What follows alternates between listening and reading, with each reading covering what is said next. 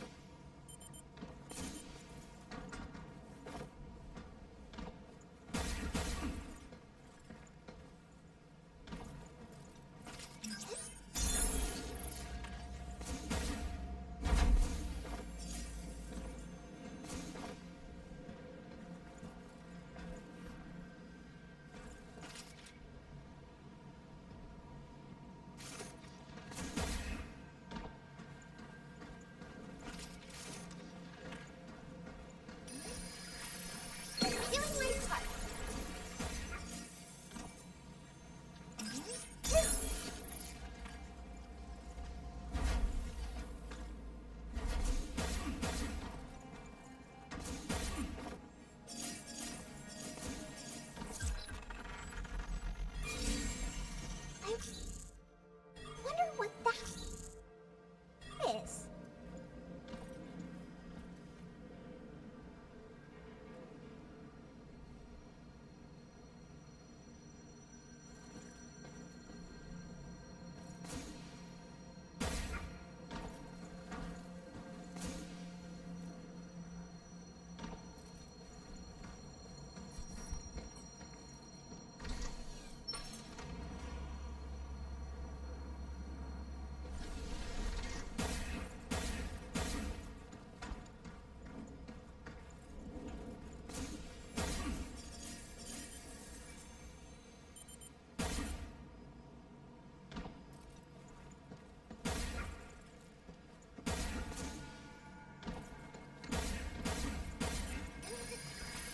Doing my part.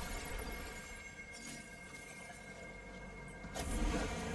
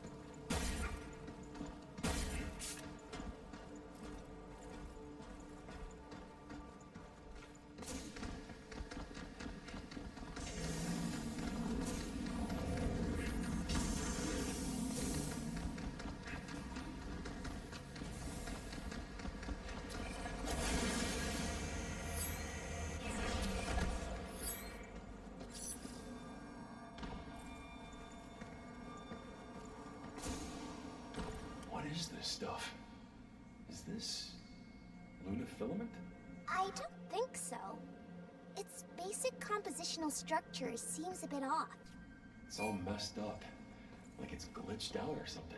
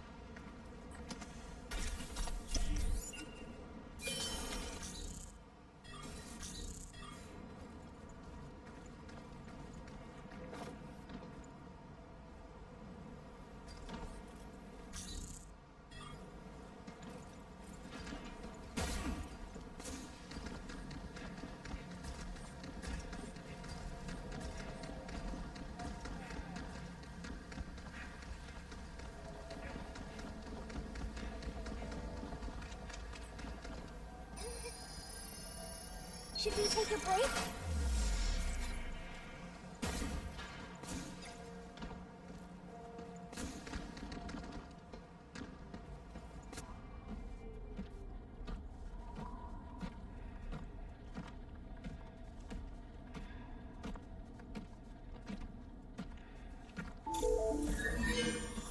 Greetings. This is Edith. Enacting attack protocol. Permission to commit acts of controlled violence? Granted. Eliminate this excess life form for the preservation of our pristine home. You? We're not alone. Over there! Not again.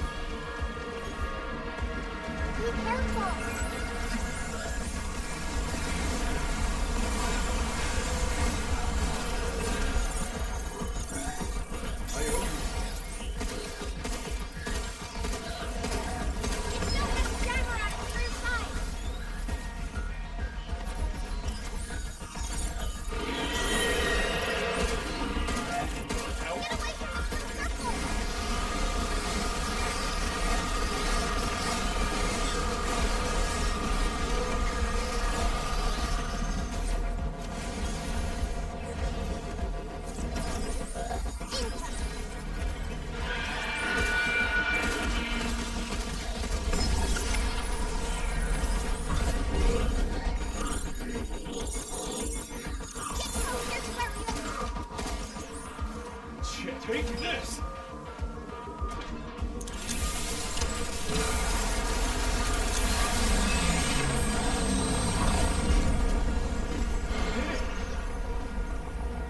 Does this thing still stand?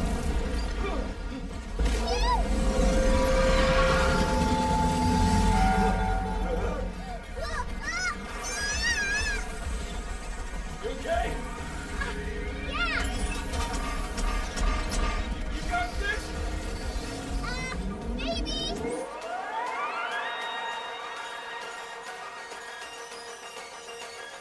Access to the local control matrix.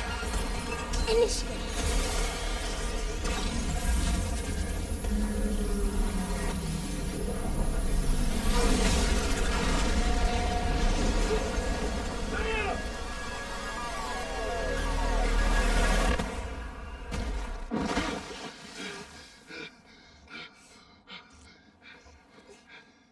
You alright?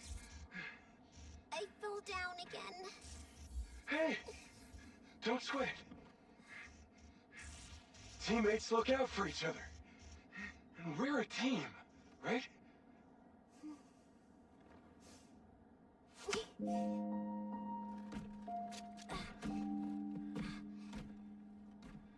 comms tower! We made it! Yeah. Let's go. I gotta call home.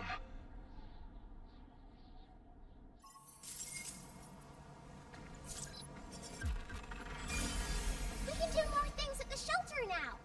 Yeah, but first, I gotta get in touch with Earth.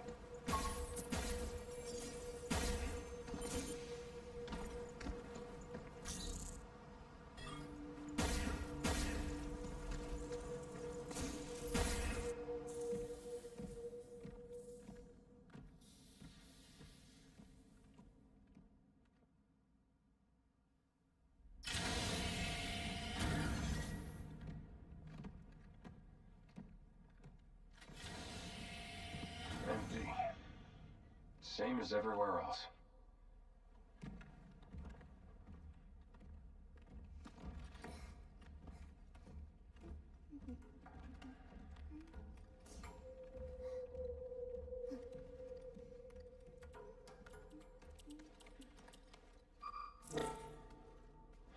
Man, need us again. I can't do anything. Or can I? Let's see. How about here? The Terradome? And I got these other stops as well. There's gotta be something there we can use. Okay, transports. Yeah. Wonder if they're still online. Look! It's back!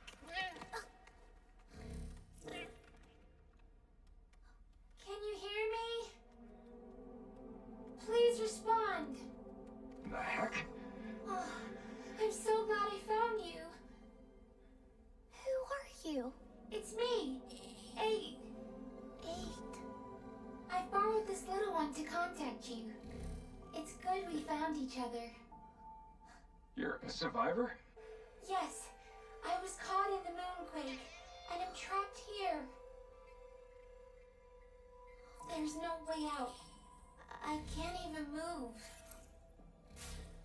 You have to help me. I must get to Earth. Oh, please. There's no time.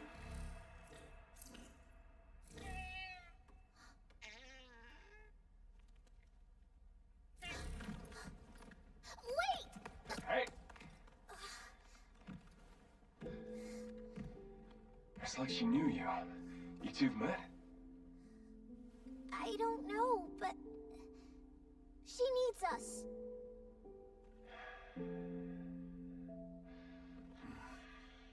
Q, please! Well, there's something going down. Let's go find out what. Right!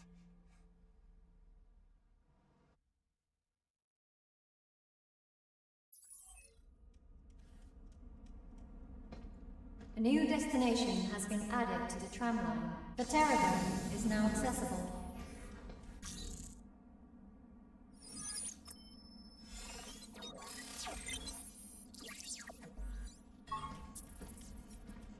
like we're good to go. Let's head to the Terra Dome and hop in. Shelter license key authenticated. New functions have been added to the cabin system. Shelter level upgraded. Central terminals now loaded with shiny new stuff.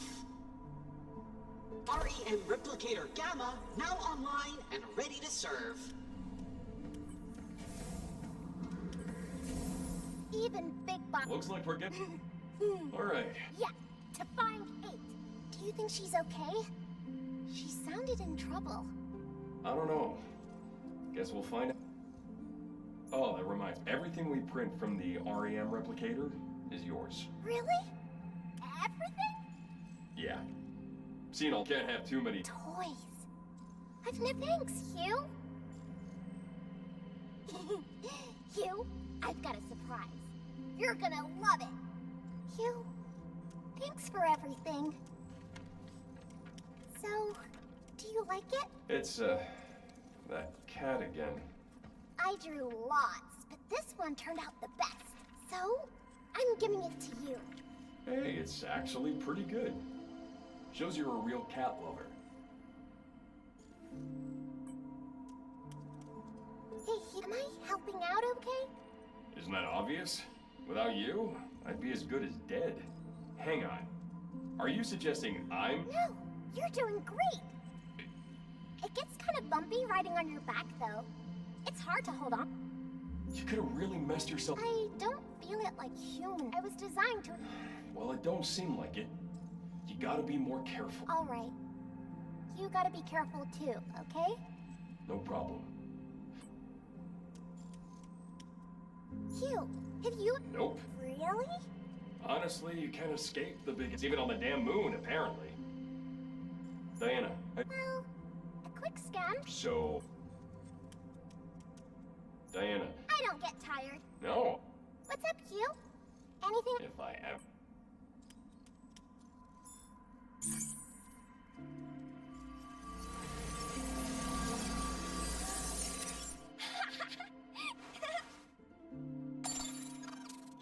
Huh, it's a board with wheels.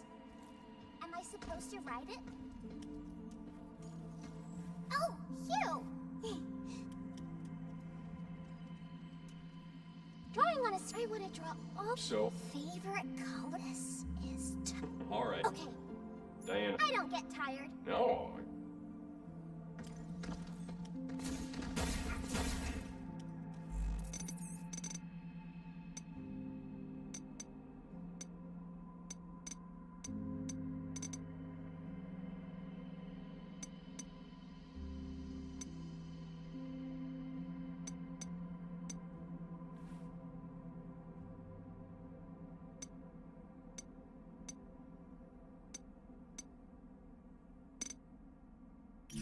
Oh yeah, that thing.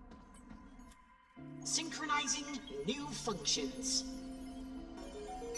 Initiating long-awaited module, Training Simulations. Hop into the sim pod to engage in a curated collection of challenges. Complete them to receive cabin coins. We even have a new stamp board available for your enjoyment. Try our training sims. They're less lethal than the real thing.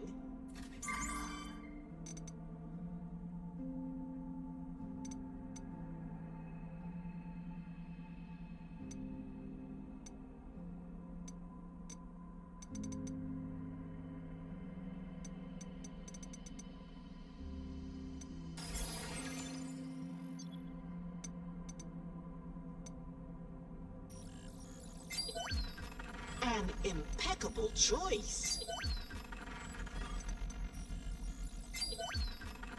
Oh yes, this is one of... Bingo! Well done!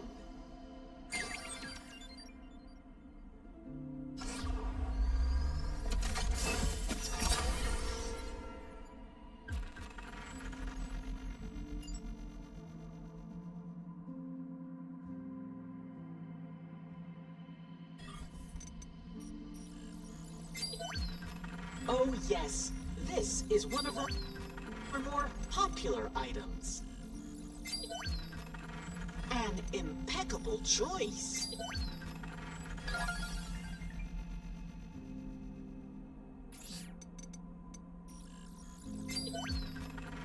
Oh, you have quite the eye organ.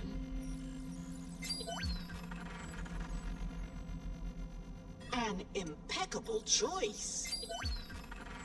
Triple bingo! Congratulations!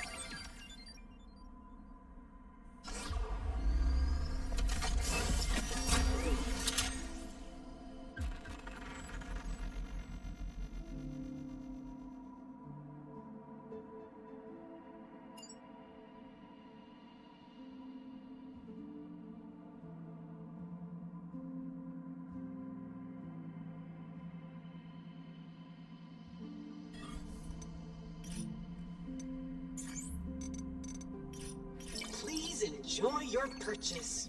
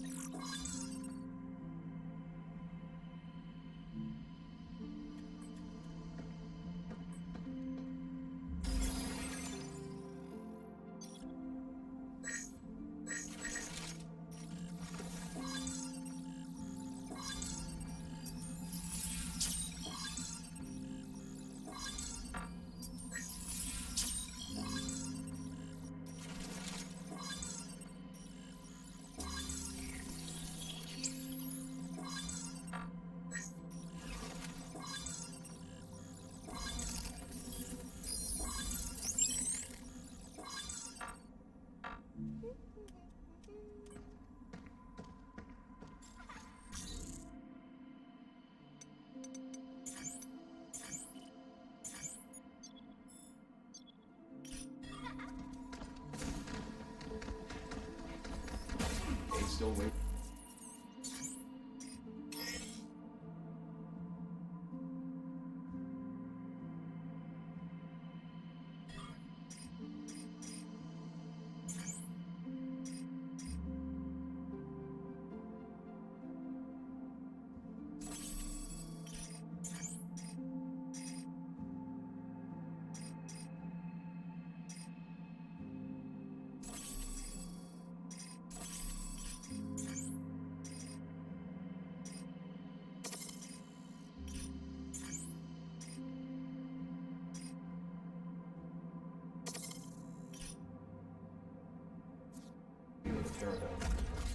Let's go get her out of.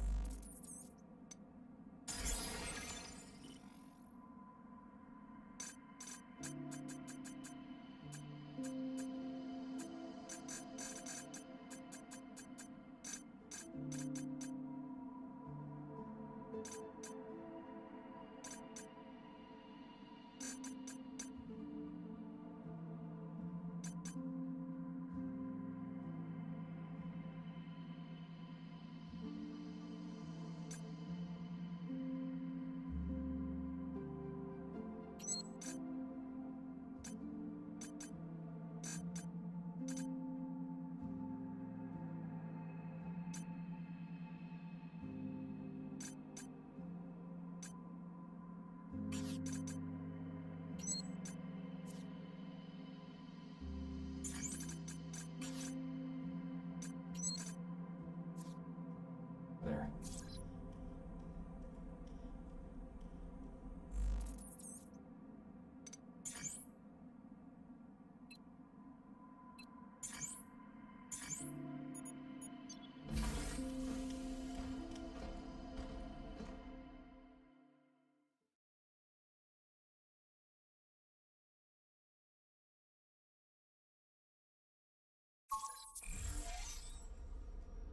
You know where we can find this 8 character? Nope. Well, guess we'll figure it out along the way.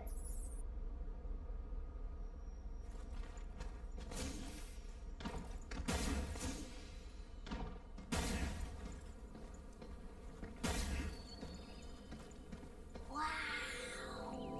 Not bad. You can almost smell the nature.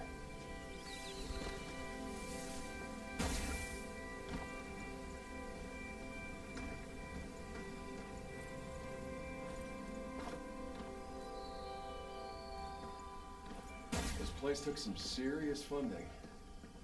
I better pay up when I get back.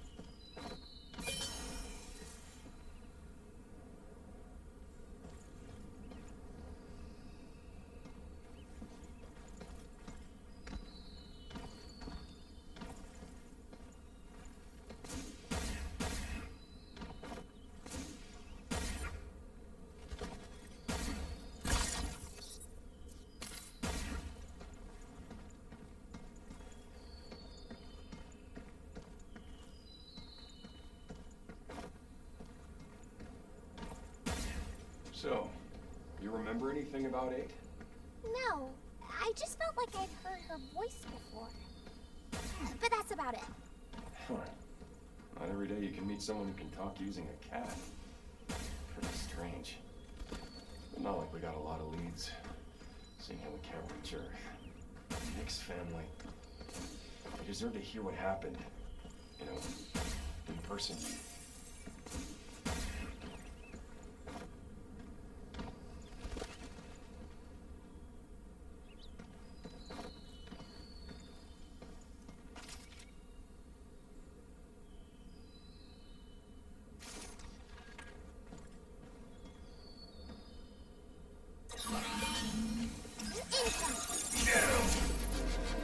Get some!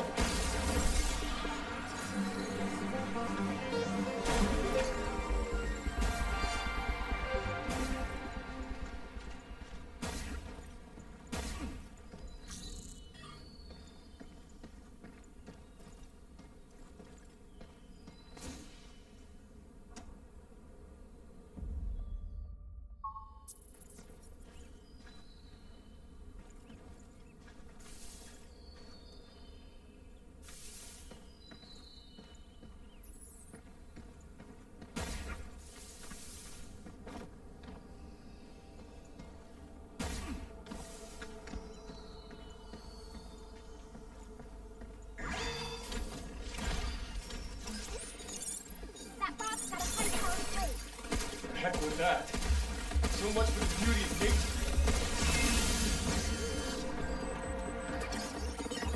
Flooding the hatch. It's like they're closing up. Better be right down. Leave the shooting to me.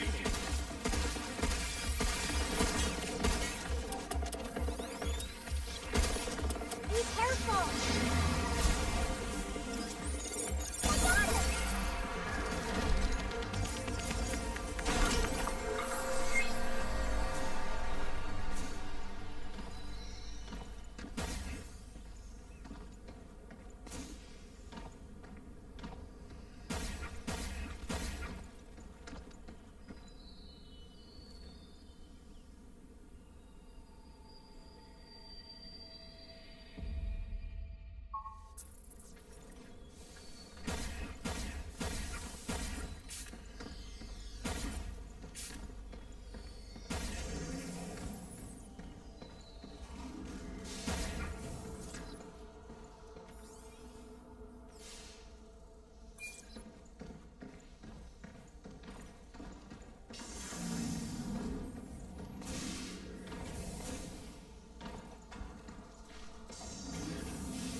Abnormal plant growth detected. Please initiate a manual reboot of the limb regulators. Reinitializing plant morphology.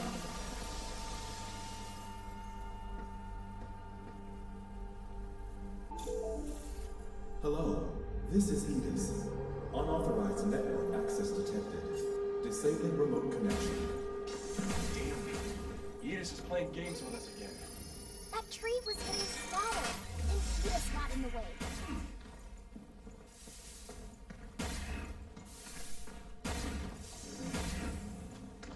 You got something? Mm-hmm.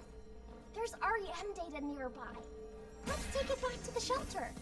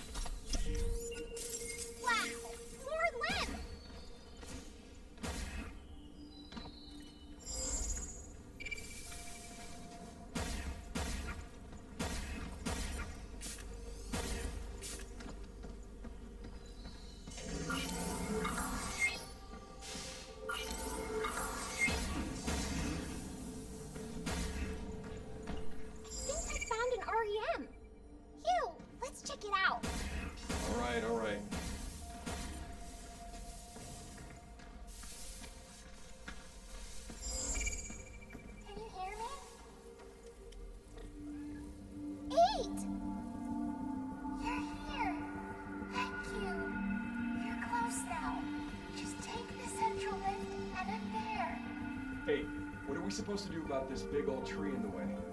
Reboot the two limb regulators, one in each area, and the tree here should dissipate.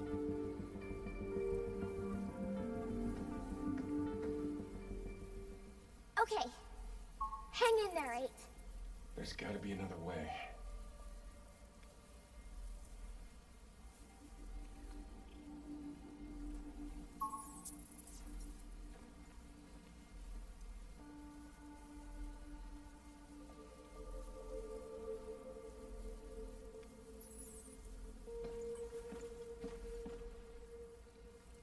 Obstacle detected. Safety level below acceptable parameters. Lift access denied. Please remove obstructions and try again.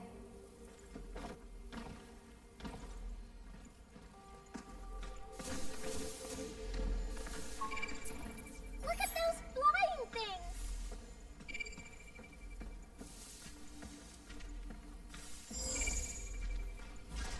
Be careful, Hugh. Well, I'm trying.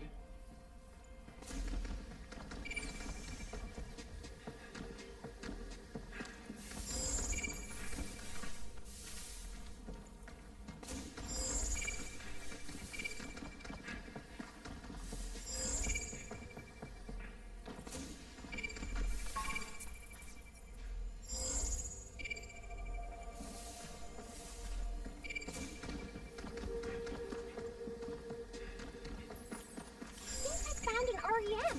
Phew, let's check it out. All right, all right.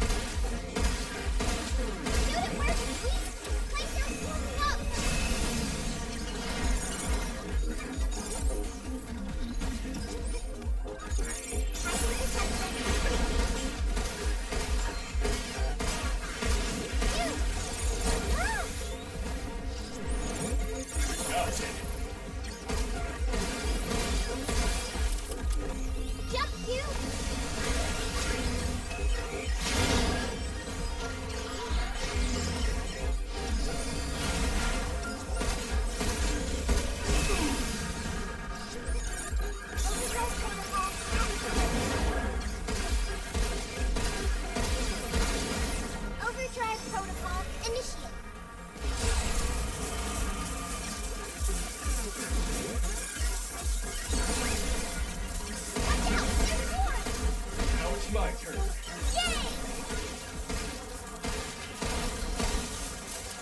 It's on next week.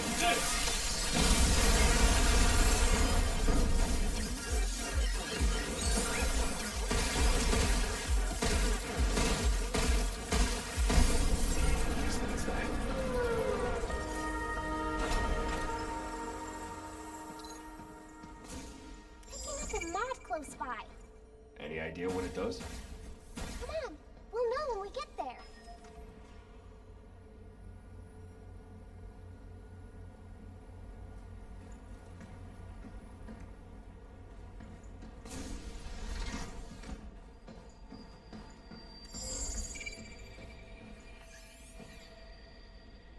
So, we gotta go through A or B if we want to continue.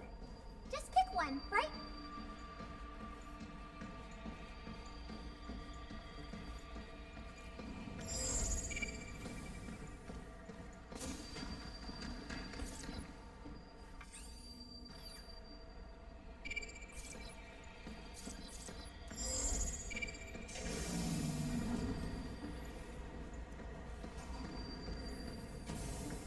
Well, you're not like the others. Watch out! It might shoot something out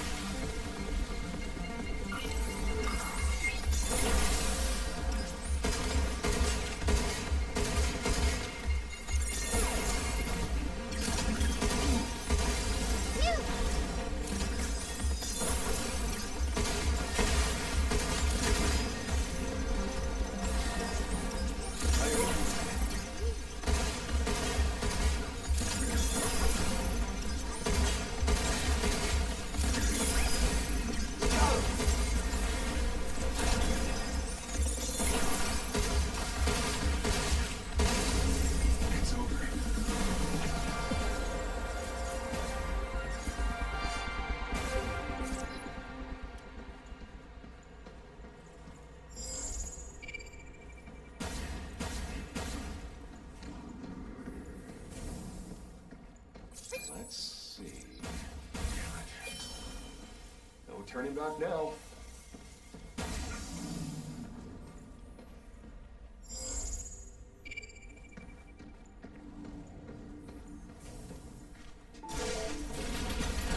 Here they come again!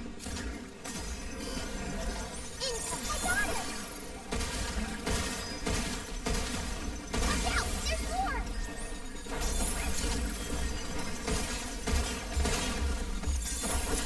Leave the shooting to me.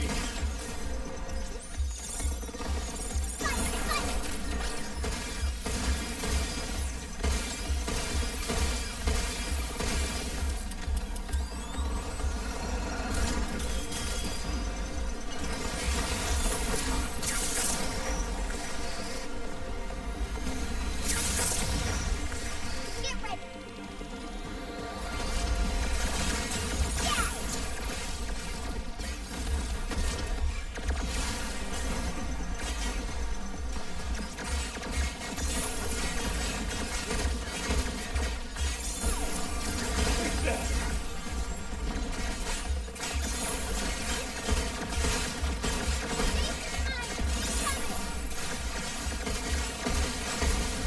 We can use this to stop boxes and traps.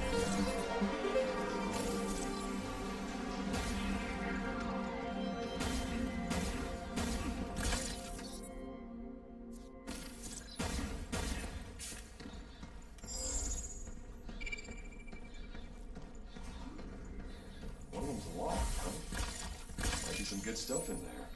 If you're up for the challenge.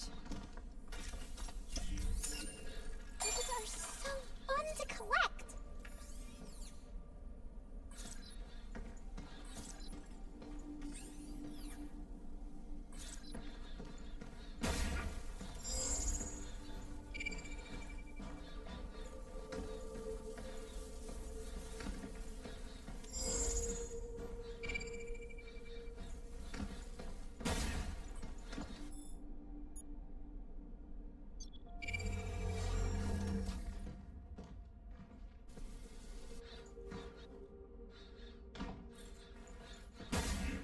Is this the right way? Guess we'll find out.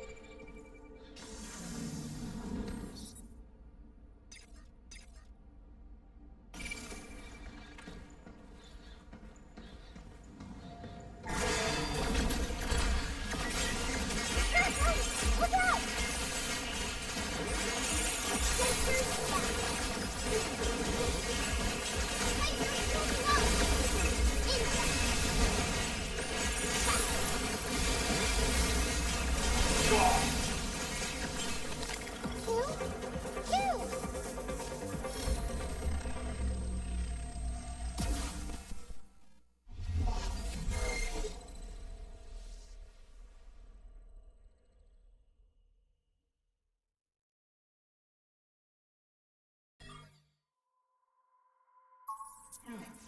It's gonna go great next time.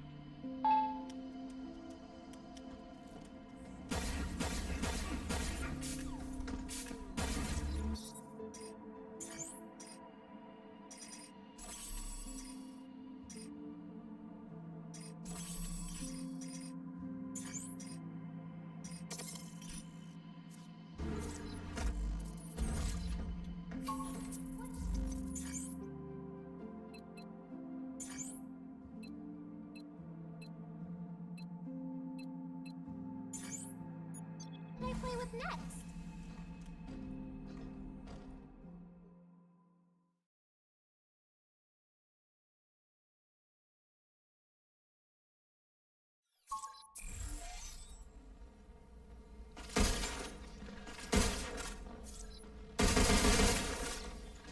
So, about that Lancer bot, you know, the one with that disc head, its Lance's energy output is high. Do not get hit. Duly noted. Next time I'll show you some real dodging.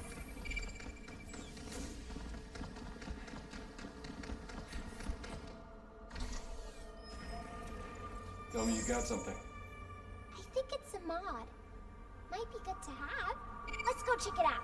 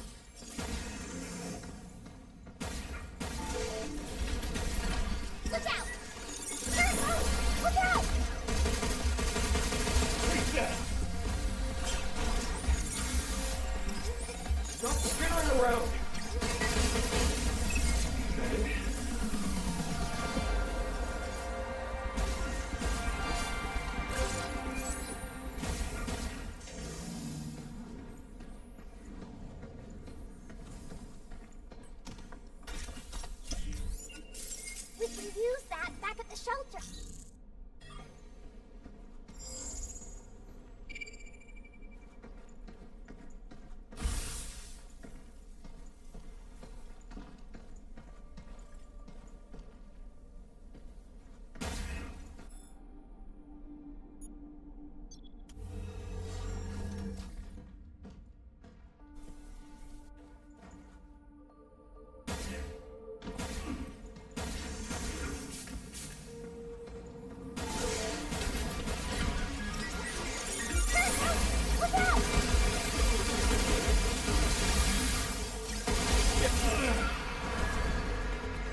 Stop skittering!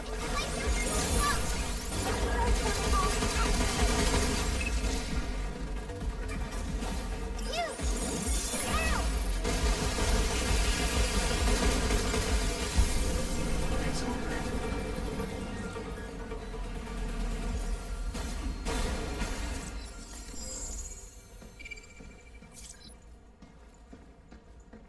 This place has got some useful stuff. Good job, Hugh. Ooh, hey!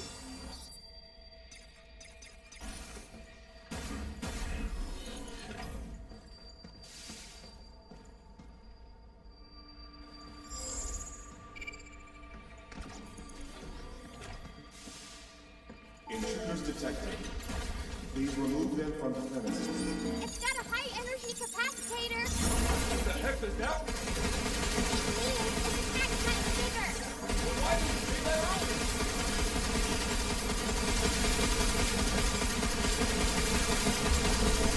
Guess that's that.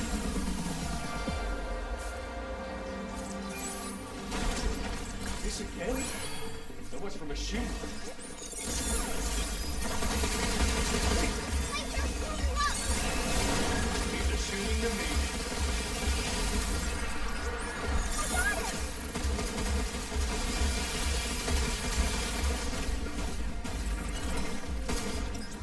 Hugh, Hugh. Here it comes again. Sean, take this!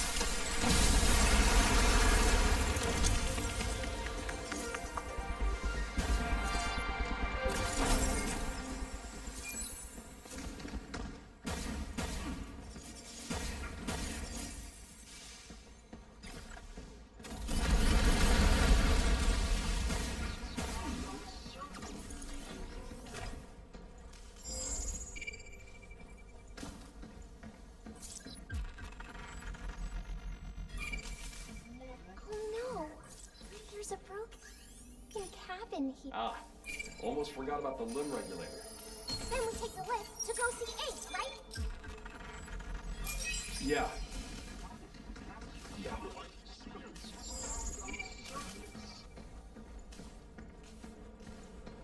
Oh, we're animals. And now we got deer. They look like family. Probably a buck and his fawn. So their DNA is a 50% match. Well, a family isn't just what's in your DNA. It isn't? Not at all. I mean, I was adopted. Adopted? Yeah. When a family takes you in as their own, even though we don't share the same DNA, they're still my family. And I love them. Look.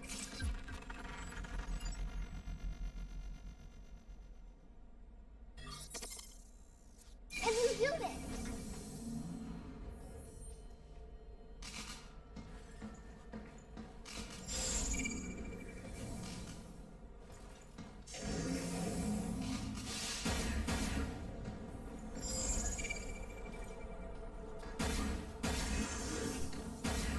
Here.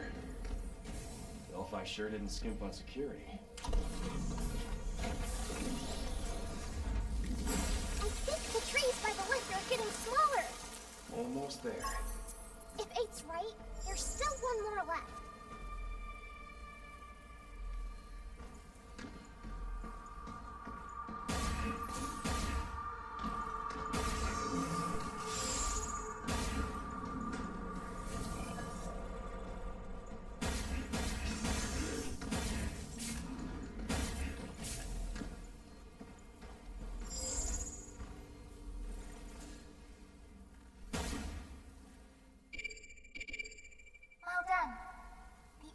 regulator is in the next sector.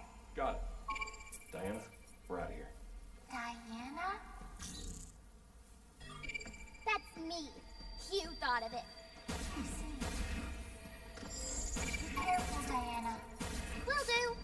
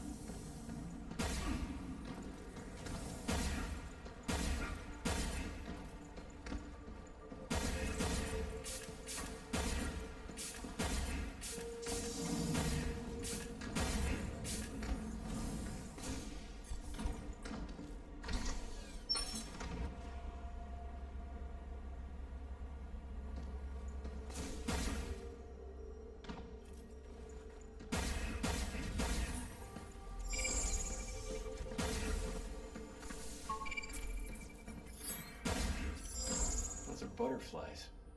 Not sure what kind, though. They drink nectar, right?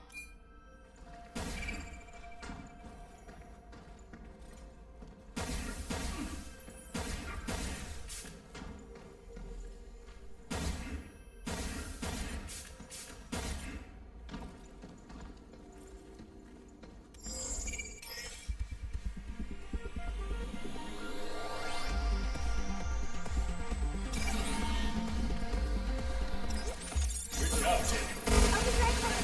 On standby.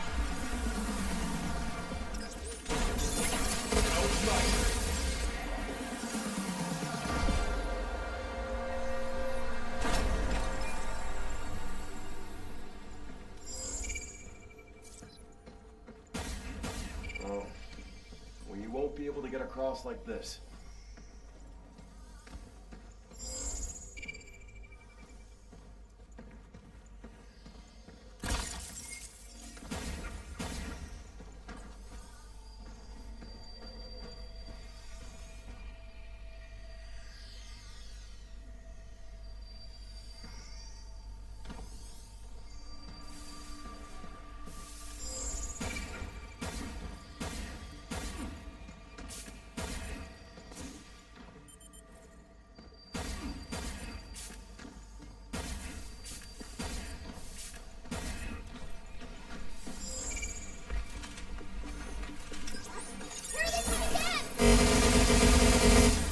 It's over.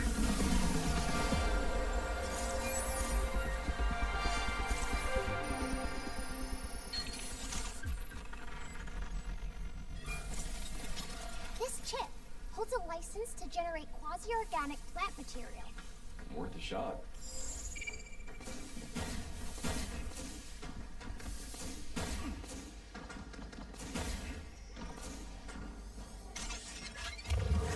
It's working! That'll do. Let's jump across.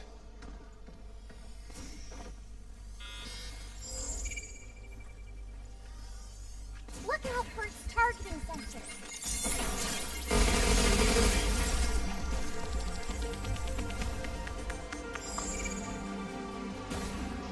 There, all gone.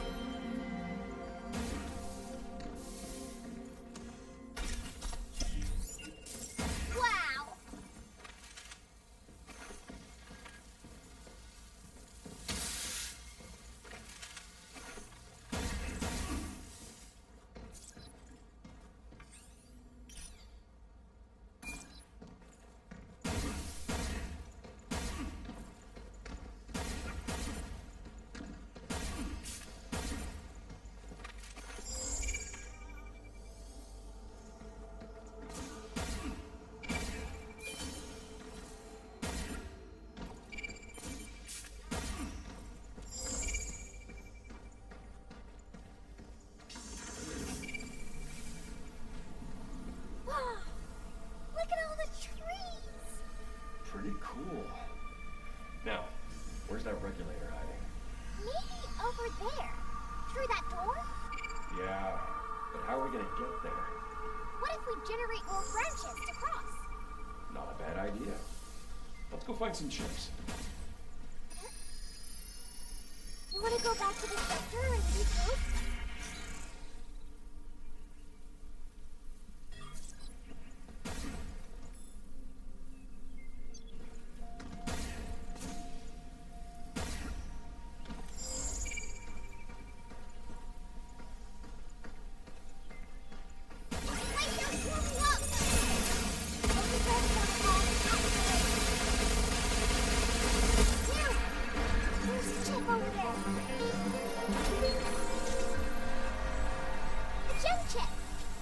Two more left.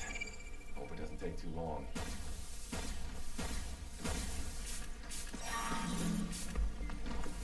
Look! REM data! I don't see a way to get it from here.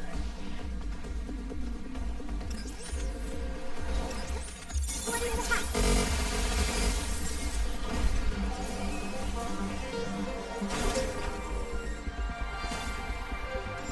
Found an REM. Phew, let's check it out.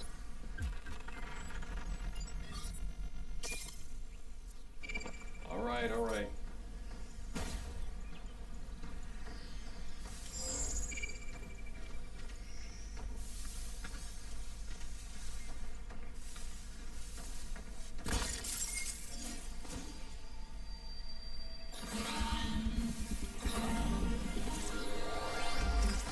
I owe you.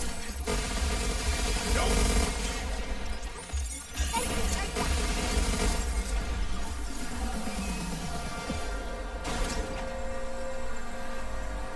Can't clear this, go. No, I guess not.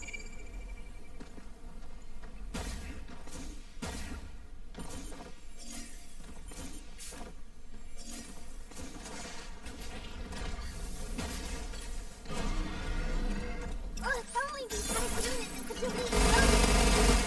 Get ready. Oh, crap. Yeah!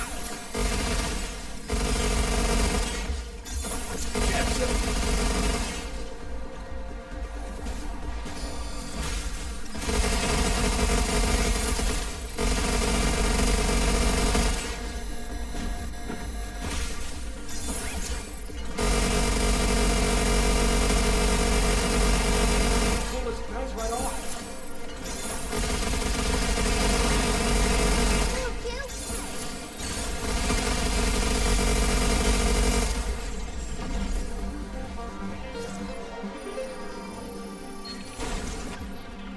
Yay! Another chip! One more to go. Let's wrap this up.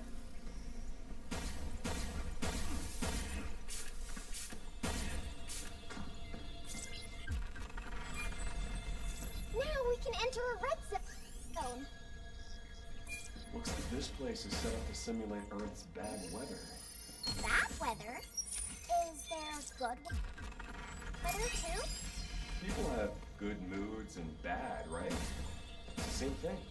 So they're purposely trying to make the Earth angry. I guess so.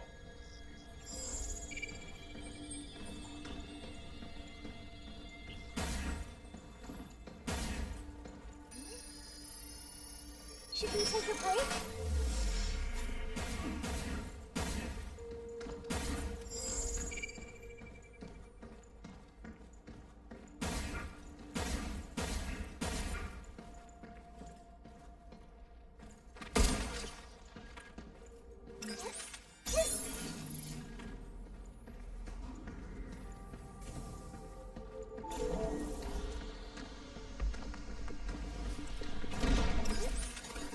Initiating weather simulation.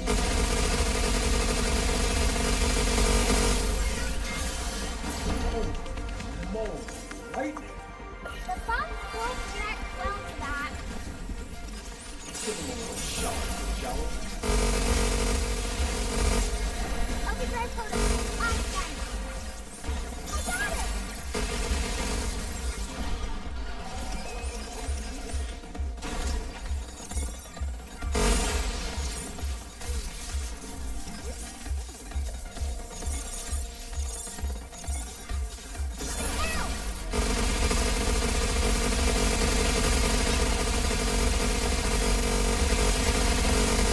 Guess that's that.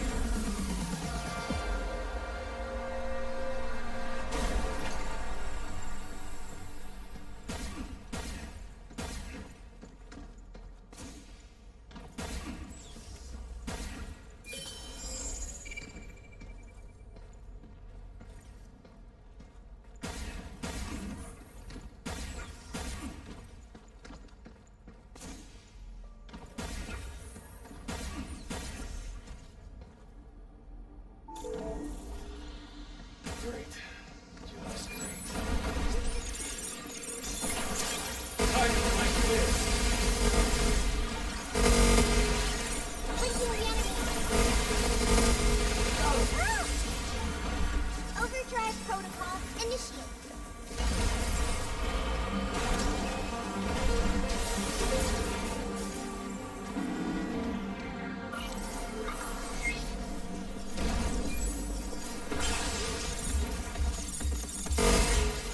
Good job, kid.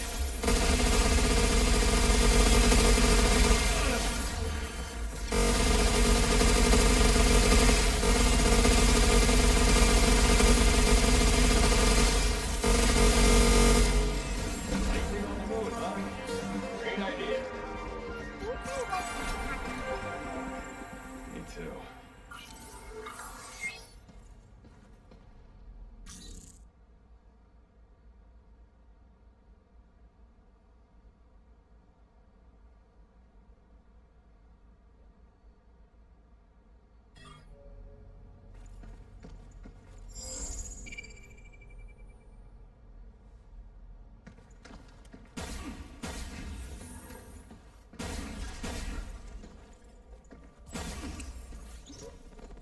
Is everything sorted for the big inspection by management next week? Yeah, we just need to list the solar sample data from the lightning labs we ran earlier.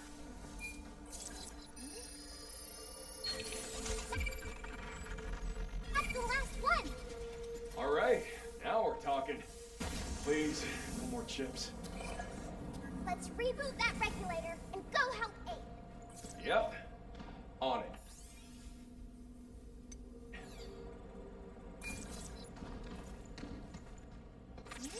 Got it! No smite.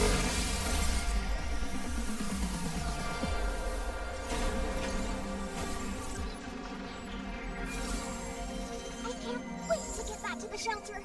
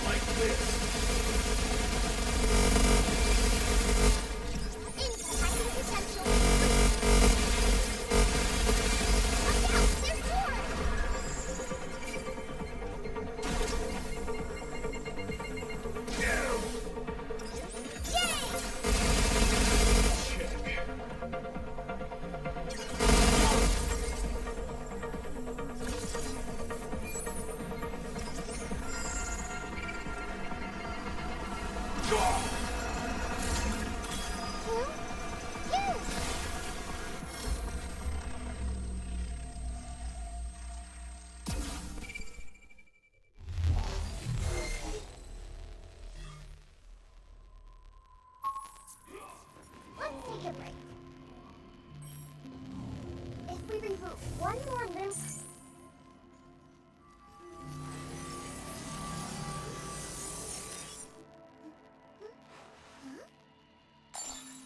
You're floating.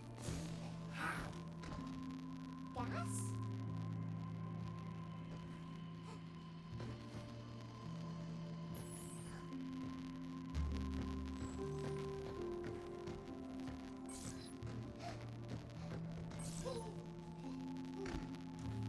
Yay! The balloons. Wait a sec. If we make blood, Not- really? Not gonna love him. I'm you. Oh? I didn't want to cry. It'll be out even if Nicholas is gone. That's not. You can't just replace someone. You gotta understand. You gonna log They up? have a name. They're like They're really nice. little one. Hmm? What's that? New training sim data has arrived. Be sure to give it a try.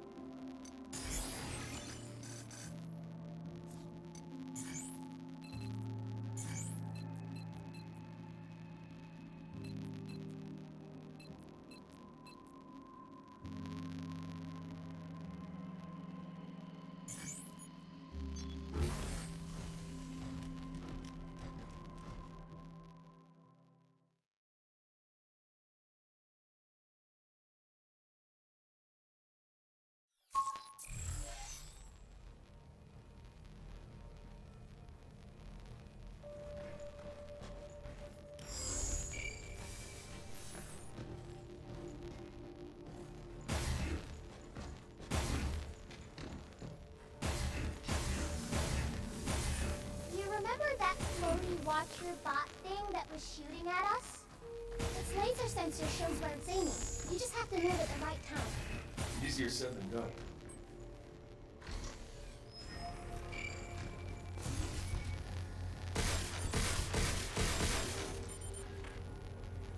Try putting the chip into the machine, Hugh.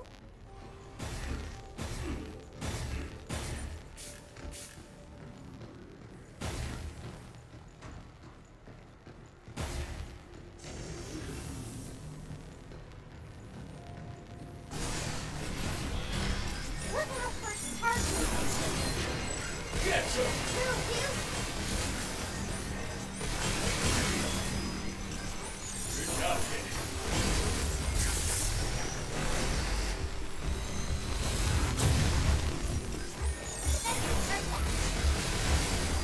Aiming at us. Hacking potential complete. Blinking the enemy.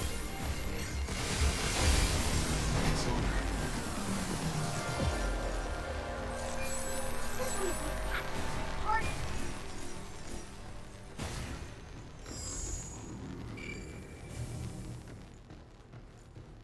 This will turn the bots against each other.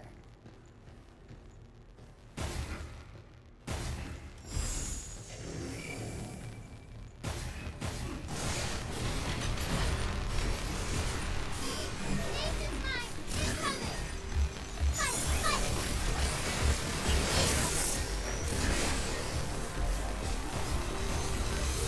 Yeah!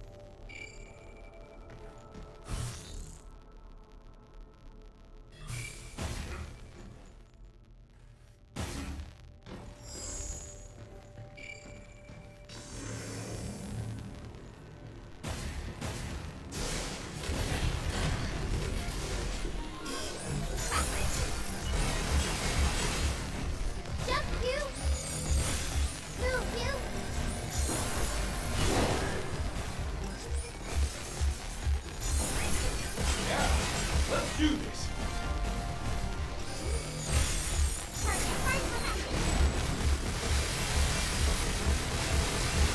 Step up!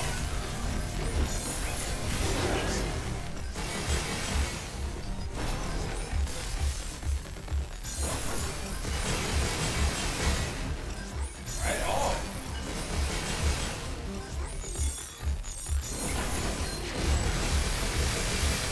Be careful! Oh, crap!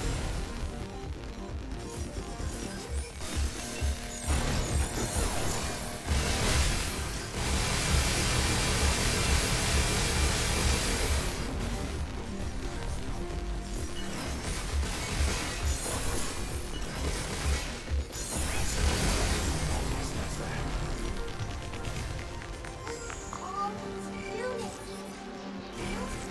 I'm glad you came this way.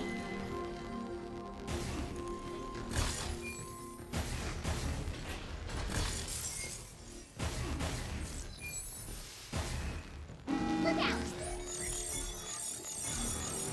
One in the back.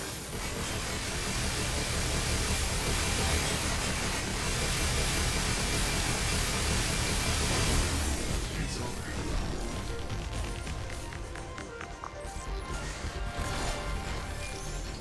Here they come again! I owe you. Lasers moving up! Overthrow protocol activate.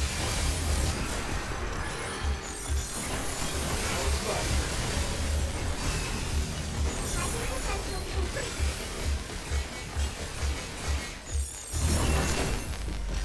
Move, you! We did it!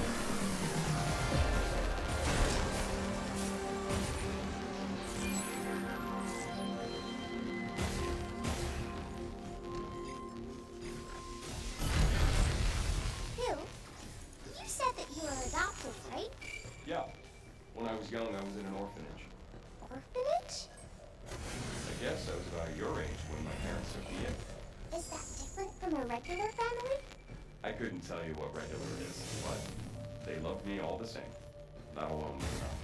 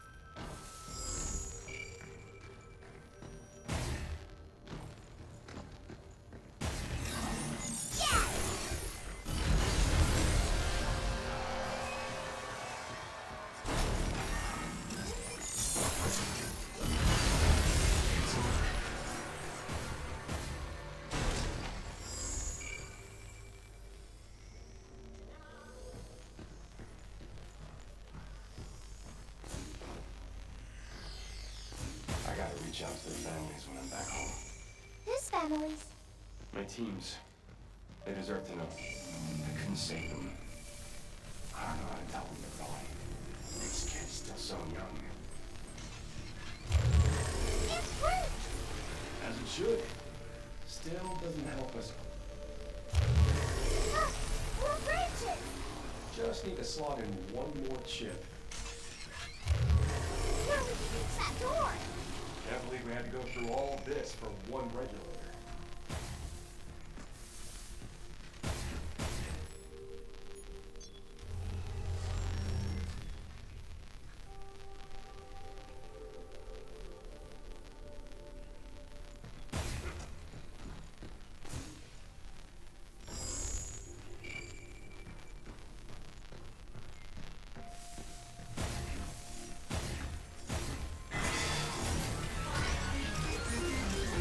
Look out!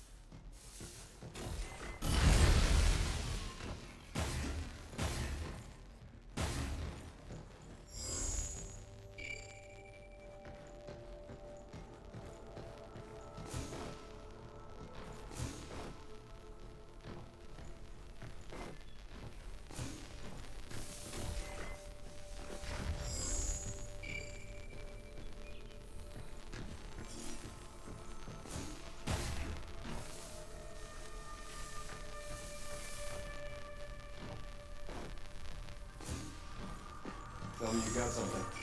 I think it's a mod. It's good to have. Let's go check it out.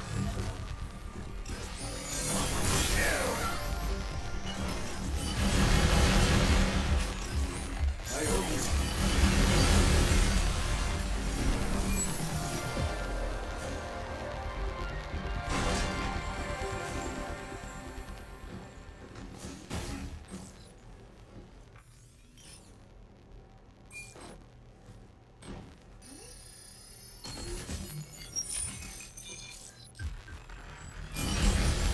That one's for me.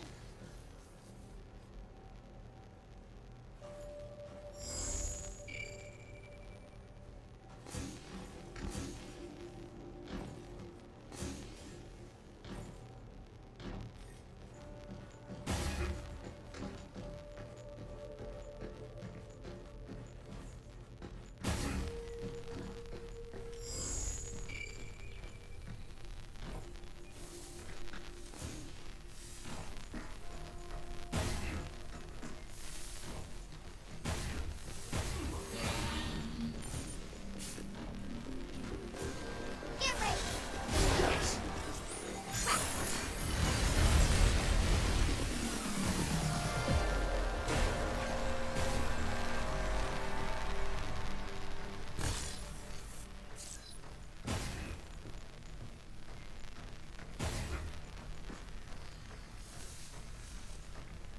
You got something? Mm-hmm. There's REM data nearby. Let's take it back to the shelter.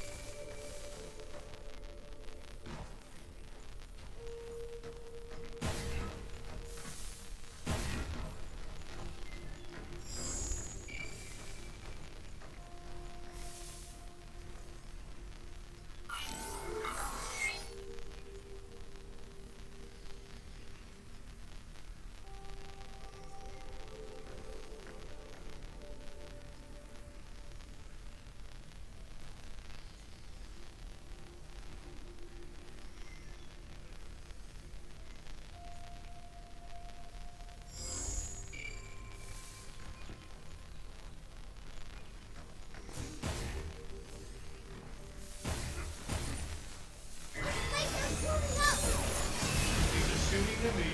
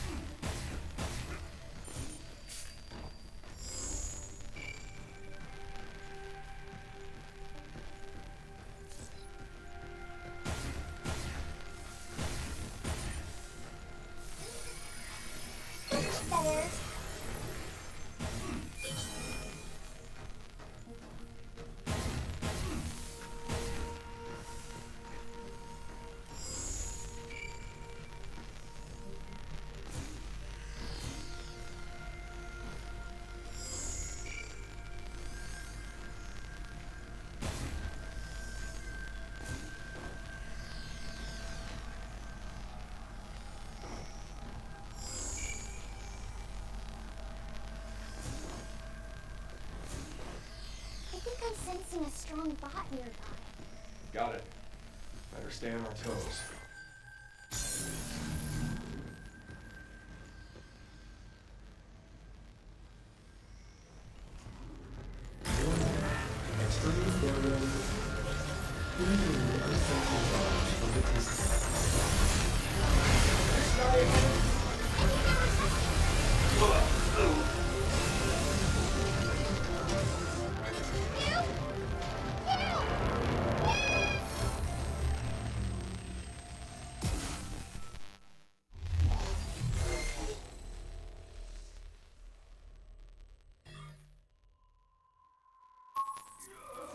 Wanna check your gear? If we Man, we did. it's more fun that way. You call that? Yeah, it's the... You ever play like What's that? you? Huh? I was a. You? All right, let's give it a. Diana. I don't need sleep. No. Huh? I'll hide first. Come and find me. I'm ready.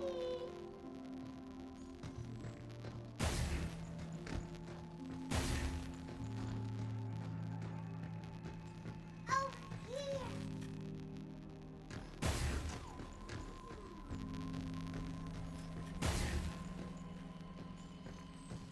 What's taking so long?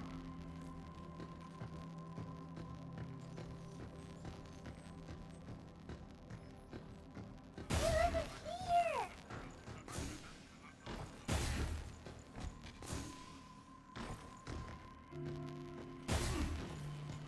Can you find me?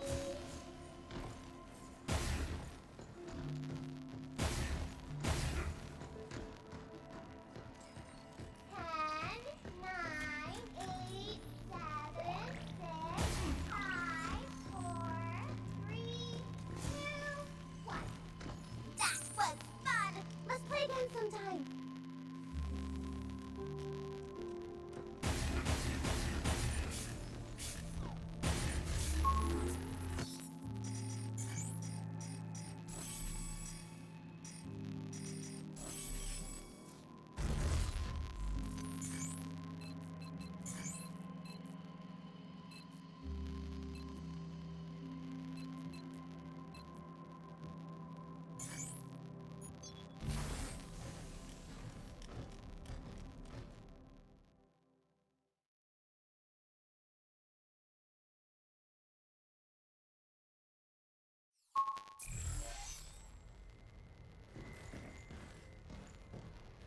The sector guard is a real upgrade compared to the other bots we've seen. We could try using G-code to soften him up a bit. Okay. Whatever it takes. Don't hold back.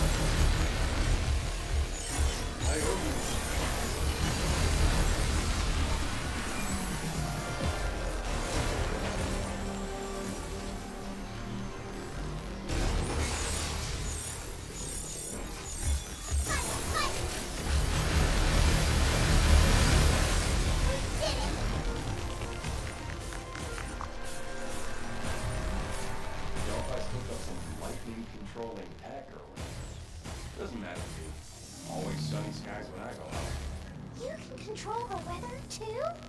Nah. I guess I'm just lucky. Although, I always end up in the wrong place at the wrong time. Hey, I'm still standing.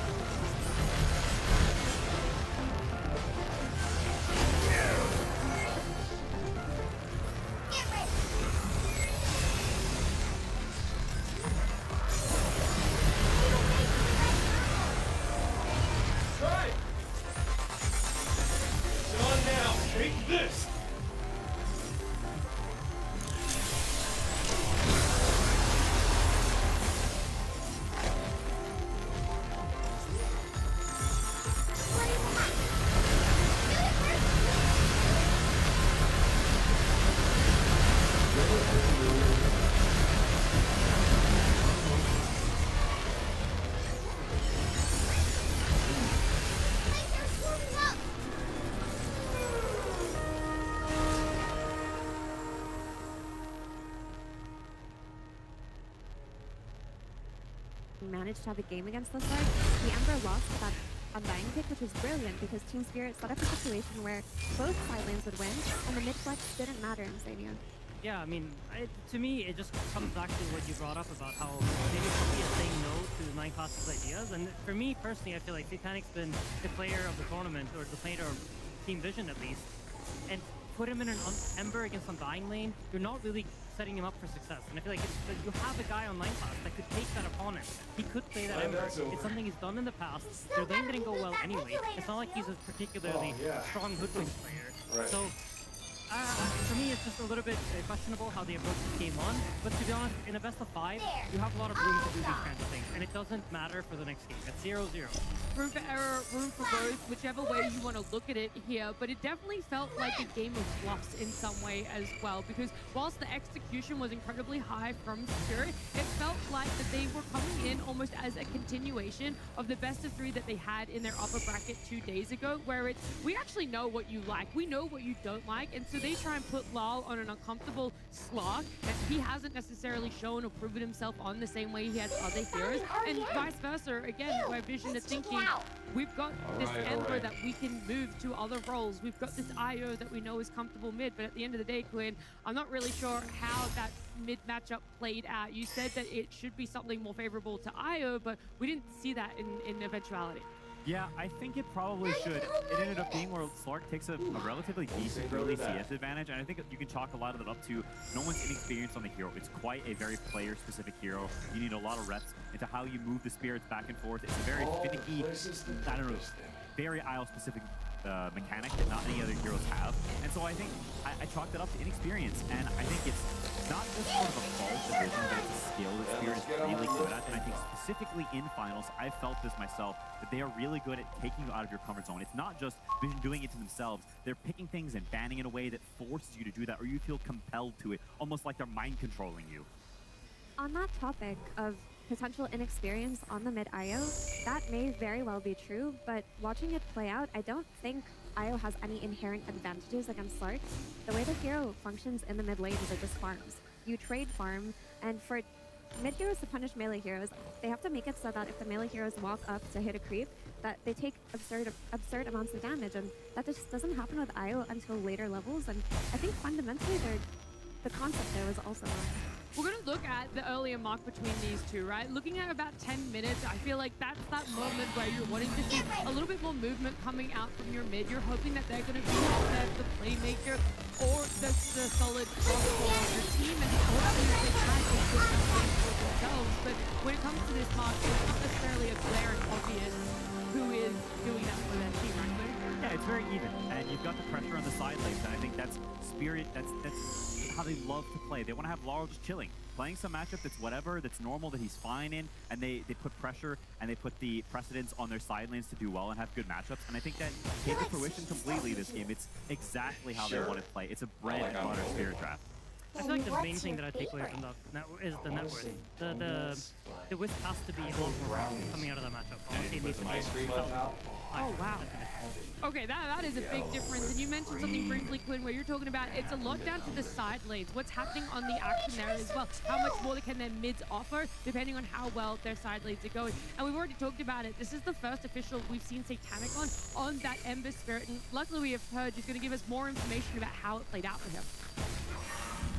Yeah, they tried out the Ember Spirit with the shit out of the safe lane. They thought they was Team Liquid lane, and it's definitely a little bit harder. Satanic did his best in the lane. He did some nice little tricky things like dodging the Willow blast here. But after a quick level 2 on Willow, she got a D-ward here. This really nice root is going to guarantee the kill on Satanic. That got him a first blood. And the lane didn't really get that much better for a bit here because that level 3 now for Undying is very, very fearsome. He did use Flame Guard to protect himself when he got gone on a bit here, which is going to give him a little bit of protection, but he doesn't really take a lot of damage. First, he through his Flame Guard and almost flame. Here's his final death here that you would normally get successfully bet Satanic. She's going to slay dodge that one as well, even using another Barrier Fire to survive. He had a tough lane. They did gank the Undying, but they did do this nice move on the Wisdom Shrine, which allowed them to, at the very least, get the Wisdom Shrine. But it forced a ton of rotations here, and Clap still got one support kill. So, but this was a nice moment for Satanic to catch up. And in the end of this, he's actually kind of close in net worth if you take a look at it. All things considered, yeah, he's really not that far away. So that was great. Then Utora did some really interesting things in this game. And you probably spotted him in the stream at some point showing up somewhere he's not supposed to be. So watch his path here. He was thinking about killing the Axe, but Axe basically got zoned because he's SF. SF wins his matchups. And then he's just fishing to do mid pressure. There's a catapult at this moment. So this is a really good time for him to be here. Because if he's just successful at helping to get a kill, then they get a whole bunch more damage. And this is probably the moment you saw him on screen when he came here and double raised the enemy mid. This is kind of crazy to look at. But if you look at what happened on the map here, he's basically forcing the IO to go farm these camps over here, which means he's super far away from the mid lane. So it basically makes it easier for them to pressure the mid lane and for his Slark to get as much farm as he wants. And a short time later, he basically does the same thing. He's going to clear the wave. He's going to walk towards mid. He's going to take this nice little ancient stack, which is beautiful for him. And he's going to do the same thing. Hiding behind the tower, looking for a hero. He ends up spotting out 9 class, which guarantees the vision, which guarantees the kill, and again, guarantees the tower. So this early pressure that Yatoro did to rotate, it didn't take a huge amount of him. He lost a little bit of gold, but he got some nice ganks in. That pressure really opened things up on the map. The mid was opened up. Collapse had this really sick play, getting the kill on Satanic, and as a whole, the lanes just went great for Team Spirit. Thank you so much, Purge. We're seeing it play out in real time. The Yatoro of TI-10, that's what he was praised for time and time again, was how early he was willing to rotate to mid, how he was willing to help out other cores despite this more traditional viewpoint of a carry being the #1 farmer. You're supposed to always be farming if you're not out there in your lane. And at the end of the day, he goes, well, there's other means to get kills, there's other means to be able to shut down our opponents, and that is pushing the mid laner out as far as possible.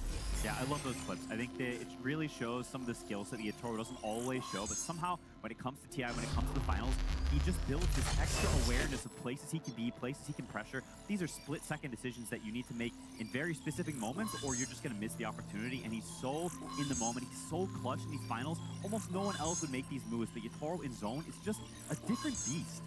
To add on to that, it's just Team Spirit's understanding of which lanes to focus on has always been some of the most impressive out of all the teams in Dota. They had this knowledge that if IO doesn't have any kind of farm, they won't be able to make moves because both side lanes were shut down. So if they moved their emphasis to the mid lane and pushed no one into the jungle, then there really was no tempo or counterplay for a very long time. And I do have to give them props for how they set up the Disruptor. Playing Disruptor with Slark's night vision and an SF coming mid, you're just happy in that situation, aren't you, Insanian? Yeah, I mean, I think when I played Disruptor, 2 of my favorite heroes to lane with were TB and SF, and it's just because they provide so much overwhelming damage. Whenever you glimpse someone back, they just immediately die. And that's like what they do on the lane, but then Yatoro takes it one step further, and he just makes sure that he's connected to all the moves that Disruptor wants to make. When Disruptor wants to move mid, well, he's there to provide the damage. And now suddenly, anybody that's within 1,600 range of a Disruptor is just dead. Yeah, you can see it even from just the positioning. The SF is not playing like a typical turret in that he's standing behind everyone. For the majority of this game, Yatoro is standing in front of everyone because his supports wants to stand behind. He's charging at them so then the Disruptor can glimpse them back. That's such an unusual sort of switch of priority in how you're even just standing. These are the little things that go into the greatness that is these Tier 1 carry players or Tier 1 players in general on the biggest stage that he sees in the moment. This is a time for me to walk up and chat up my supports who are going to sit behind. Compared to the inverse, that is amazing awareness in the moment. The domino effects that can happen in Dota are so beautiful because like when you think about it, you're like, okay, Slark, night vision, and yes, Disruptor, he needs vision. But if your side lanes are so overwhelming, you can play on the first night after minute 5. That's when the laning stage occurs, and that's when a lot of the kills were happening after those first 5 minutes. So from the first night to be able to make that many kills happen off of your vision strategy, we don't see that very often. Usually it's the second or third night that this really becomes significant. I don't think I've ever seen a first night be that impactful. It's rare. It's honestly super rare that you have like a Disruptor in a winning lane, a Slark mid of all things, and then the carry willing to connect as well. So I think all 3 of these things have to align for us to have this beautiful early game. I just love it. The way that the draft played out, well, like, this is one of the biggest cooking sessions that we've seen Miposhka be able to do. A Disruptor that hasn't been picked at all in this TI. Like, the fact that it goes 2 whole weeks completely overlooked, even though SF, even though Slark have been gaining traction. SF was definitely one of those things that in this patch coming in, people were first phase banning, and so we talk about this cycle. Now it's back in the hero pool. Now there is adjustments that need to be made, and more importantly, that pressure is on Vision. We've seen them lose games, but they're in best of 3s, and it's normally a game 2 that they're losing when they're already up. So now they're going to be starting the best of 5 on the back foot. Yeah, there's room for experimentation because you need to be able to have 3 games to win, but you done your experimenting in a game number 1, and so when it comes to game 2, even though that experimenting didn't work, you still have faith that you need to go down that route?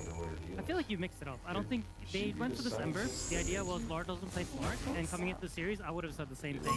So, you know, Spirit kind of catched them off guard. They got the Slark, they played the Ember, and now you're just going to shift priorities. You have so many other heroes in the Ember Spirit. You're not reliant on this hero. You know, there's a difference between a team like Vision and maybe Enigma that needed to play the Ember. These guys have a lot more up their sleeve.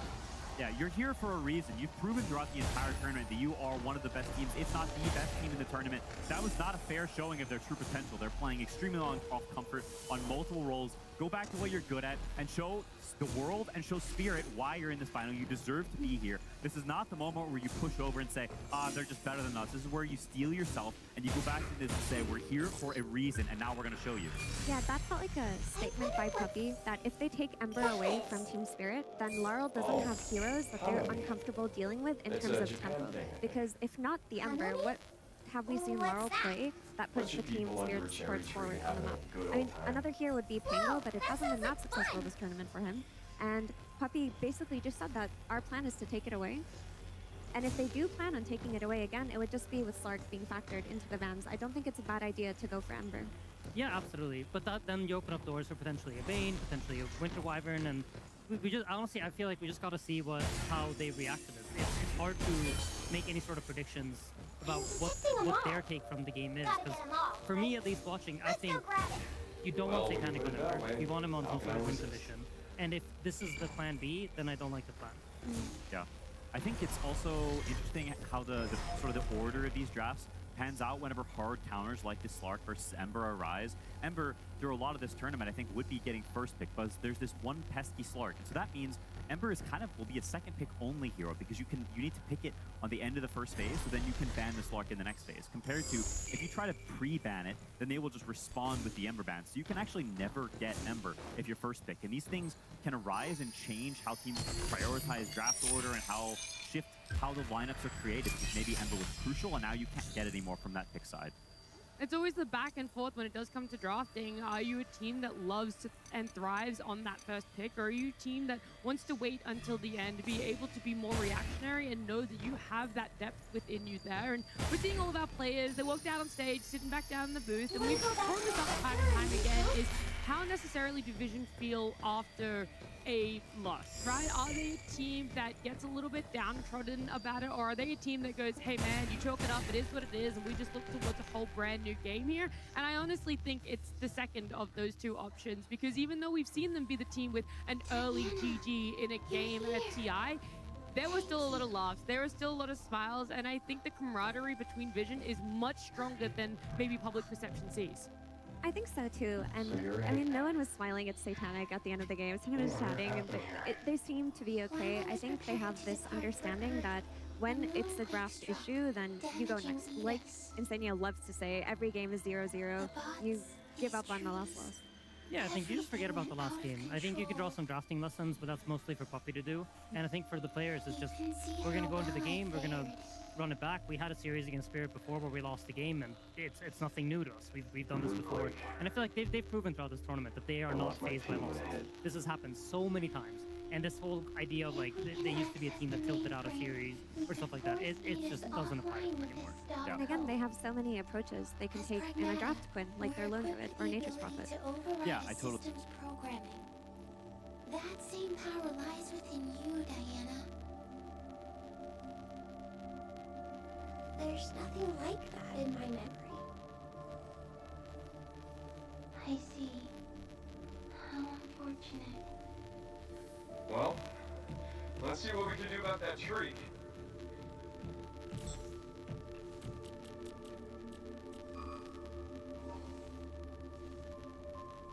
I'm sorry. I'm no help. That's not true. You've made it this far, haven't you? We can stop Edis together.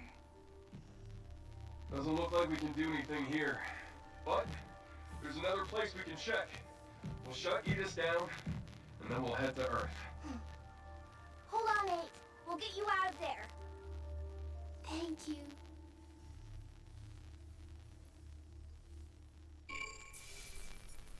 You two look like twins. Yeah. What's up? 8 sure seemed driven. Yeah. Not sure why she wants to go to Earth, but guess that'll come after we bust her out. Should be another regulator down below. One that can clear that tree. Let's go find it.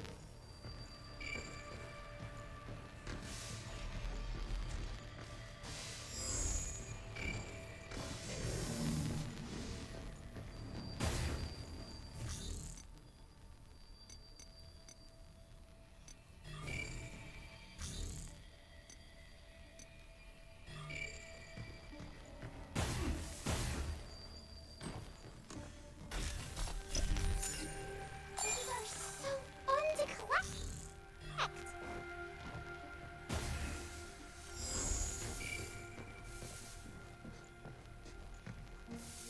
I can hear the sound of waves.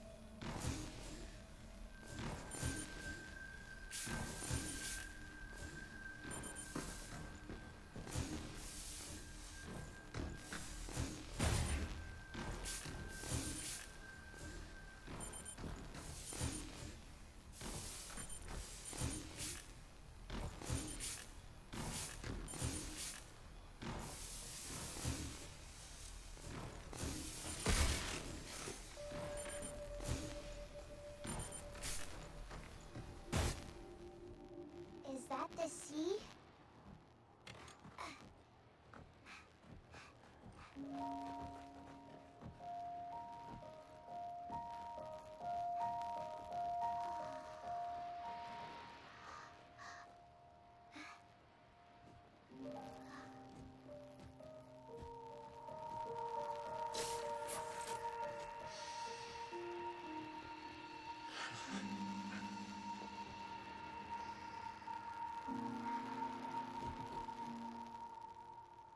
You've been to the sea before? On Earth? Of course I have. Got a house with a view and everything. A house. We'd head down to the water anytime we felt like taking a break from it all.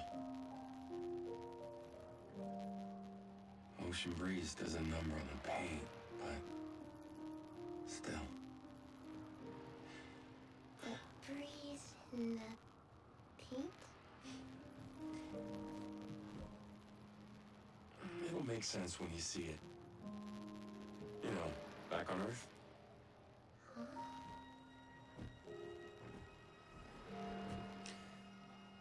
You just gonna stay here when this is all done? What do you want? I want to go to Earth. With you. Can I really go? Then I can go see your house and the ocean and real trees. You bet.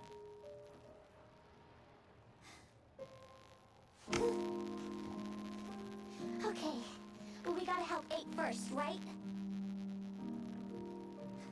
And then we can all go to Earth together. Yeah.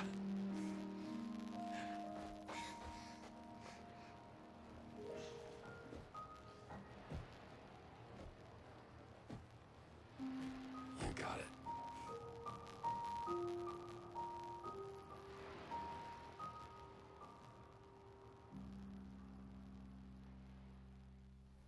Now that we've got a game plan, let's finish this. Can't keep 8 waiting. Right.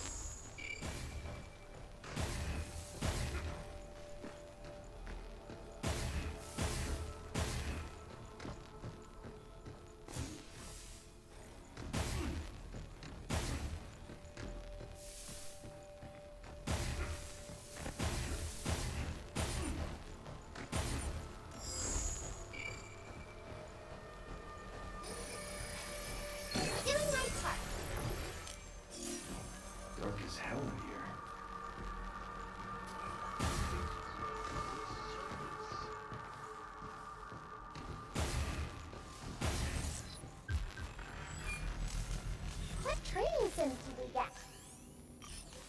Changing the admin access level on...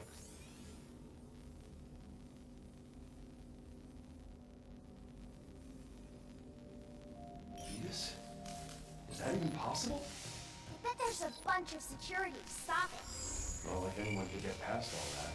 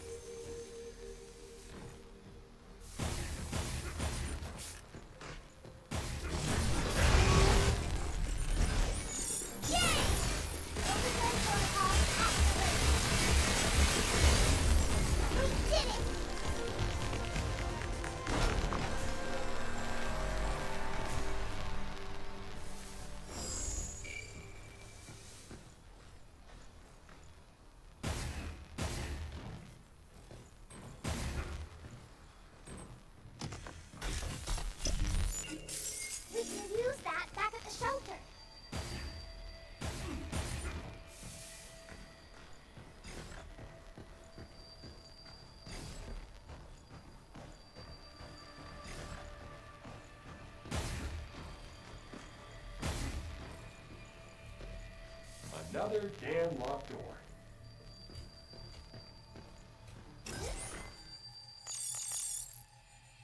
Here's one.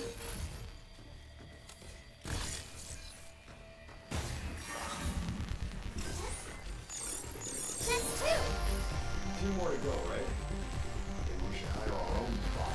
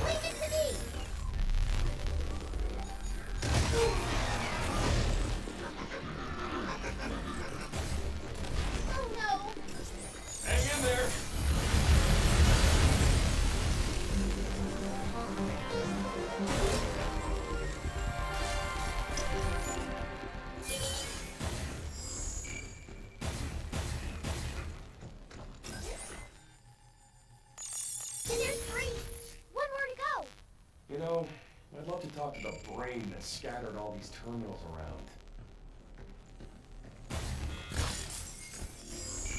Look out for its targeting sensor.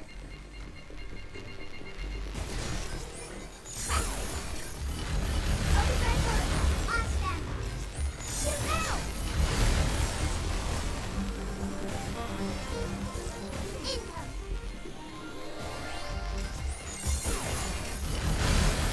It's over.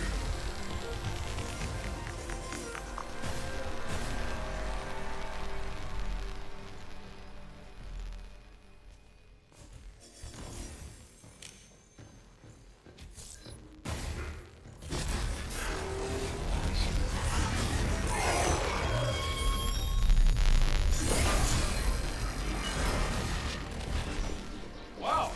Amazing! That it?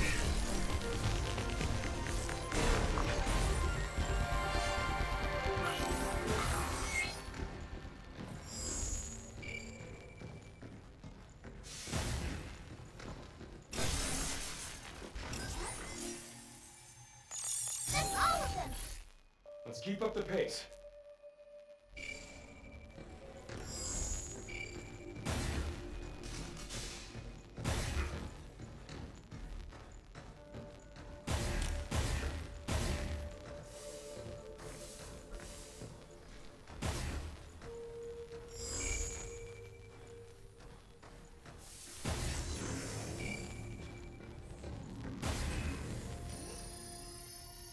Should we take a break?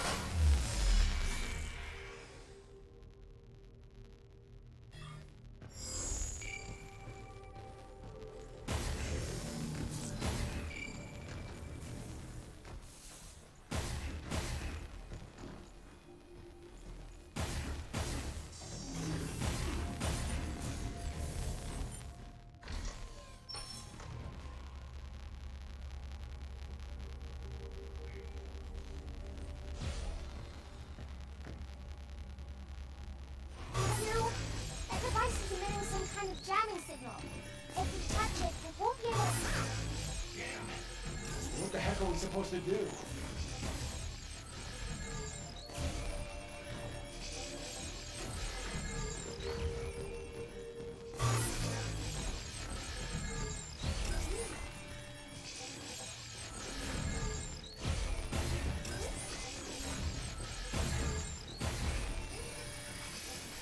Better.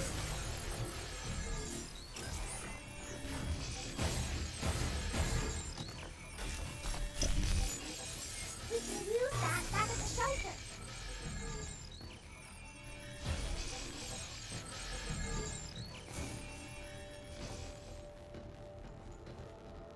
My hacking won't work. You! Watch out for the interference! We just can't touch it, right? Time to jump rope like gym class.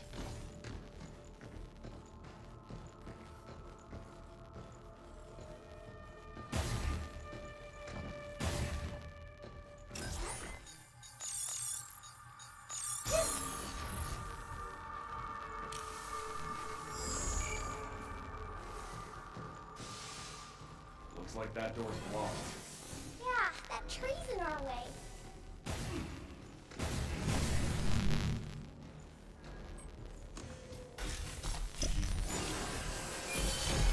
Oh, crap. Right on.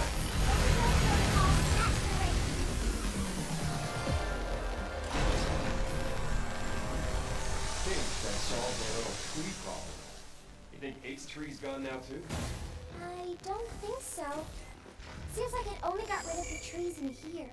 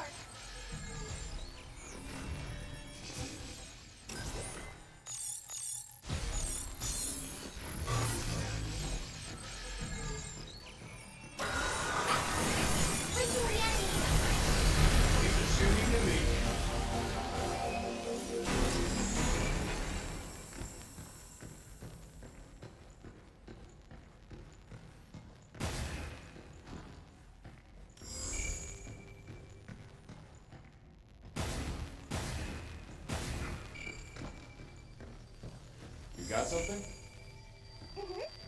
There's already a data nearby. Let's take it back to the shelter.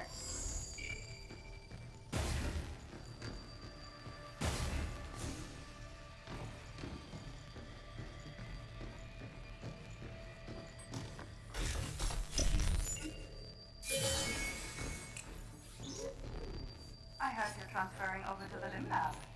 That's right. I'm a little worried. Why's that? Weren't you angling to get into basic physiological research? You better refine it.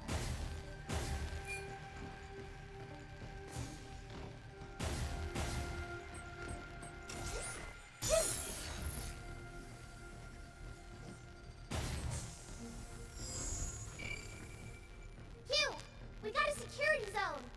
How many mousetraps are they intercepting?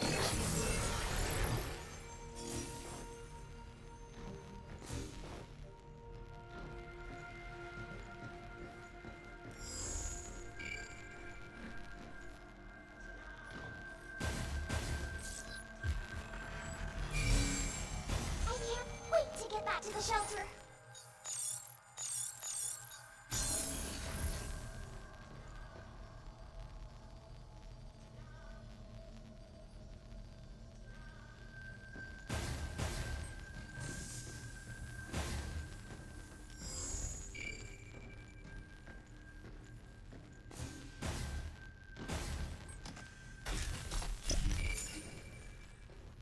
Let's hurry back and get that cabin.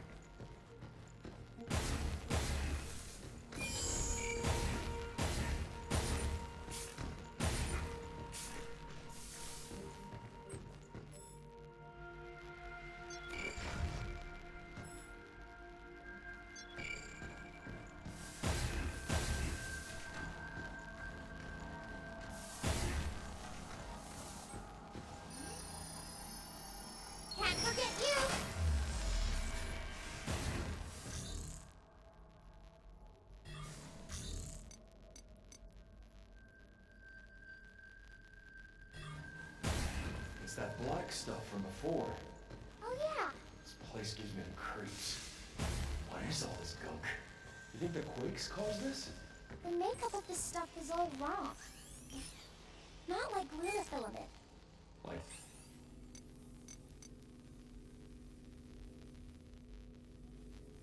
it's corrupted or something? Must have been working on something special down here.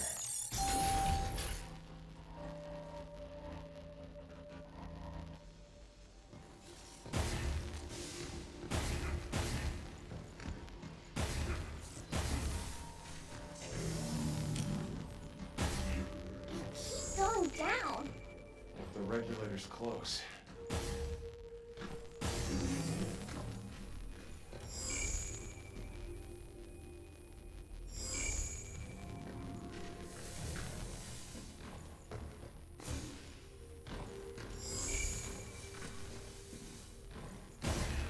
You think our regulator's down?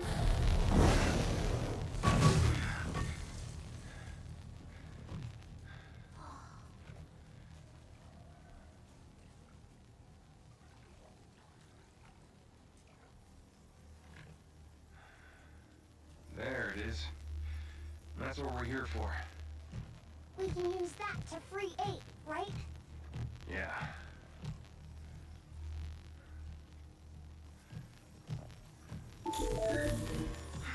Hello, unregistered guests. Your presence here is a violation of Cradle Security Protocol. Please stand by while we remove you from the premises.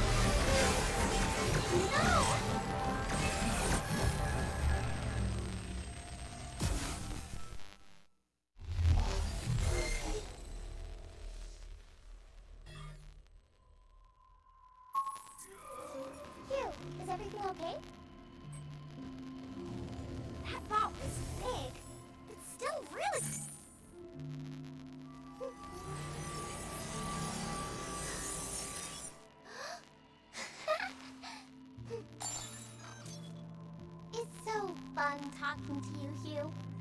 Wait just a few seconds. Now look! Is this a princess? No, it's me wearing pretty clothes.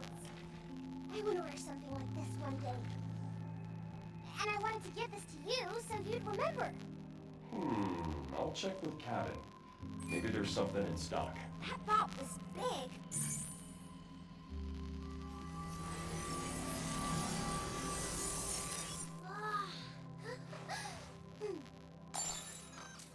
You, have you ever played on one of these before?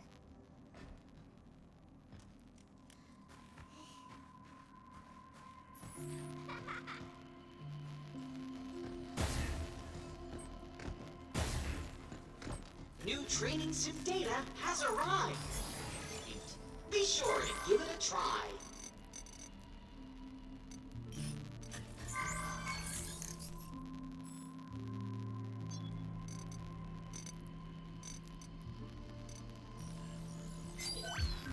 An impeccable choice.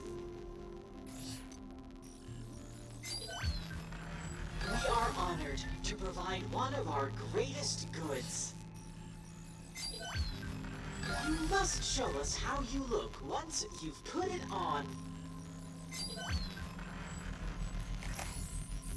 Or complete. Wonderful.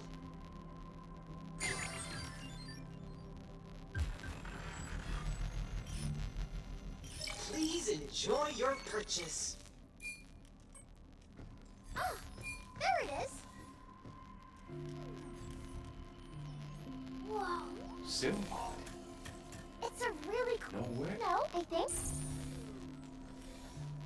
Filament array. I know. I'll be able to help you even... Diane. I can learn things. Also, my body, if you want a bigger practice... That's not what I meant. Hey, so are you... What do you think? Look, he did there are all kinds of... Oh. How can a little... It was easy. I was in... And... There... You were the only one in there? I think so. I didn't see any other... Must have been lonely. Lonely? That's why I'm glad I found you so... Oh, there it is.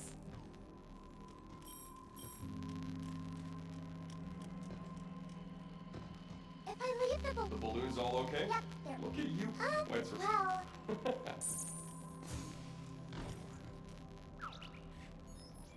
Let's finish our game of hide and seek from earlier. You better find me this time. Come find me, Hugh.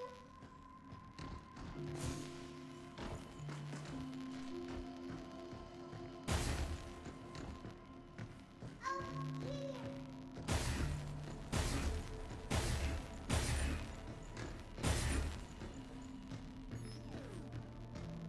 I kinda want you to find me, but I kinda... Wow! Hugh, you're so good at this. Aw, I was sure you wouldn't find me. That bot was big, but still really fast.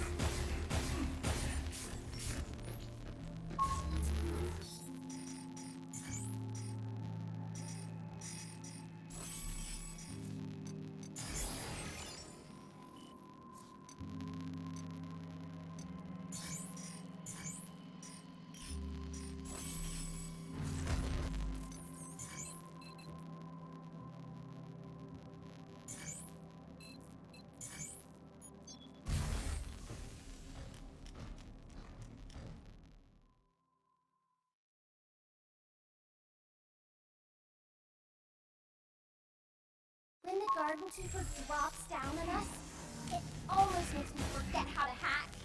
It got dark right when it scurried up the walls, and I couldn't keep track of it. All right. Next time that happens, we find it ASAP.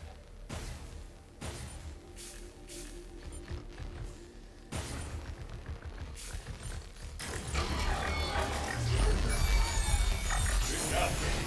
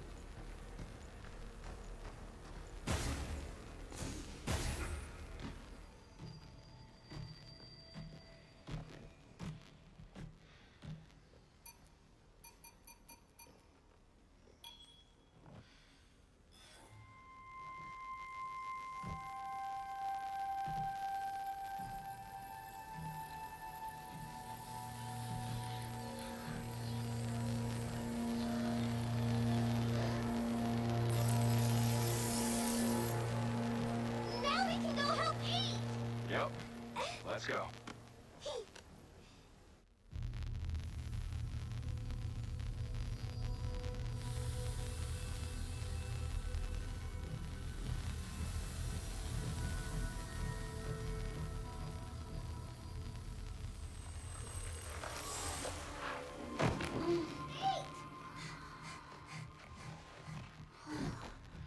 I can finally move again.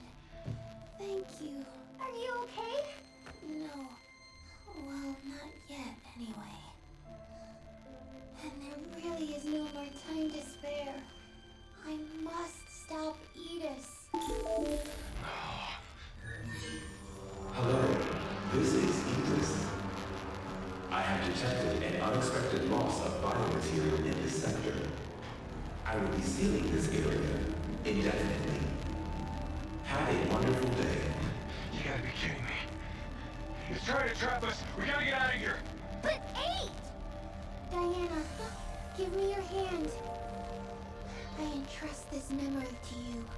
With it, you will learn how to stop Edis. Take it and finish the task I started. Hey, what are you doing? We gotta move. We can do this. We are Bareng. Time's up. We're leaving.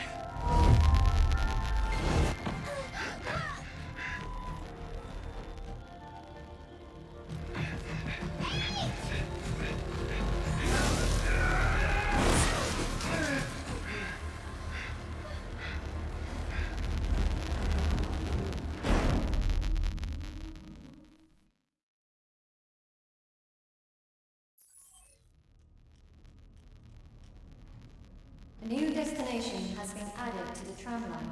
The lunar mines are now accessible.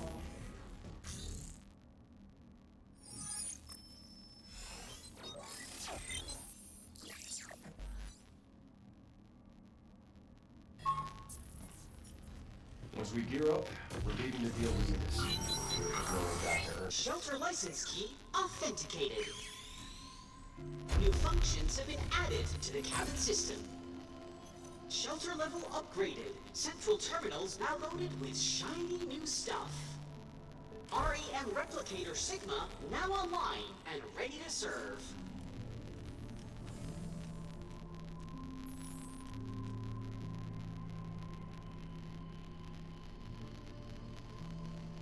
I love Kate said Edis's mainframe is at the mines, right? Yeah, I think so.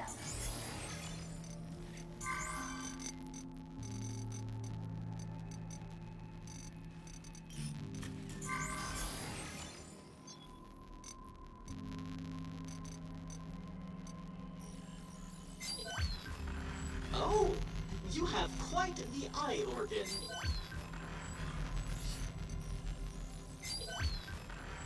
Oh yes, this is one of our... Bingo!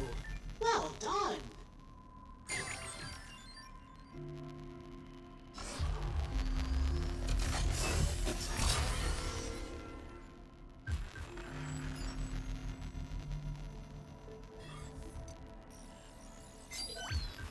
Oh, you have quite the eye organ. We are honored to provide one of our greatest goods. An impeccable choice. Oh, you have quite triple bingo! Congratulations!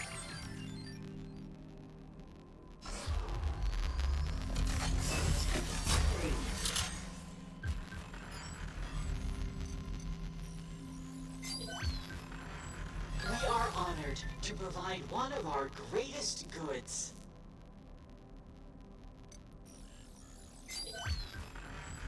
Oh, you have quite the eye organ. Thank you for your patronage.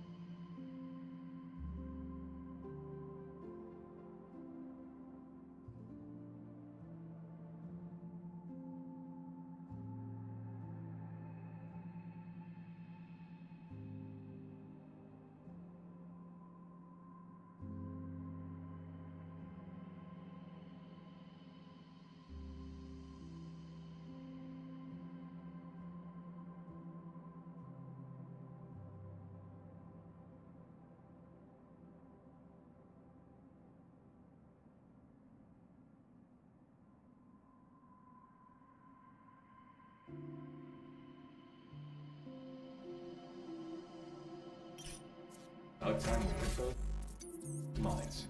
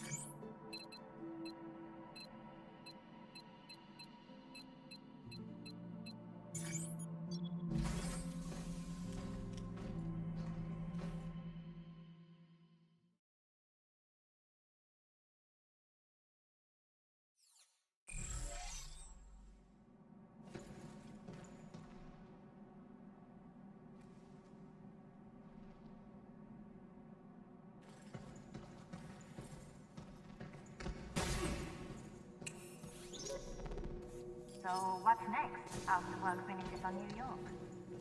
Well, I've been thinking maybe something with a bit more.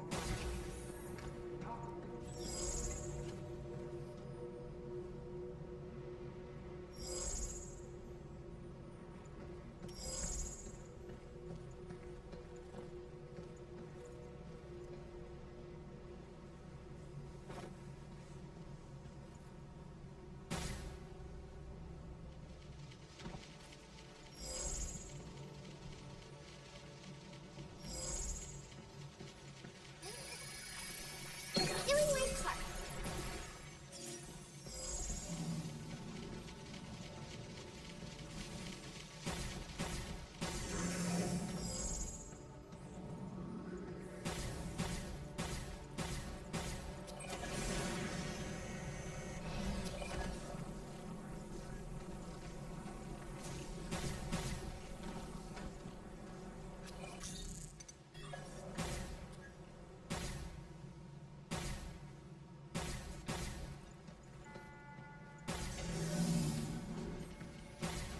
So, Diana, if Pragmata run on electricity, do you not need to eat like humans do? I can eat, but I don't have to, because I don't get hungry.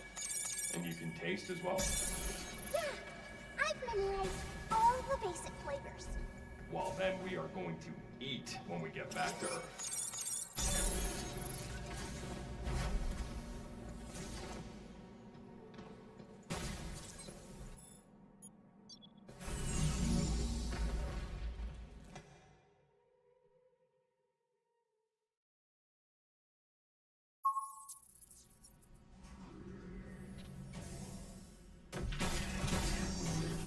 Yay!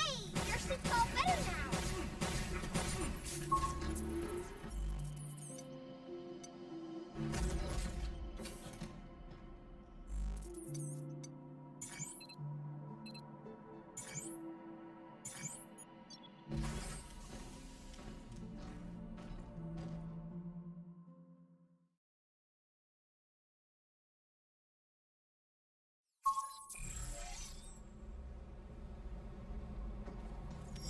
Next up is the mainframe, right?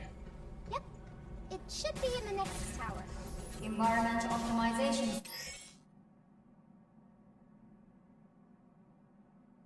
Sequence in progress. Entering low gravity environment. Please proceed with caution. This is gonna take some getting used to.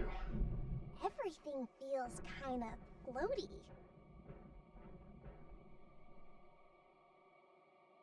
Phew, I can see the Nexus Tower. So that's where Edis is. It's pretty far off. Wish we had a shuttle or something.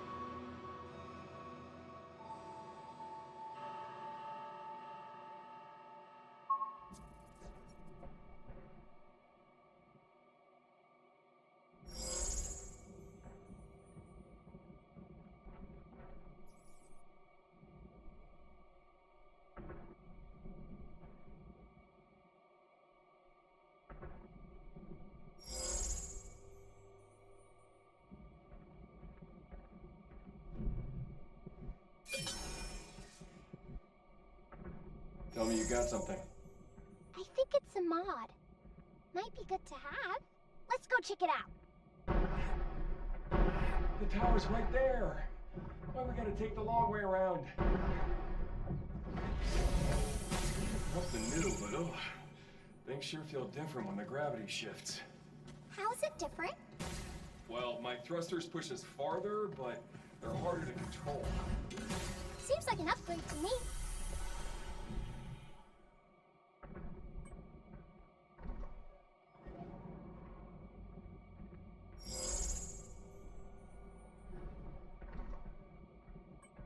I bet we could use those platforms to get across. Use your thrusters and see if you can make it.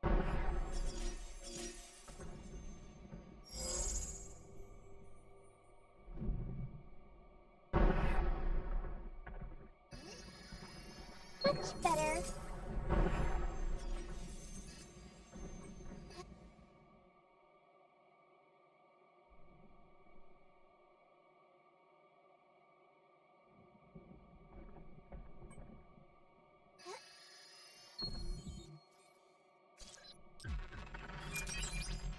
That can help you keep going, even if you get hit.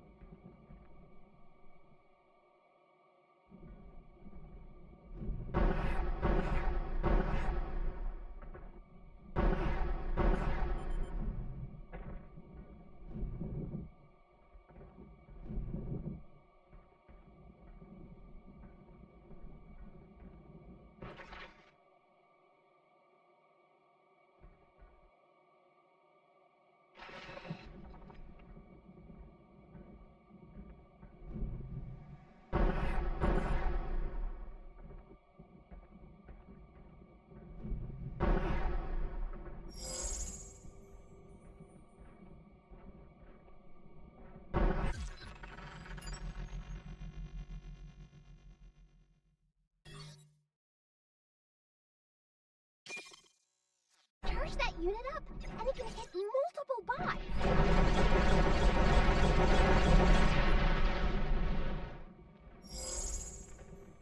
How are we gonna get over there? No idea. Thrusters alone won't cut it. Let's look for another way.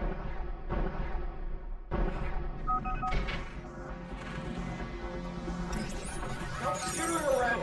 Here it comes! Look out! Get my potential complete. Watch out! There's more! Yay!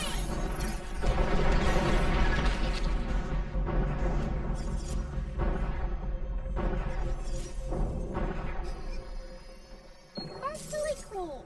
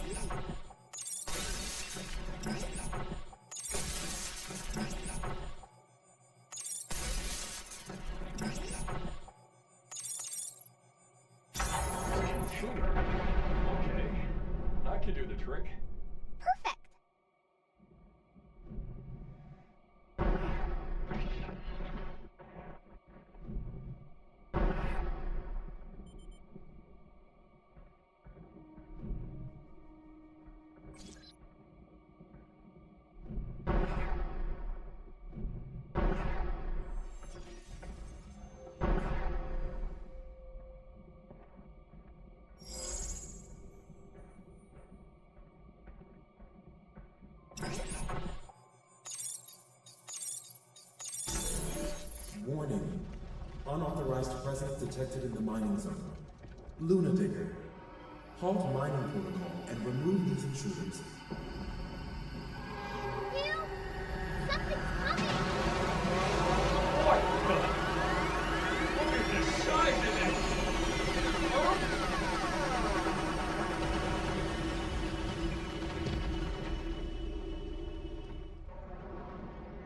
So that's the Luna Digger, huh? Oh, this is gonna be a nightmare.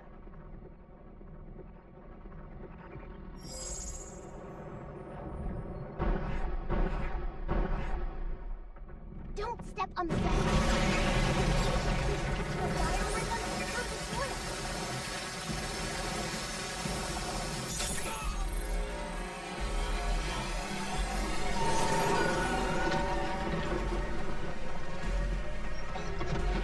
Did it! Next to you. Look out!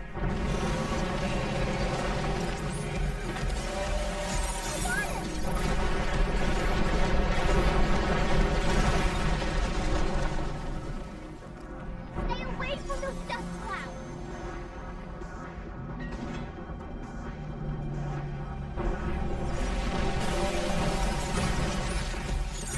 What is that?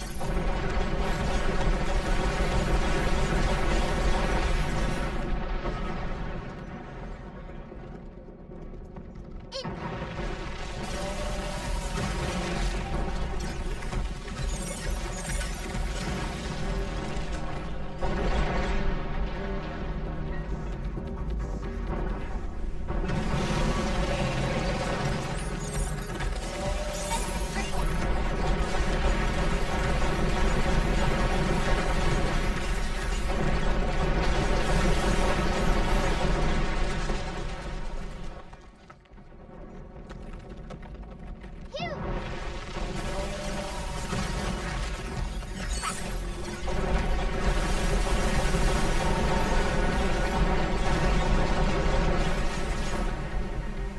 Hell yeah! That'll teach it not to mess with us. I'm sensing some REM data. Another one? I can't wait to see what it is.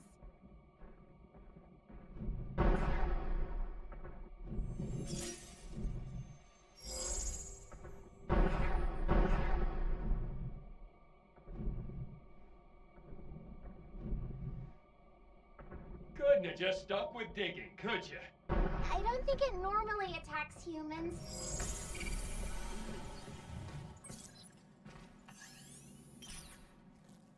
Thought these things were built to steer clear of people. They are. The plant systems know what's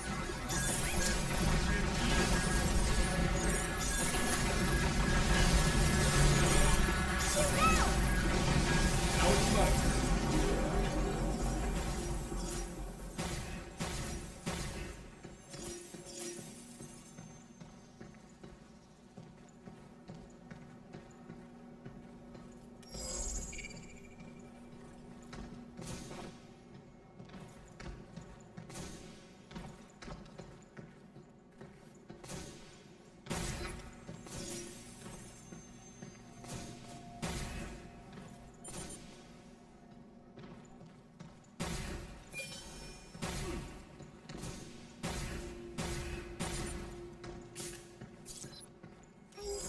Some REM data.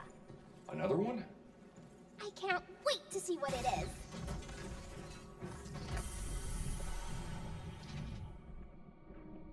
Get ready. Missile spotted. Right on. You're shooting me. Did it.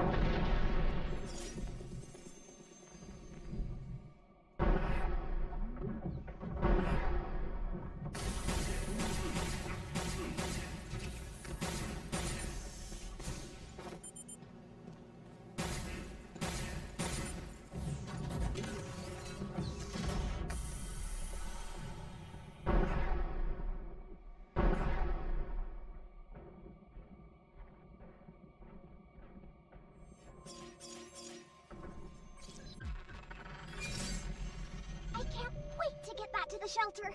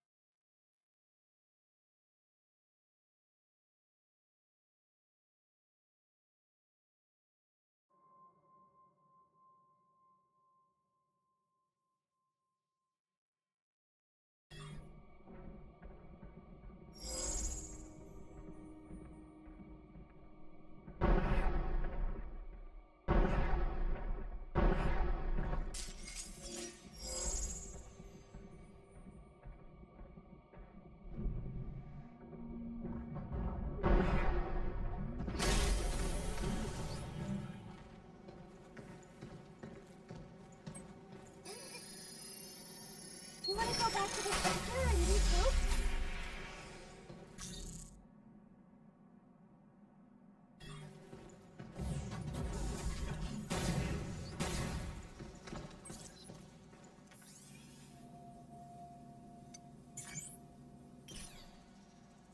We'll just have to make our way through the facility. Guess we're taking the long.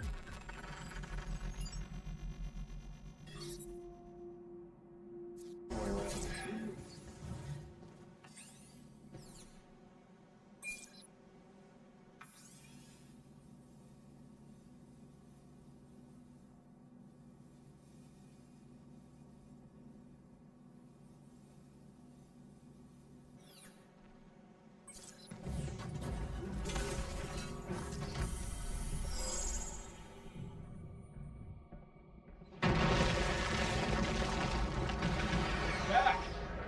Don't get excavated, okay?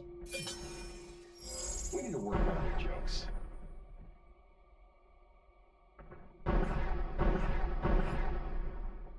Be careful! Get to those buildings! Easy for you to say.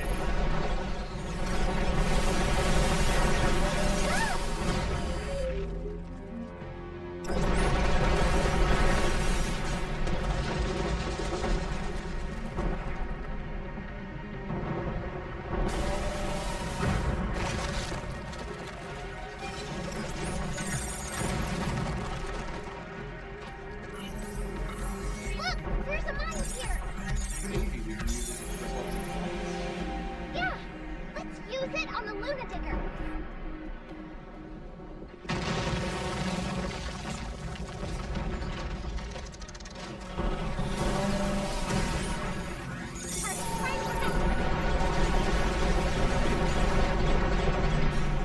Look out!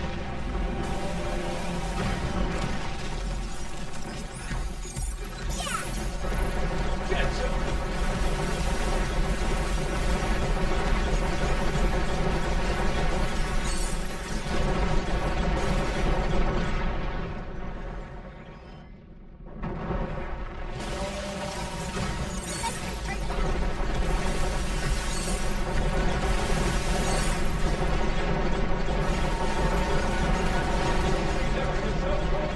Let's keep moving.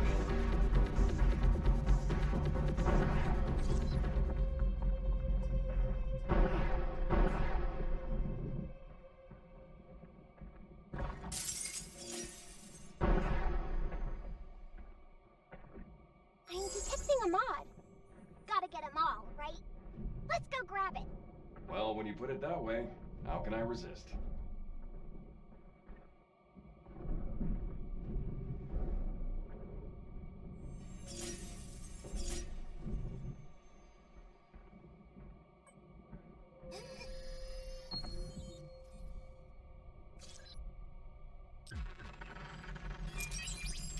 Use that if you want to focus on shooting.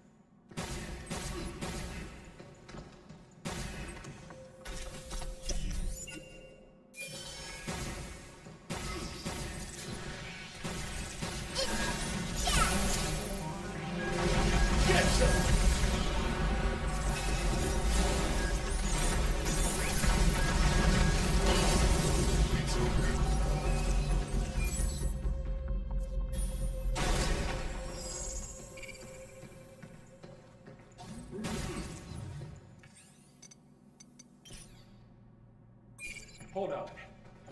Does this mean that someone's controlling Edis? He never told us that. Well, if that's true, this may not end at Edis.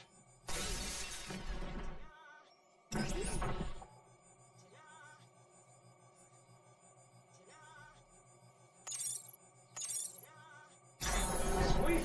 We're making solid footing. Containers are pretty useful, huh?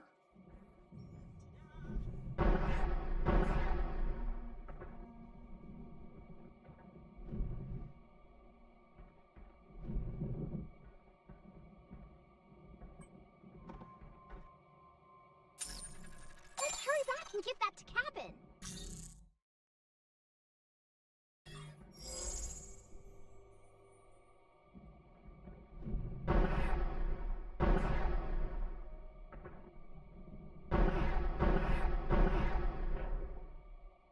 Hugh, the entrance to the building is over there. Is that a warehouse? Let's go find a way inside.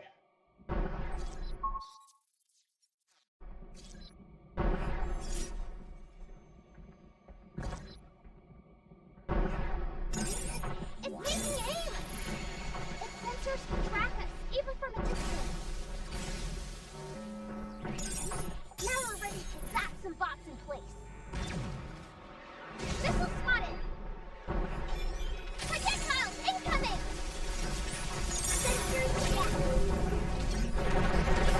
Protocol activated.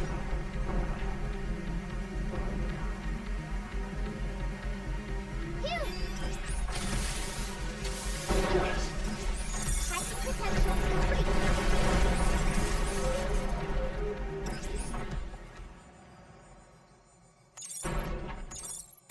Now we got a way across.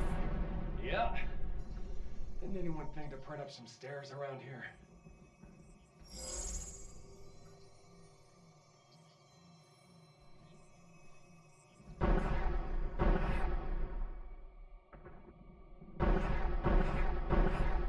What do we have here? Wow!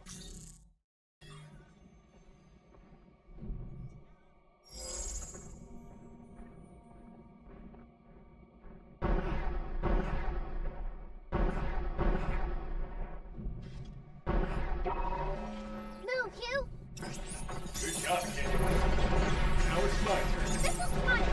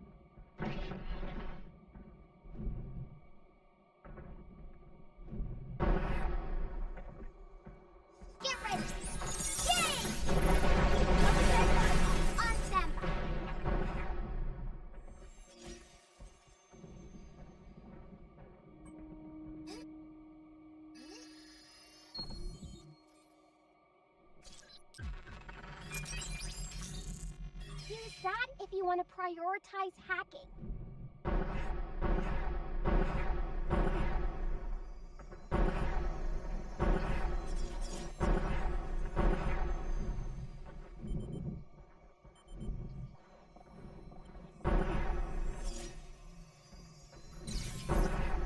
Don't let it get away!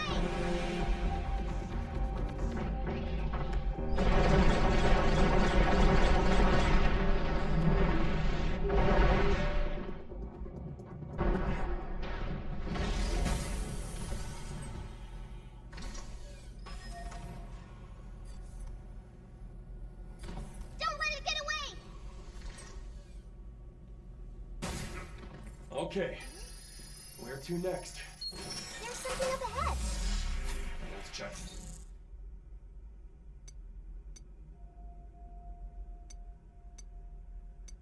Head out.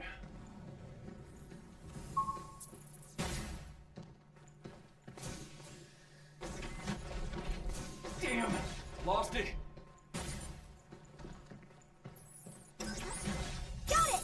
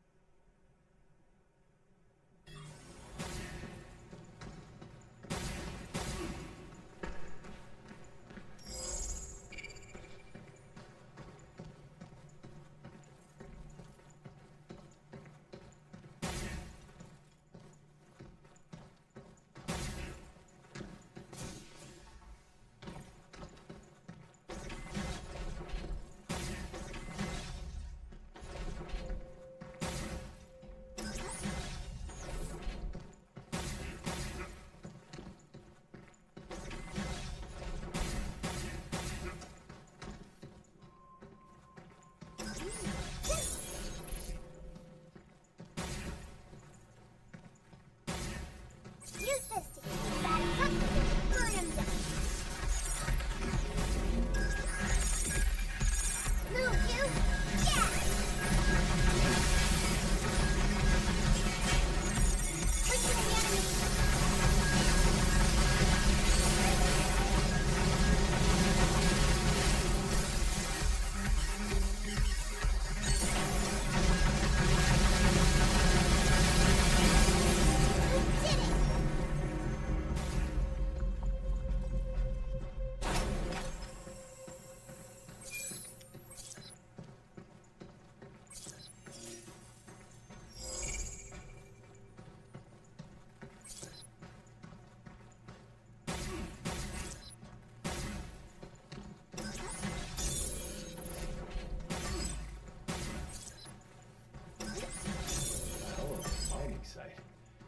Look at all these containers. I wonder if they're all filled with limb.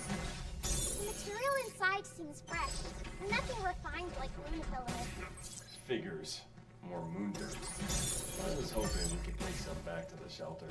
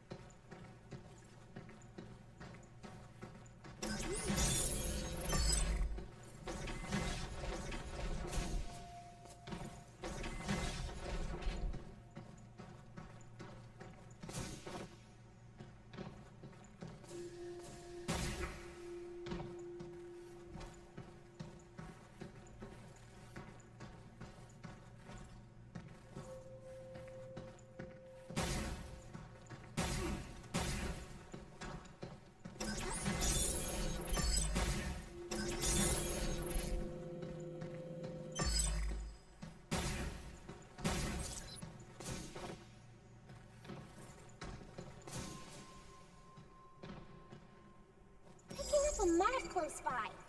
Any idea what it does? Come on, we'll know when we get there.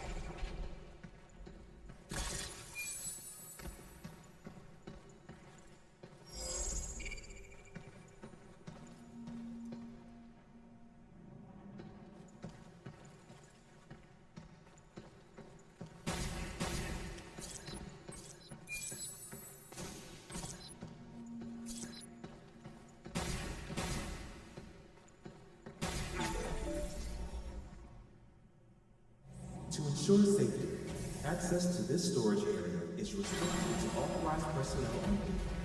Bots, please remove our uninvited guests.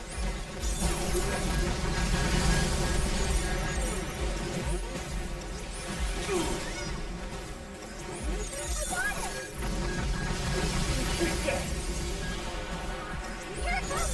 Look out! Besides that.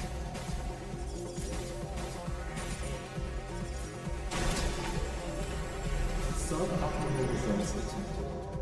Defender, please expedite the process. What the hell is that shield?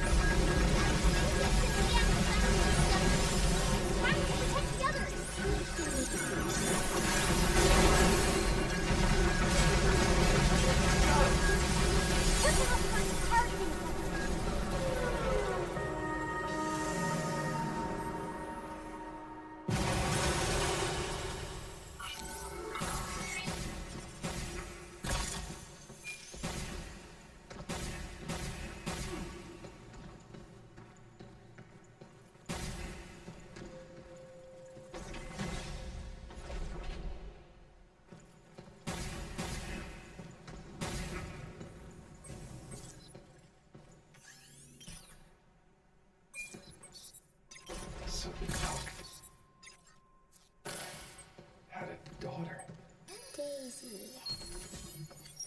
that name ring a bell?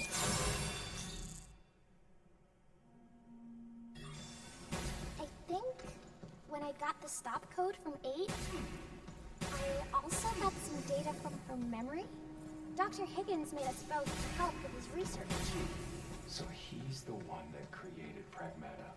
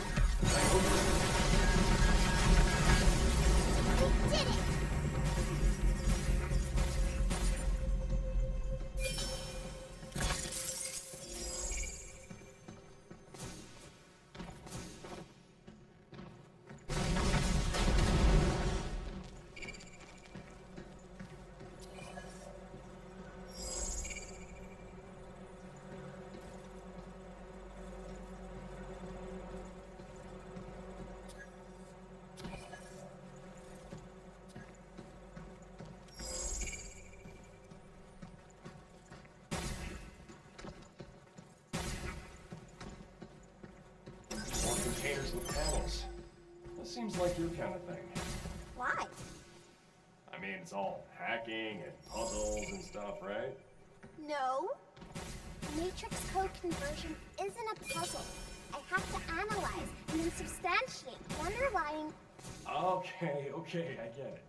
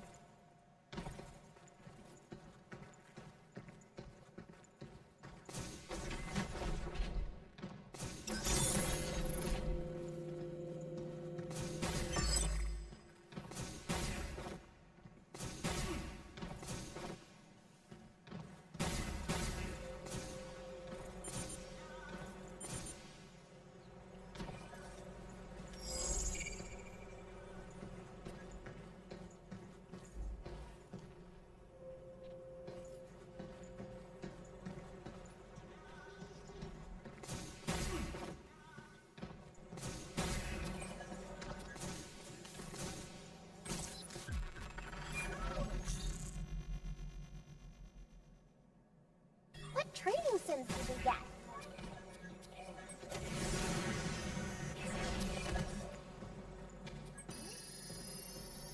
You want to go back to the shelter and regroup?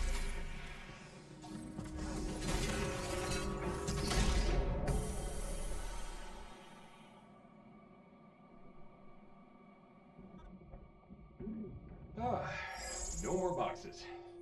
Maybe we could use that mining rig to get across. That thing's supposed to be a mining rig?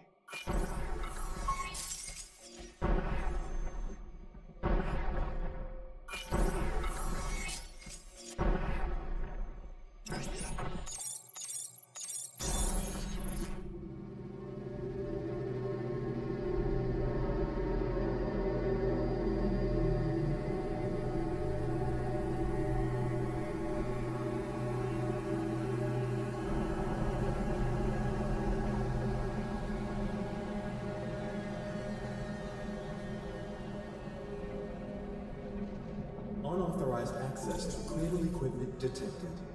Find and eliminate the threat.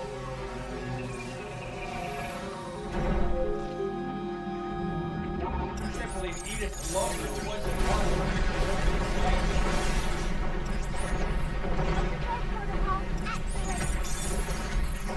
How you like this?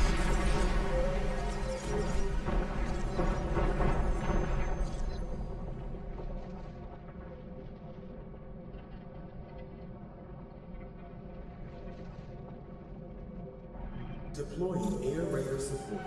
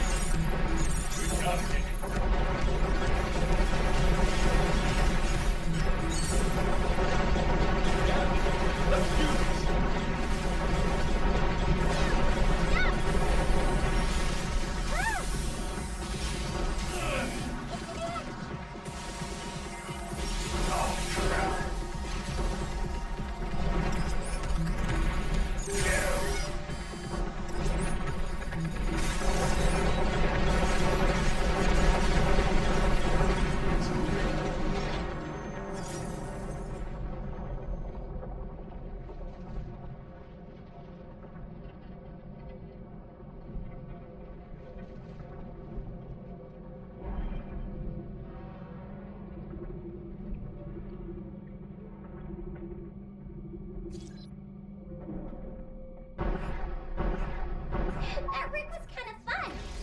Fun? We were almost torn to pieces. Should we take a break?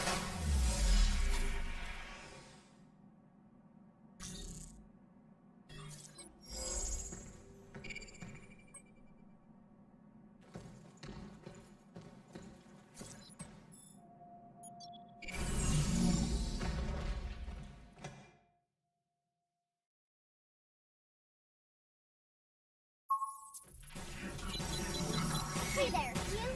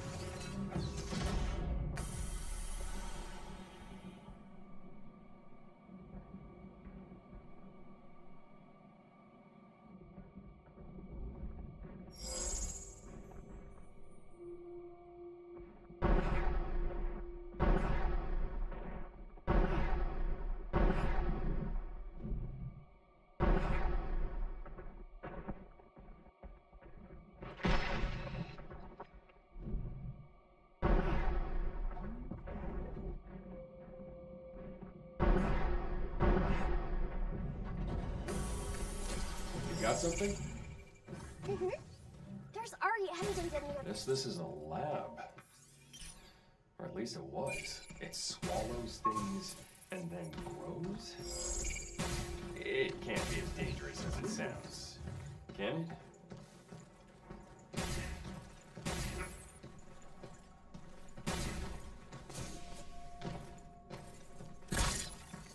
This'll fix your suit up a bit. Time to patch up that suit.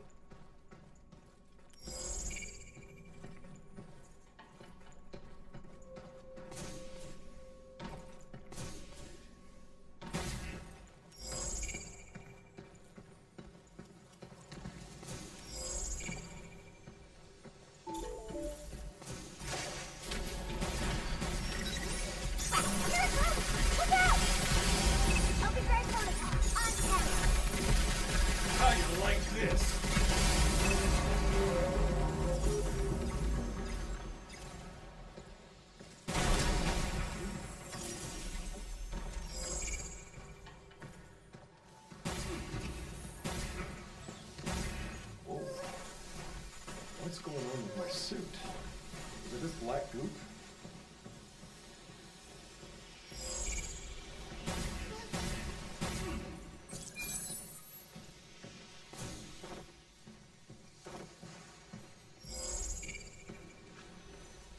My suit's acting like that. This doesn't seem like... Heck is that thing? Say you're run-of-the-mill walker.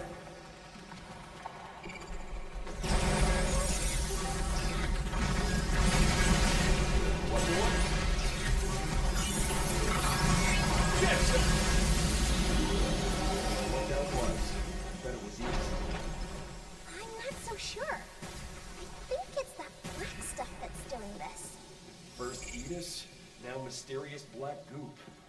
This can't be good.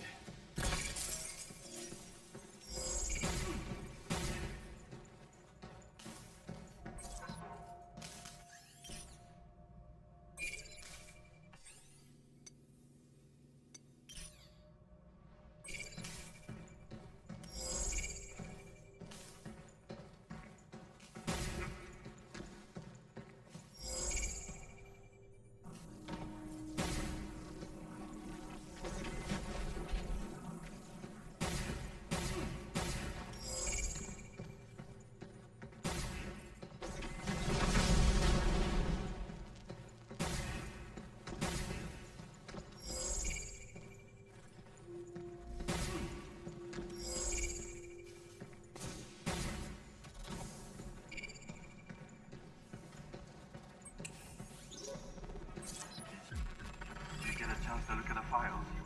Ah, right. Is that one of them? You want to go back to the shelter and regroup?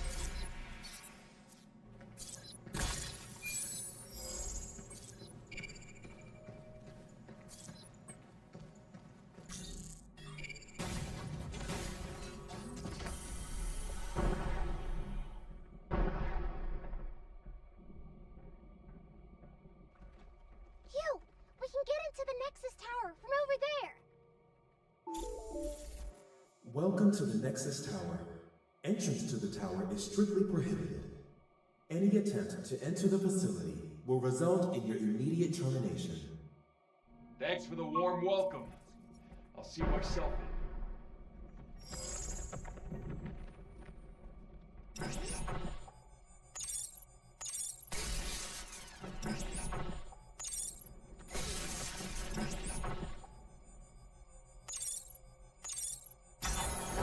Let's just see where we can go.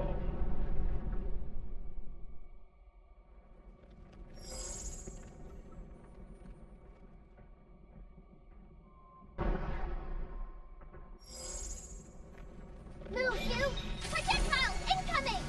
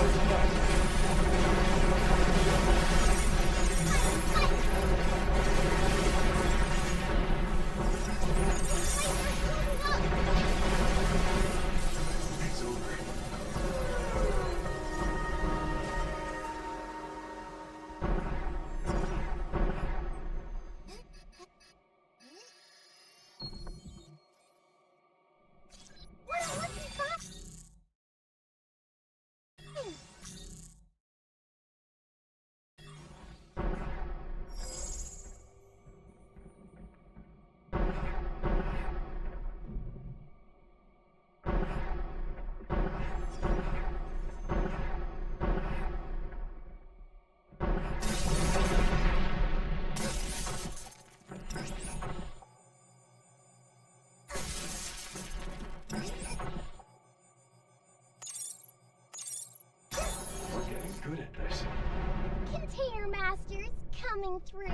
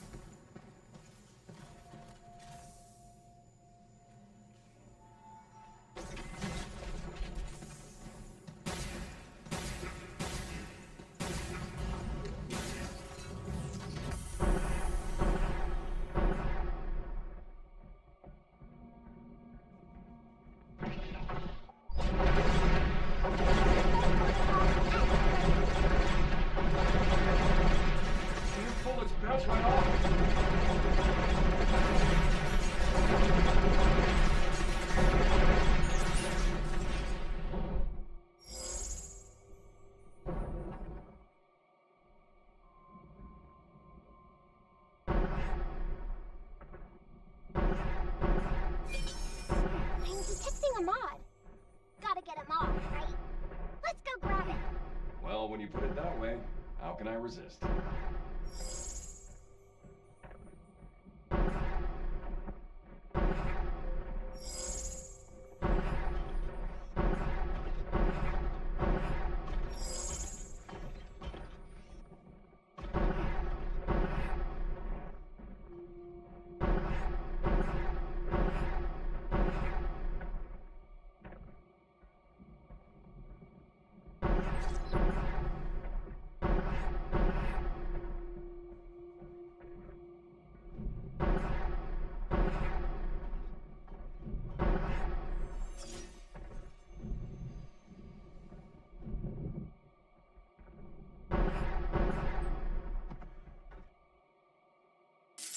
Wow.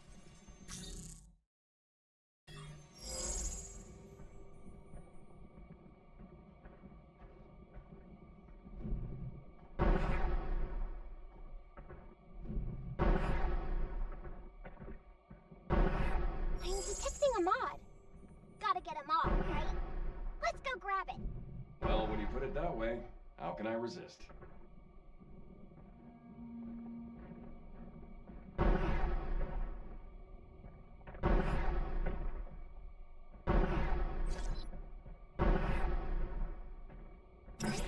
Got it!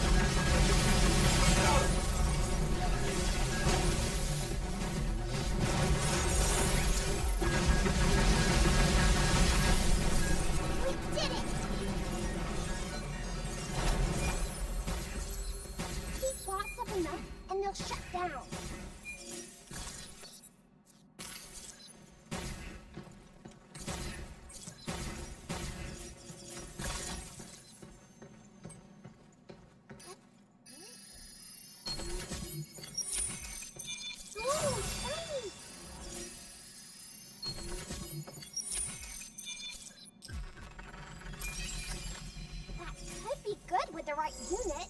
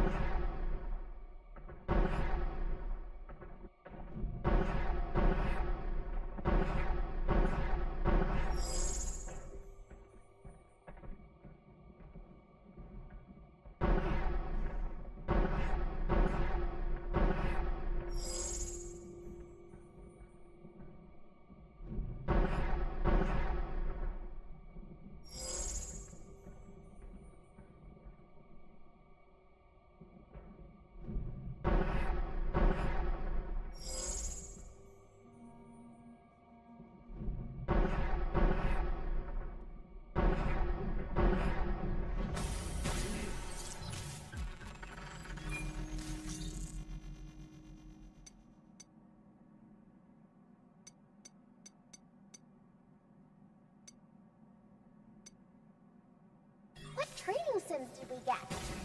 Edis's control terminal's gotta be up ahead, right? Yeah, I hope so.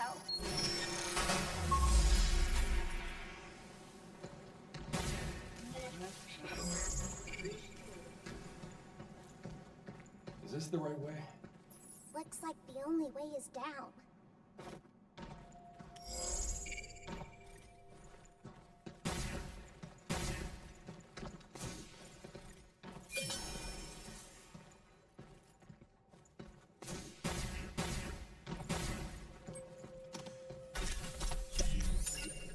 Let's hurry back and get that to cabin.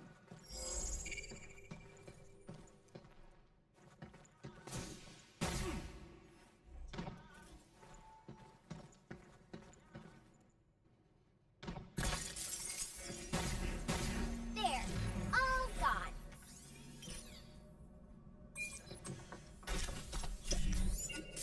Now maybe we can upgrade our stuff.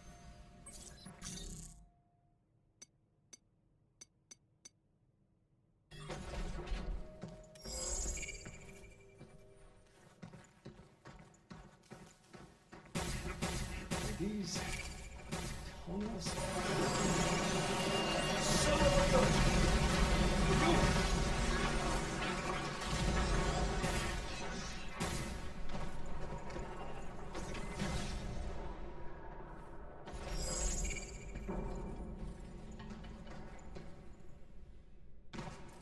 Look at all the broken Luna Diggers. It's like a junkyard.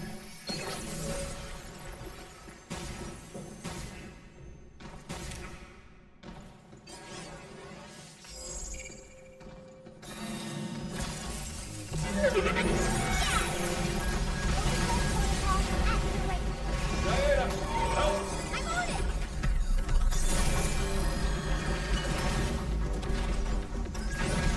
Hey!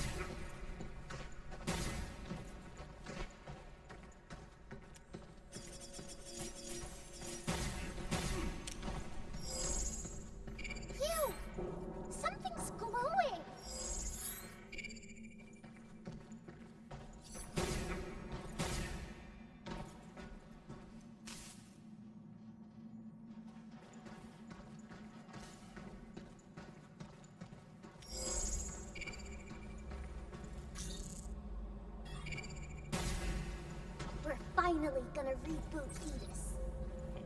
About time. That damn so. The mouth is its weak point. If we could get past that... Hey, Megan! Been a while. Yeah.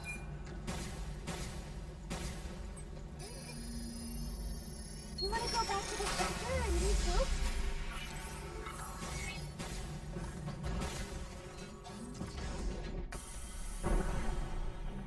Edis's mainframe's close.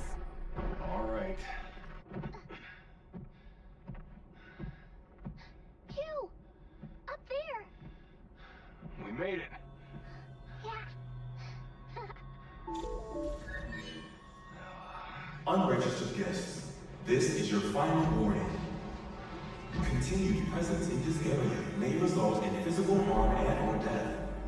Please withdraw immediately. I'm calling it. You'd make a lousy friend. Not again! Underwear. Yeah. Sorry. Come on. Where'd you go? Look, our old friend Mr. World. Can't run away this time! Bury this thing. Oh, if only we hadn't shoot it, it would snap wide open! Shoot it! Oh, red one. On step. It's headed out! Over there!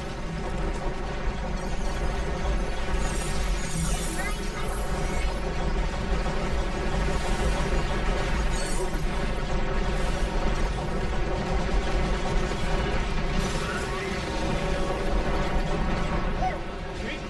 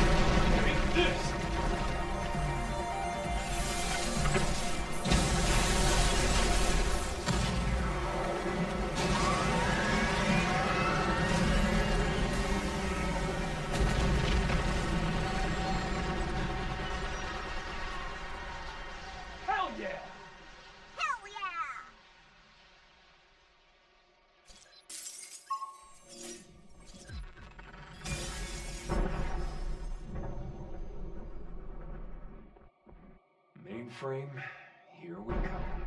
Time to meet Edith.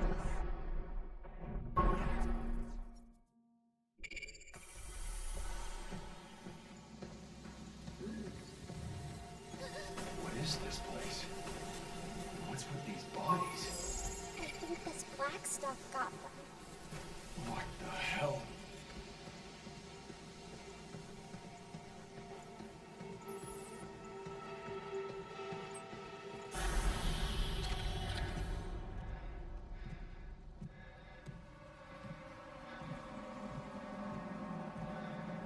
Entrance to this area is prohibited. Voluntary withdrawal is recommended. I got your withdrawal right here. Time to stick my boot up your holographic ass! Subject has declined to evacuate. Anti-personnel measures activated.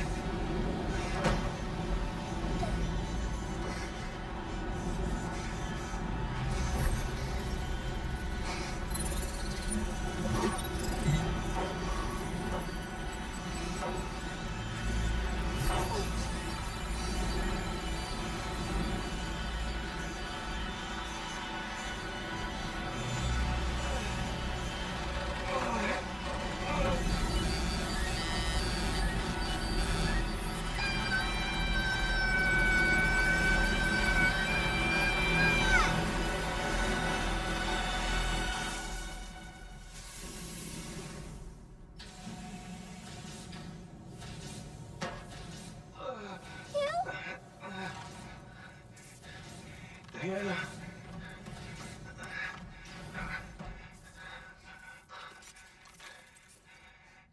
That was incredible.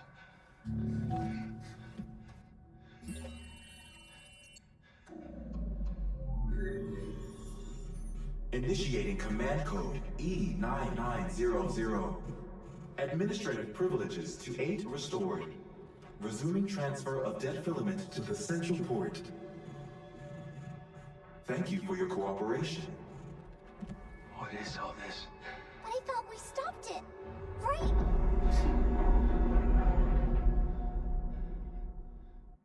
Transfer of dead filament to the central port. Thank you for your cooperation. Transfer dead filament. What are you doing here?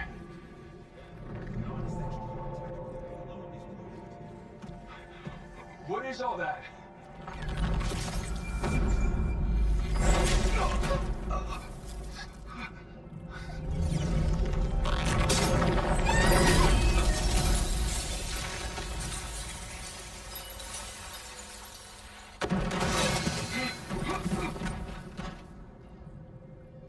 Hugh Williams, you've completely ruined her.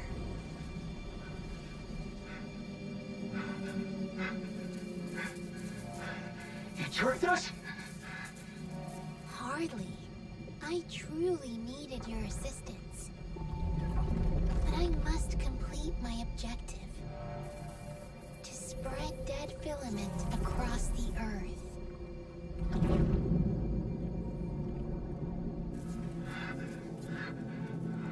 No. Why? I thought you'd understand.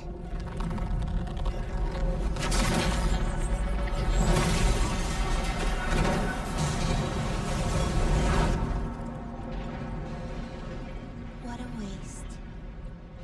Transfer dead filament to the central port. Thank you for your cooperation.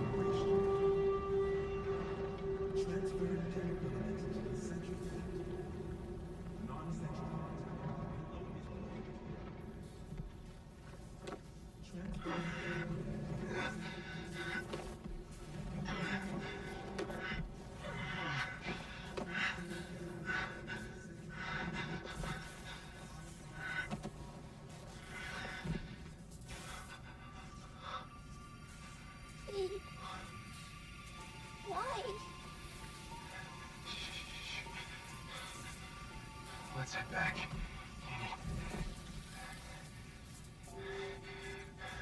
We need to regroup.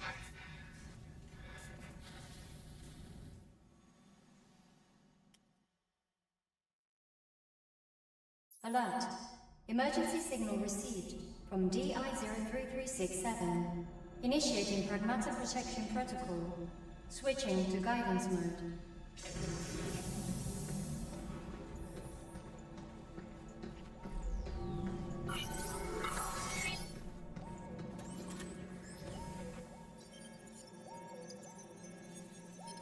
Guidance mode activated. Please proceed to the special tram right over there. Special tram? Where's that gonna take us? Experimental pragmatics.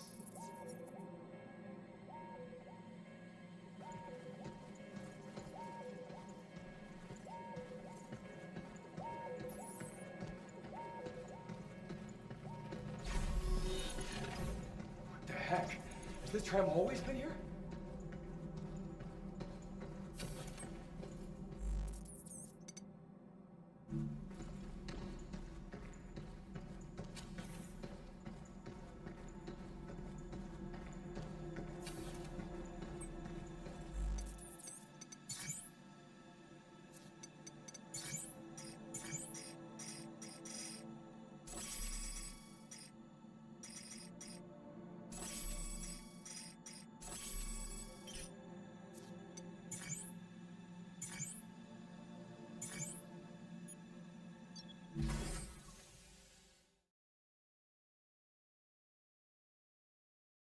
It's completely psychotic in games like this, and I think Vision, it's a weakness that it seems Spirit are exposing, that Vision, they don't like it when the enemy team has the late game. They are not doing well enough in lanes against Spirit compared to how they are against other teams. Spirit is surviving that early game. They're getting off to a decent enough start. The Vision can't run them over, and then if Spirit's chilling with the late game, then we've got some big problems. I also feel like Puppy talks about like the team fight superiority that they're going to have as the game progresses, but Varl itemized around it, right? He bought the Aghanims on the Nature's Prophet. It gives you this huge AoE route on everything that the ulti hits, and it's just smart decisions like this that, you know, when Spirit are doing well, you can see why. They can overcome this, what they're lacking with their draft through items. They're finding ways to like make things come together even when they don't have those natural tools in the heroes. I'm still just so impressed with what was happening in the carry-to-carry matchup, because we love to see what Yotaro can bring in a TI finals. For Satanic, it's his first time, and he has been the shining light time and time again in every game for Vision. This time around, they wanted to put the same faith in there, and for the earlier part of it, it really was that narrative. It really was that story, and so just getting essentially this free Terrorblade game and getting to have Yotaro on something so comfortable blows my mind as to how he performs. I mean, I forgot the hero was in the pool, but I think even more importantly now, Spirit has a huge edge mentally over Team Vision, because Team Vision, they've been ran over in game 1, they almost got ran over in game 2, and now they got carry matchup in the last pick. So when you go into the last pick, the amount of options that you have to consider, because I think up until the TV, Spirit were the ones that had to play tempo, Spirit were the ones that had to play fast, but with the TV, they completely flipped the draft, and they put themselves in a late game position, and there's a lot of heroes that you need to consider now for your bans. Yeah, Taro's been exceptional, but we can see Not Me be pulled up on the graphic right now, and he played a really great game too. That high ground defense that Team Spirit had versus Team Vision when they got that Aegis and they were trying to pressure really early on, there was a 3-man curse crown that they lost to. They were able to disengage with the Marcy rebound, but a lot of this game also just added up to the Spirits on support, the supports on Spirit being able to control Team Vision. Whereas if you look at Team Vision supports, between an Enchantress and a Marcy, there really isn't that much control, so there was less maneuverability to work around in the team fights. There was less consistency in the high ground pushes. Am I all better? I heard Puppy mention in the coach interview after game 2 that Gotta get that junk out of you. Get you back on your feet. They got drafted in game 3 as well. Wait here. The Poshka is dancing circles around them, and I think that is a big reason I'm coming why with you. Sirius has felt You can't. Spirit is dominating. Not like that. They win the game 2, but overall You need to it's rest. decided, and I think a lot of that is due to the prep, I'm going. due to the situations they're setting themselves up in. They've got comfort, they've got late game, and it just feels like it's games that Spirit is very happy with. To be fair, there were moments of crowd pleasing with that Marcy. I know that when we look at the support duos, they're not really comparable in Stania, but again, it's just massive praise let's for go you get you to that go in the reactor. grand final, see what you think is going to be on paper a fantastic matchup, and pick an uncontested matchup here. All this works out for them. They're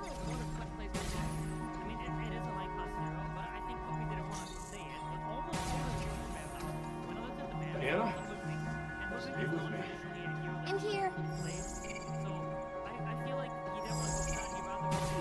You know, you could have stayed behind.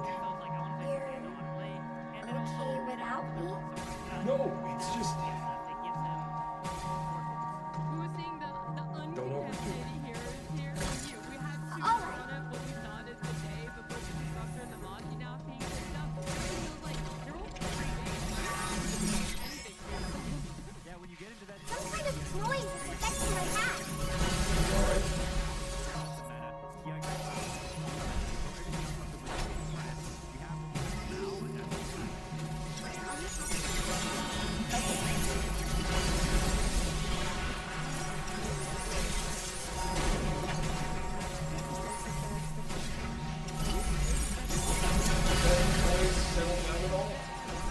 I think this black stuff is causing it. Don't worry. We'll get you fixed up soon. No way around this.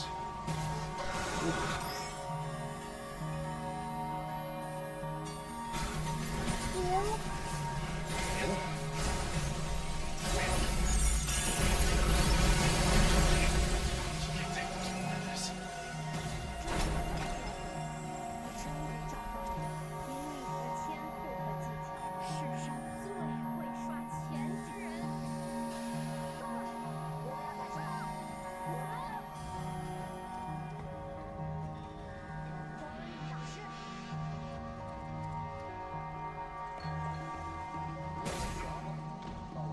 Hey, down there. Your battery out? Looks like it. Watch out! Hey, don't sweat.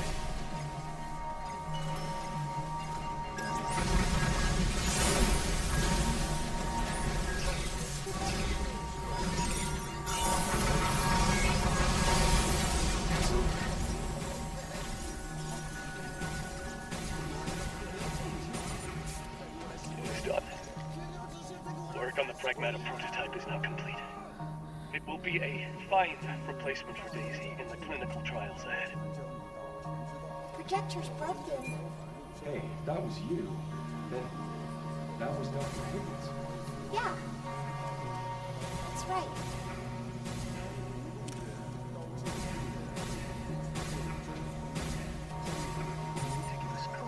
Actionable data to cure Daisy. That is your most important purpose. My purpose. The doctor spent years researching rare diseases. Is it all coming back to you? Yeah. I just finished processing the memory data from 8.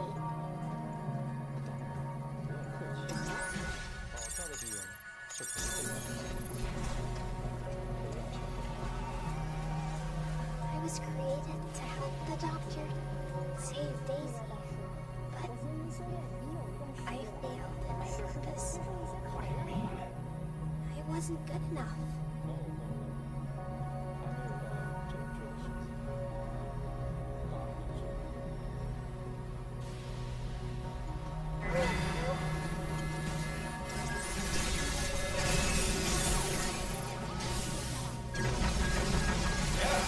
Let's do this!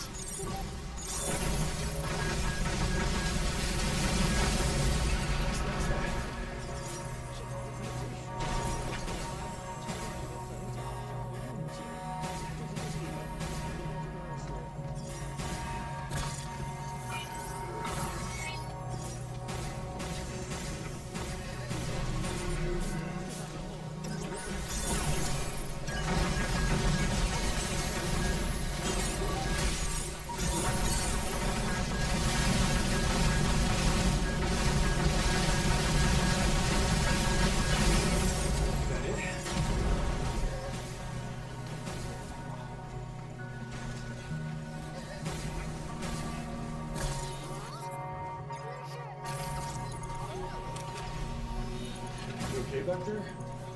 Don't overdo it. Okay.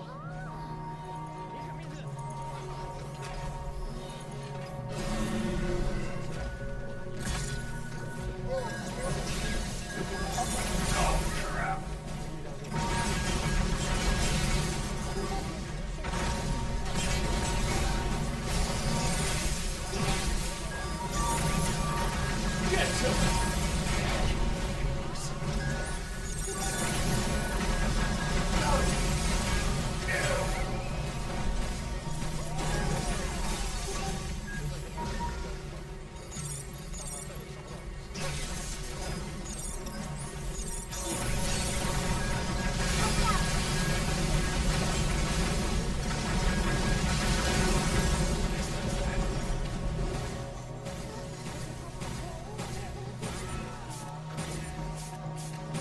cash to build this place, they could at least spare an extra reactor.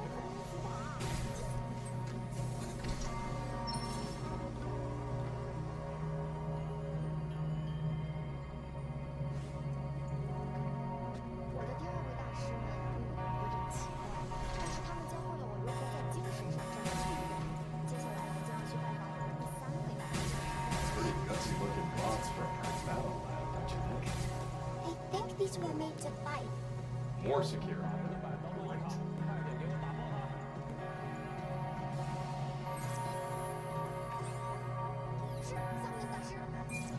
What was Dr. Higgins like? All the doctor ever talked about was Daisy. Oh,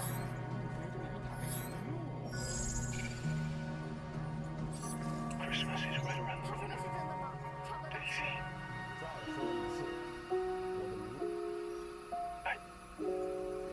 I'm sorry. I can't spend it with you. Once you're better.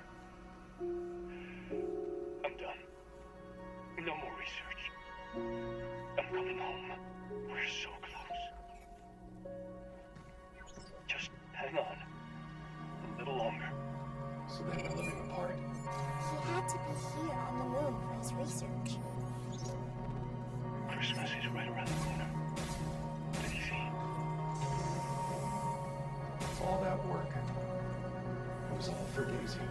Your research, you, everything. Yeah.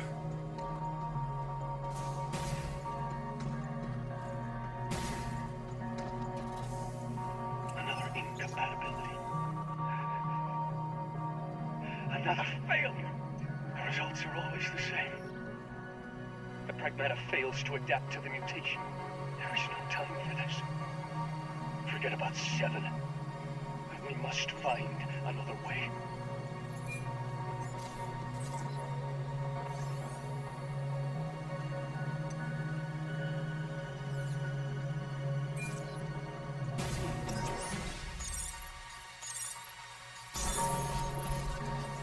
An incompatibility. Yeah. He didn't do what he wanted. No purpose.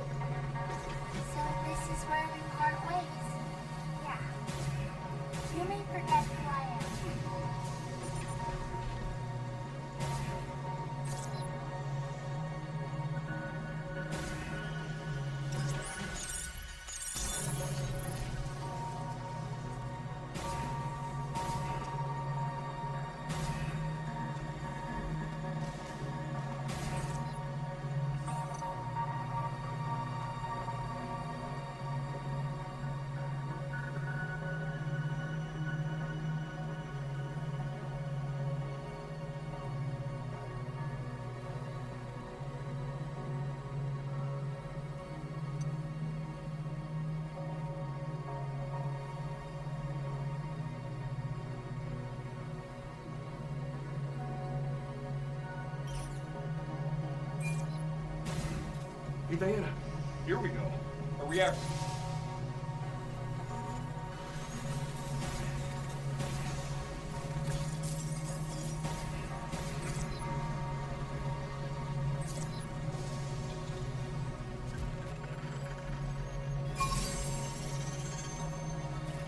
Damn it. Walked right into their trap.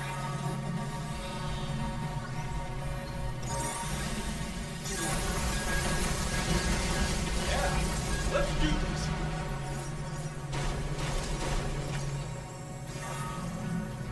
Be careful.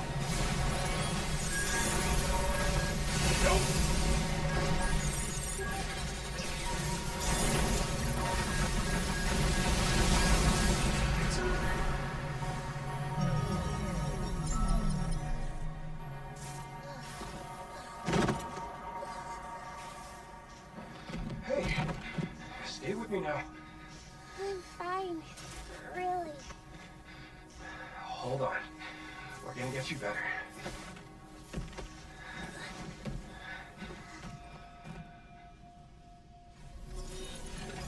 Come on. Stay with me. You got the reactor. Now it's your turn.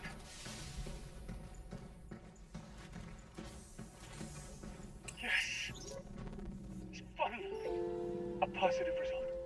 This could be the key to saving Daisy. All thanks to you, 8. We must proceed carefully, but with your help, we'll get there. I guess I will have to pull the plug on 7. A pity. But it's served its purpose.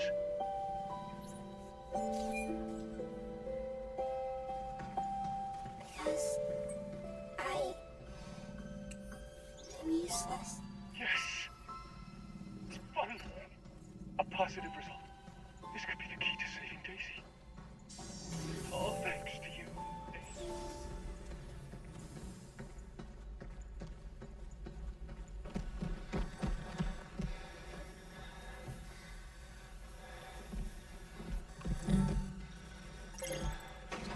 Come on, come on, come on.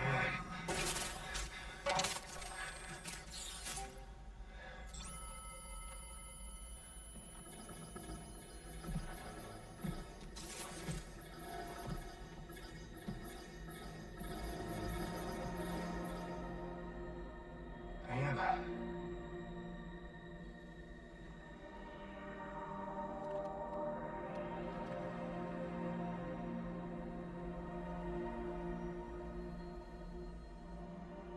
Are these your memories? I was useless. I'm useless. No. Diana, stop. Don't think like that. Think about what you want.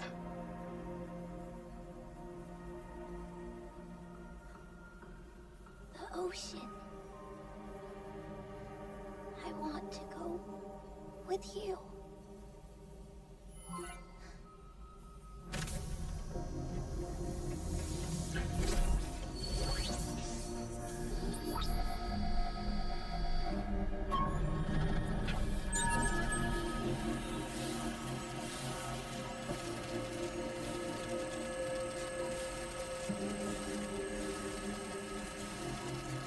Yeah, that's good. Real good. Just hang in there, and we'll go anywhere you want.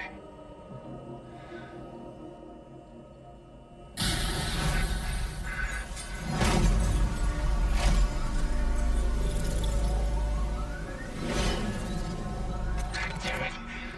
Not now.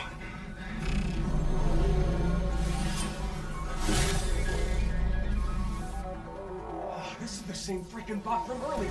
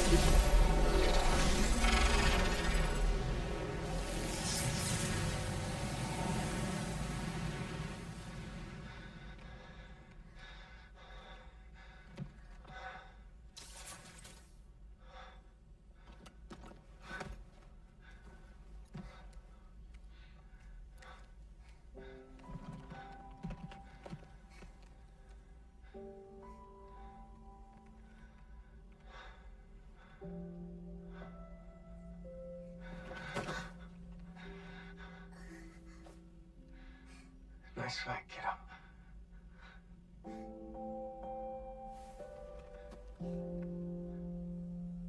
Thank you. I must say, not sure if you got a fix or an upgrade. Did I do good? Yeah, you did great. Hey, Hugh. When that black stuff got on me, I just felt so sad and empty. Sad, huh? Like you picked up on her feelings or something through all that gunk? What if Faith feels like that all the time? But what she's doing, that's wrong.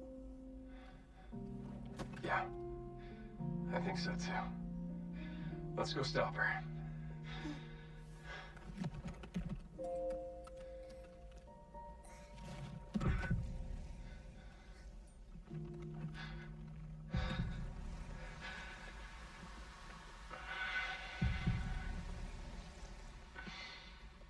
Hugh?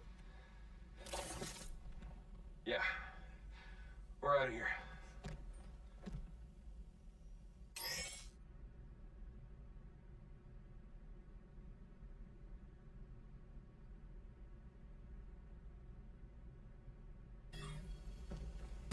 Head back to the shelter to regroup.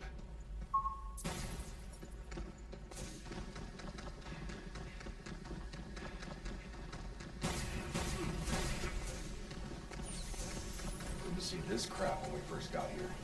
I can get rid of it now, Hugh.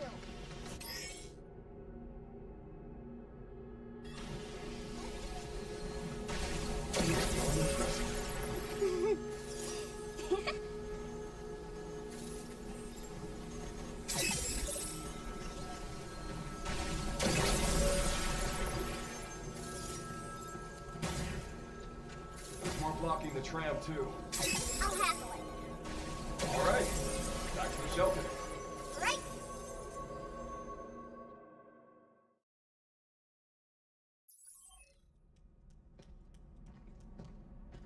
A new destination has been added to the tram line. The central port is now accessible.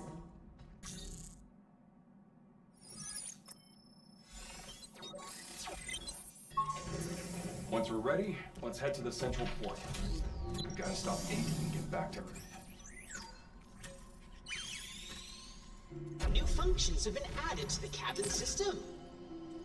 Shelter level upgraded. Central terminals now loaded with shiny new stuff.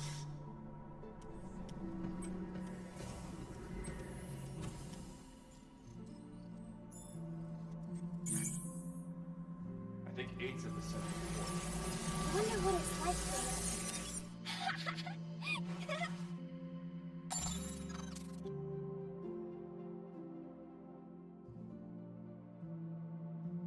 With this, I'll catch butterflies, birds, and maybe even a cat.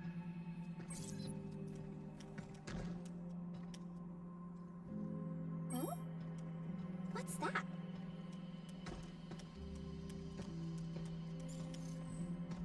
I hope my flowers still plants from the Terradome would The probably... Luna filter weight turns out. I think... You! I have a surprise for you. I drew another picture. Ta-da! I made this while thinking about you. Thanks for always keeping me company and talking to me. No problem, kiddo. I really like this one. Keep up the good work. Thanks, Hugh. I'll do my best.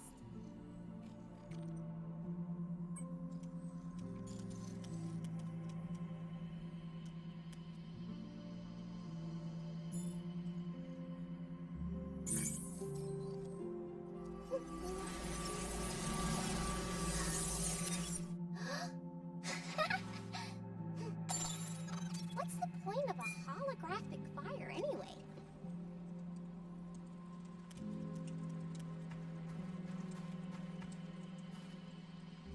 Nice fire.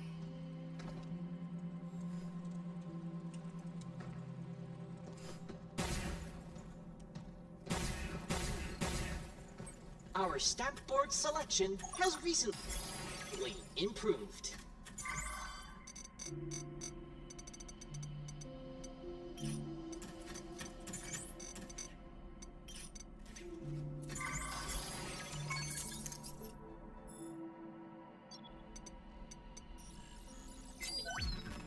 Is this a gift? Oh yes, this is one of our more popular items. You must show us how you look once you've put it on. Board complete. Wonderful.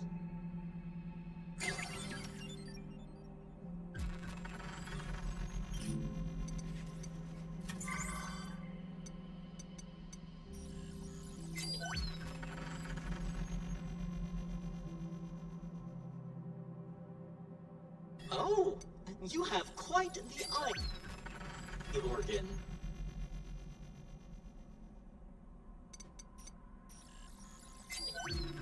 Oh yes, this is one of our more popular items. Bingo! Well done!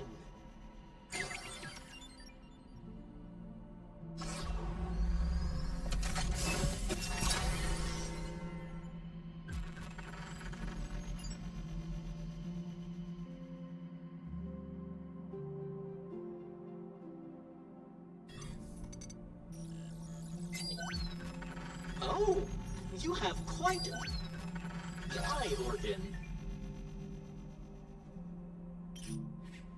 Much appreciated.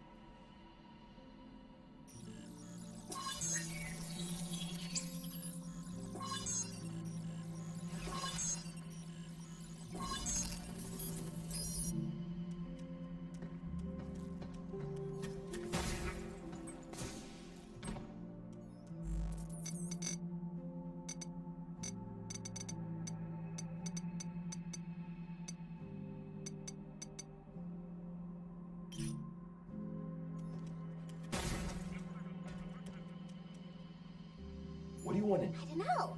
First, I'll head home and thank my... Then I'll ask them if I can take their scruffy little mutt out. Can I come too? Of course. You? Thanks. Because of you? Really? Hey, Diana. Nope. Huh. I don't know.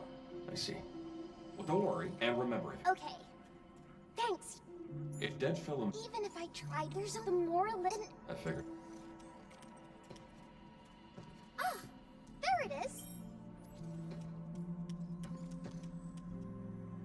Drawing was so much fun that I... Not missing it. Nope. Glad to hear it. Crayon. Yeah.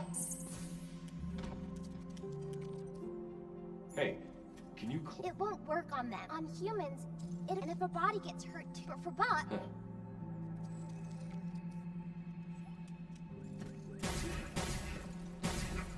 Let's move out to the central port.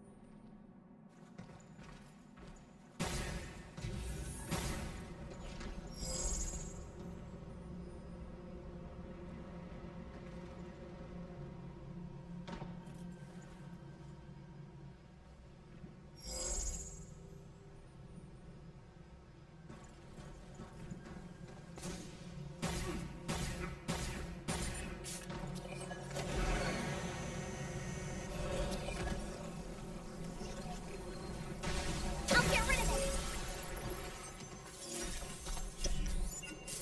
Wow. These are so fun to collect.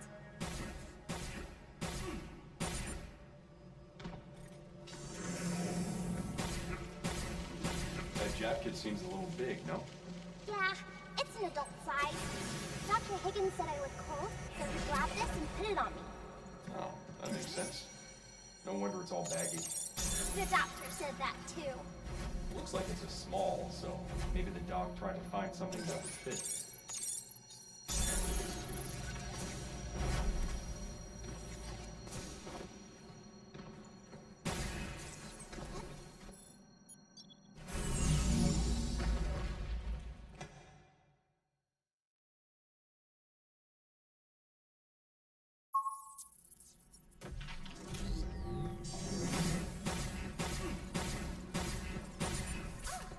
There it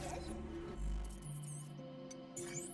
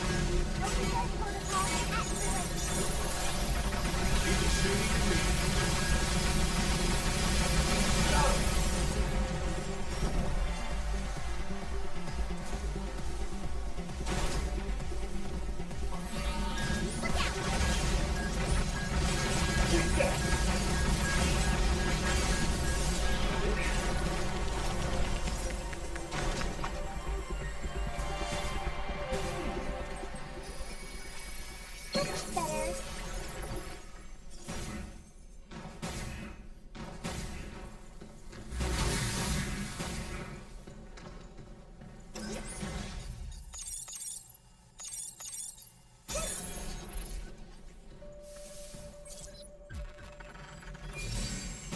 I can't wait to get back to the shelter.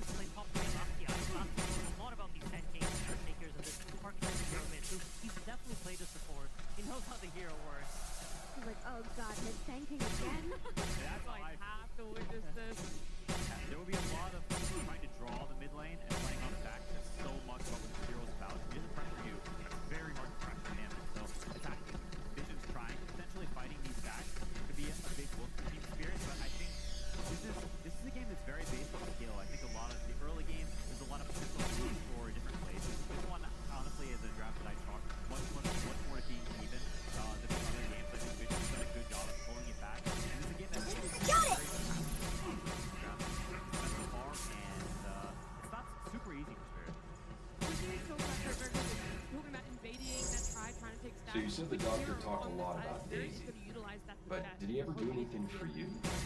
something anybody but for Centaur. me? You're doing well in lane. Oh yeah, there's this one time where he Yeah, read this me a top lane, I book think, is like gonna I was determine a Daisy. lot. With how this TA match up into Doom See. goes, I think What's will wrong, determine Hugh? whether they can actually invade a Nothing. jungle or not. And if they're able to do You that, just keep they're being- set up in a great position. And if they're not able to do that, I think it's quite tricky position. You.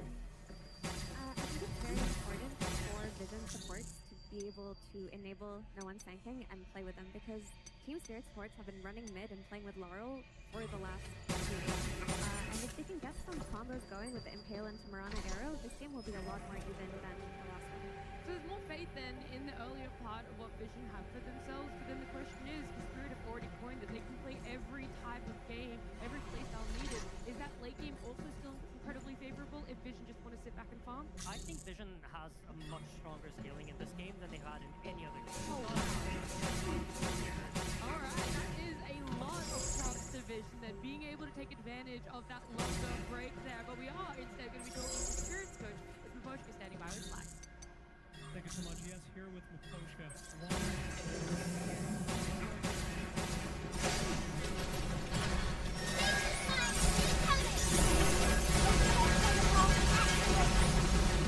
Get ready.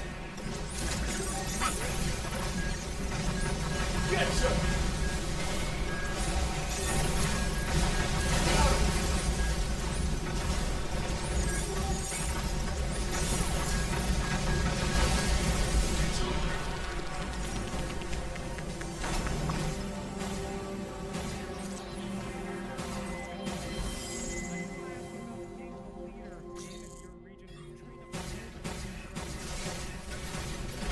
Move, Hugh. Here it comes. Look out. Take that!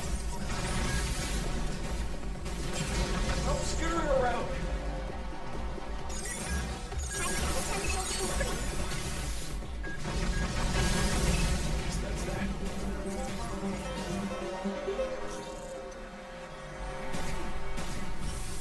Here we go. Game 4 time, ladies and gentlemen, here in the grand finals of the International 2020 Spirit versus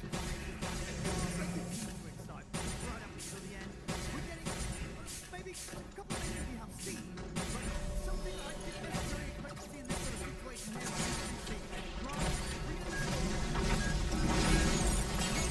Right on! Keep the shooting free. Careful. Out of the jump.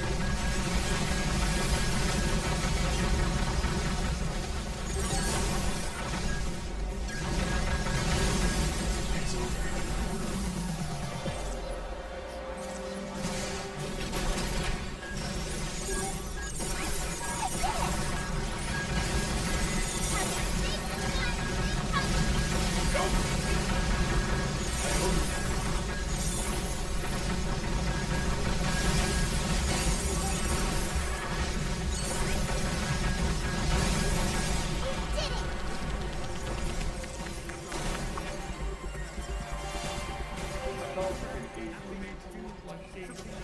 So why does your hair look so different? When the doctor made me, Daisy had really long hair. But she had short hair when he made 8. So he kept updating his designs to match real life. And that's why 8 kind of looks like your older sister. But he made me first, so I'm the oldest. Because they will have this chain model that's synergized.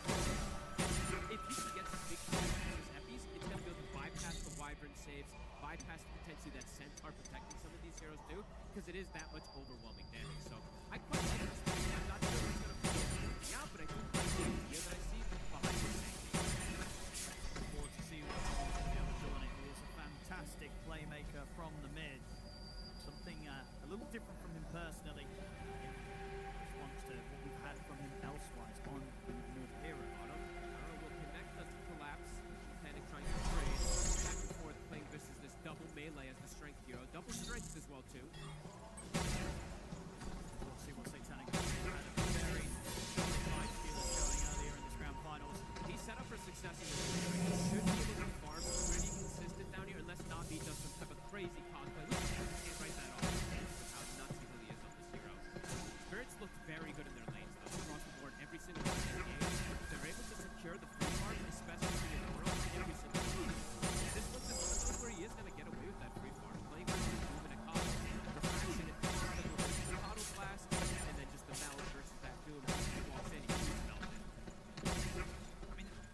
heroes that we have, which one would you say you sort of have the, not necessarily the doubts, but the sort of question mark about that might have a tough game from what we've learned so far this international?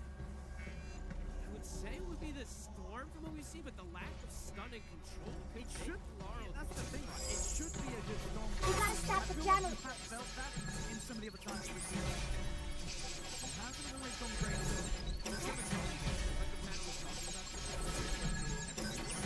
Even if Laurel does struggle, they always they'll spend the double support to be able to backlines, find the Mikado. I think we have similar type of strategy from both of the players, where one, yes, he's a right-click support that's going to be scaling this. He does the same thing on the backline, finds the wide. Storm jumps the Mikado. So it's interesting. And we're seeing this already at this point, 9 class. They're not playing to the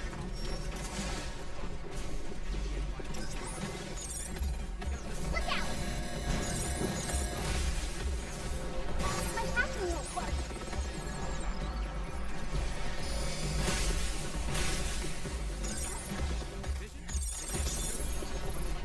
Right on.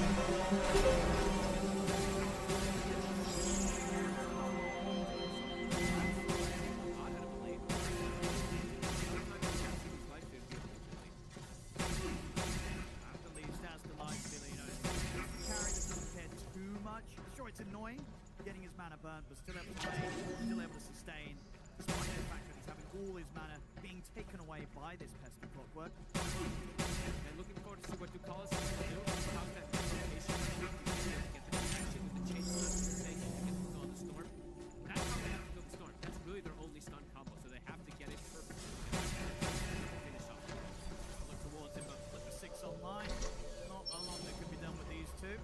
Chakra will be there, so he'll have mana, he'll have another stun, potentially clearing out the wave. Is there a double tomorrow? Which will secure no one to run as well, too.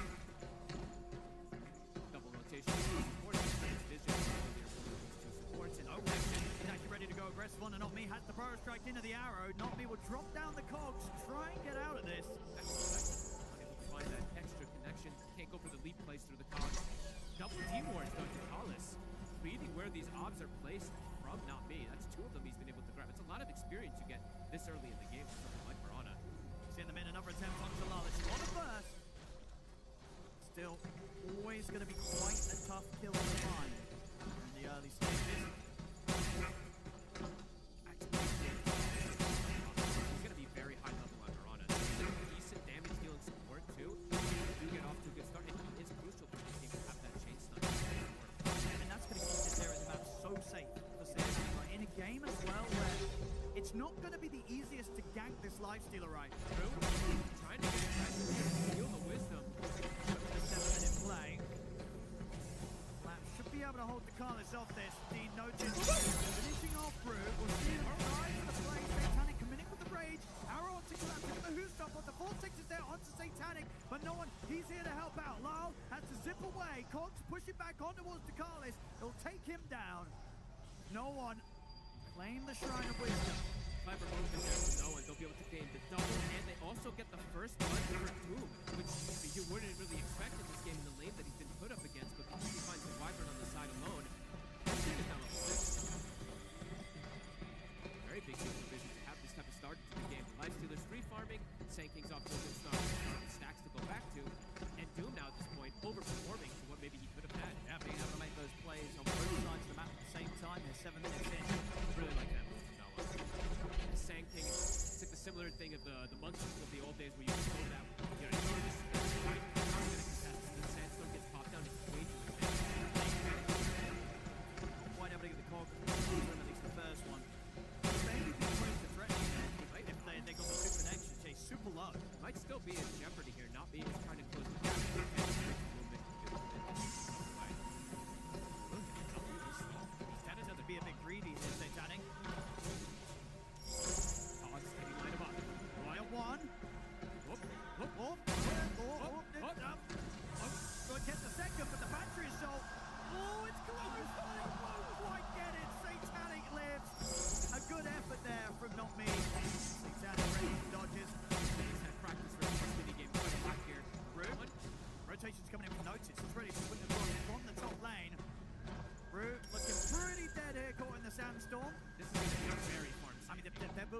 kills here early, Vision. And they're going to be able to keep this coming in, right? We're going to expect a lot of fast plays from no one. Going for the Blink Dagger rush. It's having such a fast pace that he gets it because of those stacks. He was able to just go back to clear. He finishes them super quick because he has this good entry into the game. 4-4-0, he can wait to go for the epicenter afterwards to look for the plays once he's got the Blink Dagger. Just a question of whether or not Lyle's going to be able to keep up the tempo on the Storm Spirit, a hero that in some of these mid matchups has just failed to be able to do as much as the enemy hero. And hard for Laurel, right, to set up these side lanes potentially. He's playing into the life stealer. It's just not an easy way to go for these type of plays. You can't just go to that lane and make it very easily. He's got the range. He's got the invest now too. Laurel has a reaction to set up a start here from the same and damage for him. Lyle is going to jump in. He does not have a lot of mana. The arrow comes in. Lyle's dead. Oh, he gets baited. He cannot make moves like that. A very aggressive play, dipping into the river, even if they didn't catch him in the start. I don't know if he would have had enough mana to break away from them. That was a move gone horribly wrong there for Lyle. These Storms have had trouble in this tournament. We've seen it time and time again. No one now even able to invade. They see triple stacks. And I don't know if they saw it. He'd get the way as they did. Quite juicy that. That's quite juicy here for Vision. At this point, he's going to have the Blink Dagger at one of the record timings that we can see. He's crushing it here. Very, very nice pick. It looks to be so far. 9 class will get brought down here. But yeah, the early Blink Dagger could lead to a very early kill onto Yatoro as well. We are seeing Yatoro, that pacing is there, like we were talking about. Think about the TA comparison to the Life Stealer. You do farm that much faster. You just have that built-in cleave essentially from your side blades. But the fact that the Snake is going to have a Blink Dagger so early, you can just go to that lane, throw the epicenter with the Sandstorm. Super effective to get rid of that fraction early. He's got it done already. Pressure, brain, and touch. Definitely going to be on for Yatoro in this game.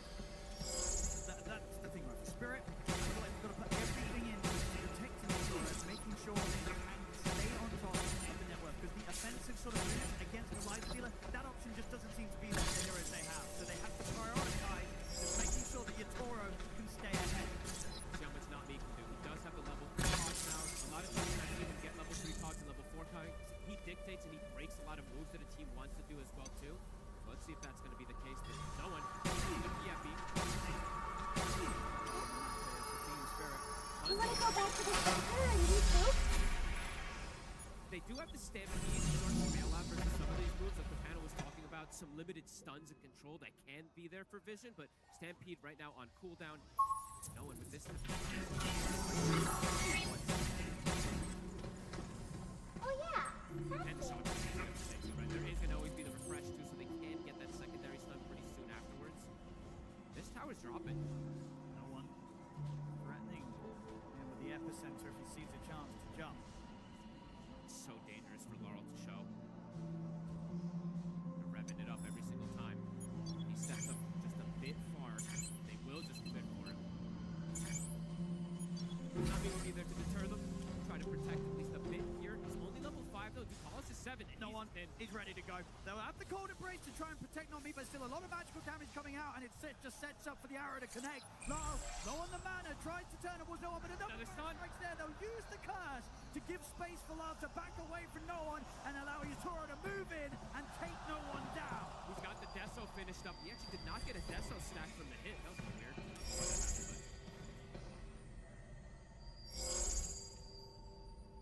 Important move there from Yatoro. He's going to cannot afford to let Lyle go down there. He's going to be the key to watch. He does have that big advantage. He said the pacing is compared to Life. He can turn up a lot easier. Life, he's got the Radiance. He can do a lot more, but look at the level disparity too. They're giving Yatoro all the XP as well. He's about 13 minutes in. Noticed? He's going to go for that drum shard build that we do like to see. Eating those ancients so he can get that farm. Hoping for a Black Dragon so he can get that extra farm. Looking to punish him. It's very hard to set up with this Doom. And I think the next time for no one, probably going to try to save the center from Cork. Sure, he got the clockwork being with his life.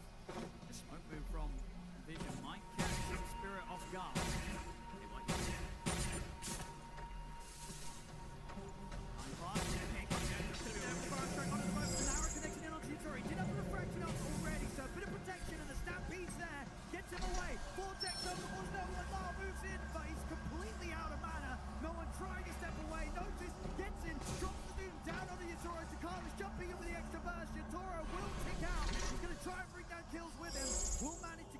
regardless to die alongside him.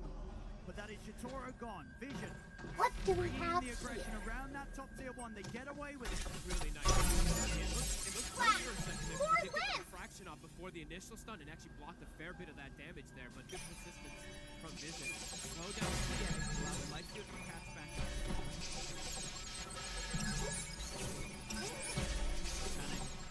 Very, very close to having that Radiant start. That will allow him to start closing the gap in farm. My hacking won't work. And he can show up to fights. He's got methods of delivery, right? He's got this sand king. He can jump inside, he can infest, he can be that gap close as well versus the TA. Laurel, standard build, is going to be going down for this Witchblade, but he is bottom of the course. We've seen we've seen this before. A very difficult hero to make work right now. Oh, ahead. He's going to be able to grab him with the hook shot. Cogs connect. Nightglass goes down. No one's going to Running on a try screen and is take fun. that in return. No one. Even Cogs as well, too. What of them? He'll use it to get away from it. 3K lead at the moment here for Vision. Great move. Read Earth Memory series complete. Replicating related objects. Level 8 already, so he's got the good follow-up, level 2 arrow, that extra stun, extra burst, and just max Starstorm. You're seeing the damage coming in from him. Spirit trying to react. Inspiration's not gonna be as so much magic damage they have that goes through, and in fact, it's a setup for some of these arrows potentially too. Notice, did get the RNG. Well, the RNG, you're gonna find the dragon in most of the situations anyway. So he's got the drums, he's got the shard, he's got this built-in cleave now to increase the farm, and it's really nice to have this fireball as well too, versus the refraction, and to just farm from the side. You don't have to show yourself in these lanes. So Vision, clear advantage at the moment here. Yatoro, how involved does he want to be in this? Link Deso online. We're going to see him fight. Yep. I don't think they want to keep falling behind here at this point. He is the strongest hero for his team on the map. Be careful.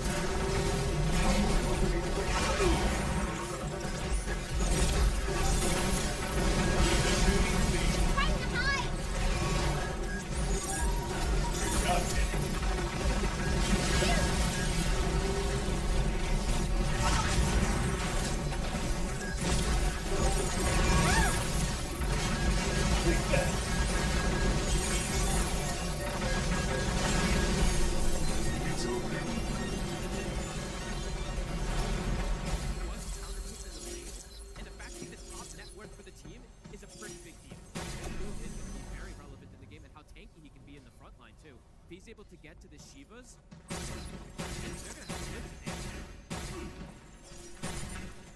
Only so much Yatoro is going to be able to do, and will of course have to get this BKB first before he gets the big damage items online. Absolutely needs it this game versus the Sand. If he doesn't go BKB as the next item, he will just continue to die every single time. So having a very nice multiple different fours that are having this good game. Starting to invade the triangle as well now to prevent that extra farm. Collapse. Is Centaur, so it is much more of that farmy hero we know. Gonna go down that heart build. Lifestealer's gonna have a very nice target to feast off. Bilal, still going to be a bit of time until we see him be able to really make the moves in these team fights. To do. How do they protect him, right? That's the biggest thing. You can't just die to the burst damage that comes out of one of these stuns from the side of Vision. Not the Aghanims, it's the Aghanims already finished for no one. Dangerous moments for Spirit. Oh, yeah, the team fight's pretty terrifying around this Sand King. He's going to end up walking into an epicenter. A hook shot away, but Satanic looks to be there to finish him off. Maybe the Stampede will save him. Notice is going to try and jump forward with the fire laid down on the ground. Not me will burn. You can see the posturing from Spirit. They're like, as soon as they see the Sand King, they're like, we can't really fight. Epi was used now. They're seeing Notice trickle a bit deep, looking to try to punish him. Well, unable to. Trying to see if they can get some sort of catch up there. Thinking about going for Notice. Power Rune. Notice will be able to take it away. Yeah, they won't want to do that now with the amplified damage rune on the Doom. If anything, Notice might be ready to just jump back in on them. He's got the blink up, Doom's at the ready. Play it safe though, stick to the triangle. They don't want to force anything too much here, Vision. They know that they're starting to build this comfortable lead across the board on all three cores. And getting all three towers very early too, which is all important. You're playing versus a TA, you're able to limit the map, constrict where she can farm, take away her ancients as well too. So Satanic, he just keeps walking into the triangle, stealing that farm, not letting the TA get to that area as well. Who could do anything about him? Not much. Only Yatora really can threaten this Lifestealer. The rest of Spirit, they just have to sort of watch whilst he gets this free farm, Satanic. So for Spirit, I guess the timing, it's going to be that BKB from Yatoro and potentially just looking for that force fight, or maybe forcing an objective, because they do take these objectives very fast, either that Tormentor or the Roche. Roche, of course, more important for these teams. Collapse now does have heart, very tanky, but as said, there is percent damage in this game. The Infernal Blade going to be very effective versus that heart. Same thing for the Lifestealer with the Feast. And again, they'll get the Shrine, so... Well, not me. Tries the hook shot away, but does not make a successful connection. He'll go for the TP out. They're ready to put a stop to that. It's not me. Dead again. Same time, no one. It's gone pretty deep for this. Yatora's going to look to fight back. Will kill no one off. Back in kill. Carl. Finally able to find him. Bottom side. Toro. Running in and looking to pressure Satanic a bit here. It's hard to pull. Sorry, yeah, he's got the Infest if he feels pressured. Got the Moonlight as well, too, to be able to reset. We'll be fine. No one, though. Does get caught. That's a massive kill they're able to find onto him there to slow down some of that momentum that Vision is building. Still in a very comfortable spot, though. We're seeing that Storm struggle.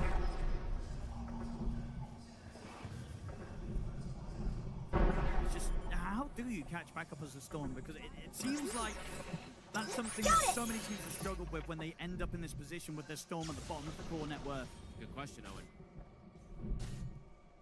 Got the shield rune. This could protect it for that next upcoming fight, that little extra barrier. Vision though. Blink unnoticed, BKB as well. Pretty close. Might be ready to make an aggressive jump here. Notice is having an insane game, Owen. Top two networks still at this point. They're gonna go for him. Straight in. Forest strike into the arrow is all that's needed. Lal continues to suffer. Not me's going to get dove here up to the tier 3 by Satanic, as he'll tick out to the burn damage. Seeing the struggles here for Spirit. They're starting to get blink daggers. Okay, Collapse does have it picked up here, but limited ways for them to make these moves. Limited ways for them to respond. BKB is done for Yatoro. When they've got the 5-man up, could look to see them go for this type of fight. Again, the team fight advantage Vision is very important. There's so many ways to focus Yatoro right. When all of this net worth for Team Spirit is kind of being focused on their TA, you know, Notice is going to be going for every single time in these fights. If they can just take Yatoro out of the fights, it's going to be quite some time until Team Spirit have some sort of team fight to match that of Team Vision in these team situations. Talking about him, they might just go on him here. They get the jump, and with that, the Stampede is there. He's got the BKB, so we'll be able to get away from the Notice. He's going to try and chase, but up to the tier 2 is a bit too much. The Notice wants to back off. His BKB comes to an end. He'll get punished. Spirit, no. They have to be there to allow Yatoro to get out and to have a chance of finding a big kill in return. And they get it. That's the biggest move so far here for Spirit. That's 2 massive ultimates used. Yatoro lives. They can force something here. Do they have the opportunity to go for this Rosh? We'll see. The positioning isn't great for them because it is on the top side right now. So it does feel like Vision will have some time to be able to react to this, get their ultis back up. Because this is, of course, one of the classic counters to the Doom, right? If you have that Stampede at the ready, one of the best. Yatoro's going to be able to run, because we talked in the draft, right, about the lack of control. It's pretty much the Sand King. If you're not hitting the Burrow Strike into the arrow, you're going to be able to run with the Stampede. Go where? Tell all the places you've been. I'll go with Tormentor. All of them? Go for the easier one since it's in a more favorable position for them at the moment. Is that so? Yatoro, level 19. Let's do it. Keeping at a decent pace, but Satanic is hot behind his trail. And the itemization, it's the same as last time. From the Lifestealer, Commander, Gracie, playing versus that Life Armor. Natural build-up for Satanic. He is very far forward right now. They might look to set up for him. He feels that he has ways out of this with Rage, Infest, immediate Rage there as Collapse tried to get the jump in on him. Chakra him as well too, so have a Rage and well, he's going to be fine. Yeah, strange Mug going with the Infest. He'll zoom out of there. Collapse is thinking about chasing, but it's such a hard kill to go for, especially when he's on the retreat. There's going to be time for backup to be around. You just cannot commit to this one. Doom's going to be coming back up in 20 seconds.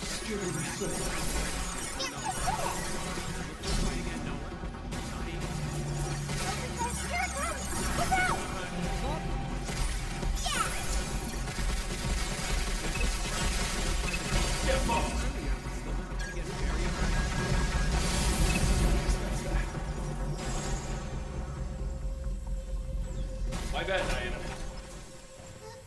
It's back online. Notice has to do. Tier 2 to 4. Ready for no one. And able to just walk up and clean that one out. Have the plate melt or the hyperstone for the next fight. For the setup up top, Laurel. They can't go for Satanic here. Such a tricky kill to execute. For the majority of this game, it's going to be that case until they do have a hard, either a silence or a hard stun onto him. Hex, it's going to be difficult for them to bring down this Lifestealer in most situations. Almost just requires Satanic to overcommit and dive a bit too deep, but those sort of mistakes he doesn't really make. Notice plate mail now picked up for him, so a lot safer. This lead at that 5 to 6K. Spirit. Entering in the area around this Roche. Oro, gotta start committing for that MKB. Versus that Radiance. I'll get rid of it! Might be achievable even when they're behind, right? Around Yatoro's TA, they could try and find an option to sneak into Roshan and take it down. Absolutely. And they have good ways to bail heroes out. You know, if these connections aren't perfect from the side of Vision, that Stampede could be just key. We can upgrade our stuff! Getting pretty close to having that one finished as well. We're probably going to see double Shivas again since both this mid and this offlaner are so good at having it for the side of Vision. I mean, they know as well, right? As long as they can keep their armor up, eliminate the threat of Yatoro kind of 2-shot, 3-shotting them, they're going to fare pretty well in the fights for the majority of this game. Laurel is making a decent recovery, though, Owen. I've seen a lot of these other Storms just completely falter at this point. He's getting close to having the BKB himself. Only a couple thousand behind that Sand King, so his scaling is continuing. And in these team fights, what's Laurel's job going to sort of be here? Who's he looking to sort of commit with under the cover of the BKB and just try and disrupt the team fight player? I want to say it's the Coddle that he wants to jump, but it's not easy, actually. I'm looking at the itemization here for 9 class. He's been quietly farming on the side here. He is not an easy grab. Ghost after Force, Holy Lock hit. It's going to be difficult for Laurel to focus fire that one, so we'll have to see. I mean, Laurel might play more of a defensive route where he just plays where wait for Vision to overcommit and then you're just defending your Toro. We'll have to see what he does. Toro, the farm continues to fly very close to having a full NKB on top of the BKB, so he's going to hit hard, Toro. He is, but it is a lot of pressure onto him, and it's versus that Doom. So in some of these fights, he can't just get a race if he's not super careful, and if they don't just use everything to bail him out. Vision having a pretty clear advantage, and as we were mentioning earlier, they're scaling very strong. Lamb's trying to do his best to keep up with the cause. He's farming well. And he's not too far behind, and he is going to be very, very tanky and can obviously go for this Aghanims pickup just to try and put everything into keeping Yatoro alive throughout these team fights, and ideally allowing Yatoro to go for the more aggressive items after the MKB, and indeed trying to get this Dragon Lance upgraded next into the Hydra's Breath. They need Yatoro to do all of the damage. It's an interesting pickup because I think what it is he's trying to save the slot as well too, right? Because he doesn't want Pike. He just wants all that hard damage versus this triple tanky core. He needs to deal the majority of it for his team. Yeah, I mean, I can get it. It's just going to be much more value, right, in terms of just having damage on the TA. He could pretty much rely on Rue and not me to pick up the 4 stars. They're both queuing them up. So you're going to have that positioning coming in from your supports. You can trust in them. And as the carry, you can afford to go all in on the offensive build. 9 class, they set up a kill here, not me. We'll just get right on top of him. Ghost Scepter's there, but the nice hits onto the side. I mean, he's making them work for it. Backup's coming in, and notice he's ready to jump over to not me. I think 9 class is going to be a massive issue this game. He's super farmed, and jumping him and getting him in the back lines, it just seems very difficult for this team. He's able to get to the point where he has an X too.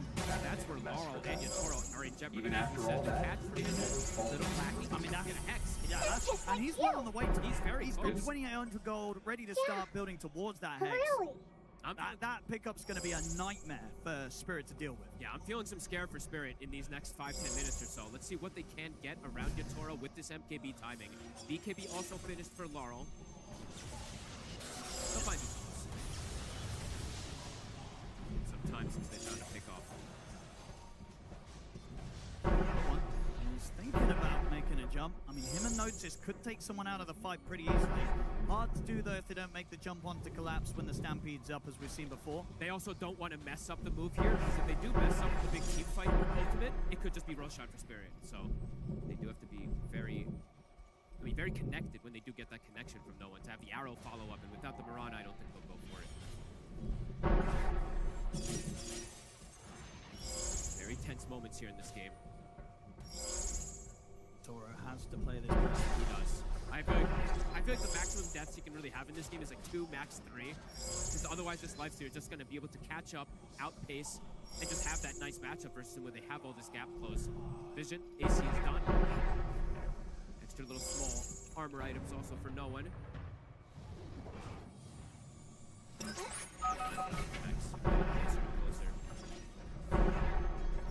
Toro, how's he getting toward that Agonist? He's getting close. Getting close.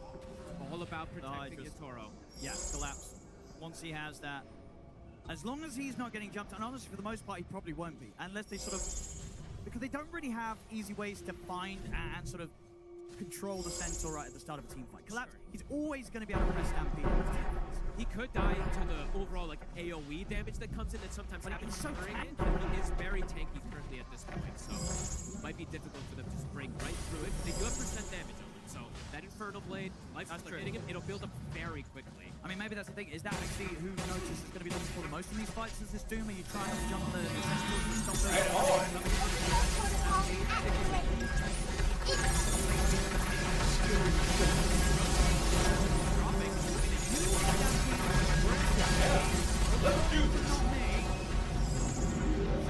They'll be able to finish that roast. Team Spirit not able to make any sort of jump into the pit. Not me gets caught outside of it. So Vision, they'll get a kill, they'll get the roast. They've got the Aegis ready to play with for the next 5 minutes on Satanic. And you deny the roast away from the TA. A hero that wants to play with that Aegis advantage in this type of matchup.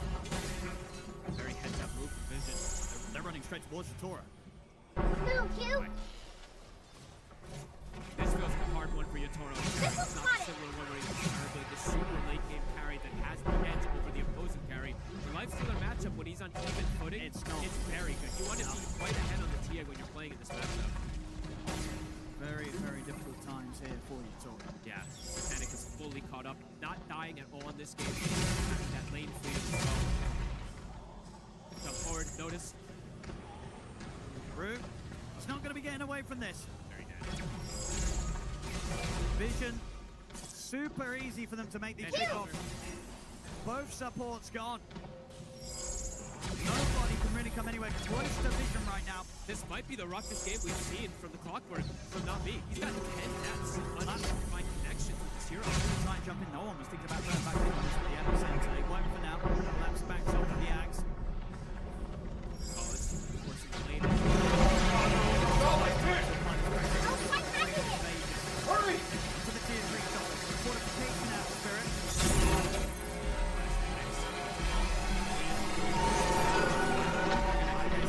They see the items that he has, so they're going to sure. But it's going to be brutal. This. What are you going to do to this next one? 9+ is always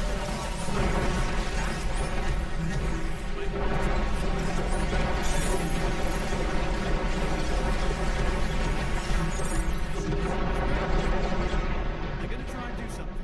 It's into the ages.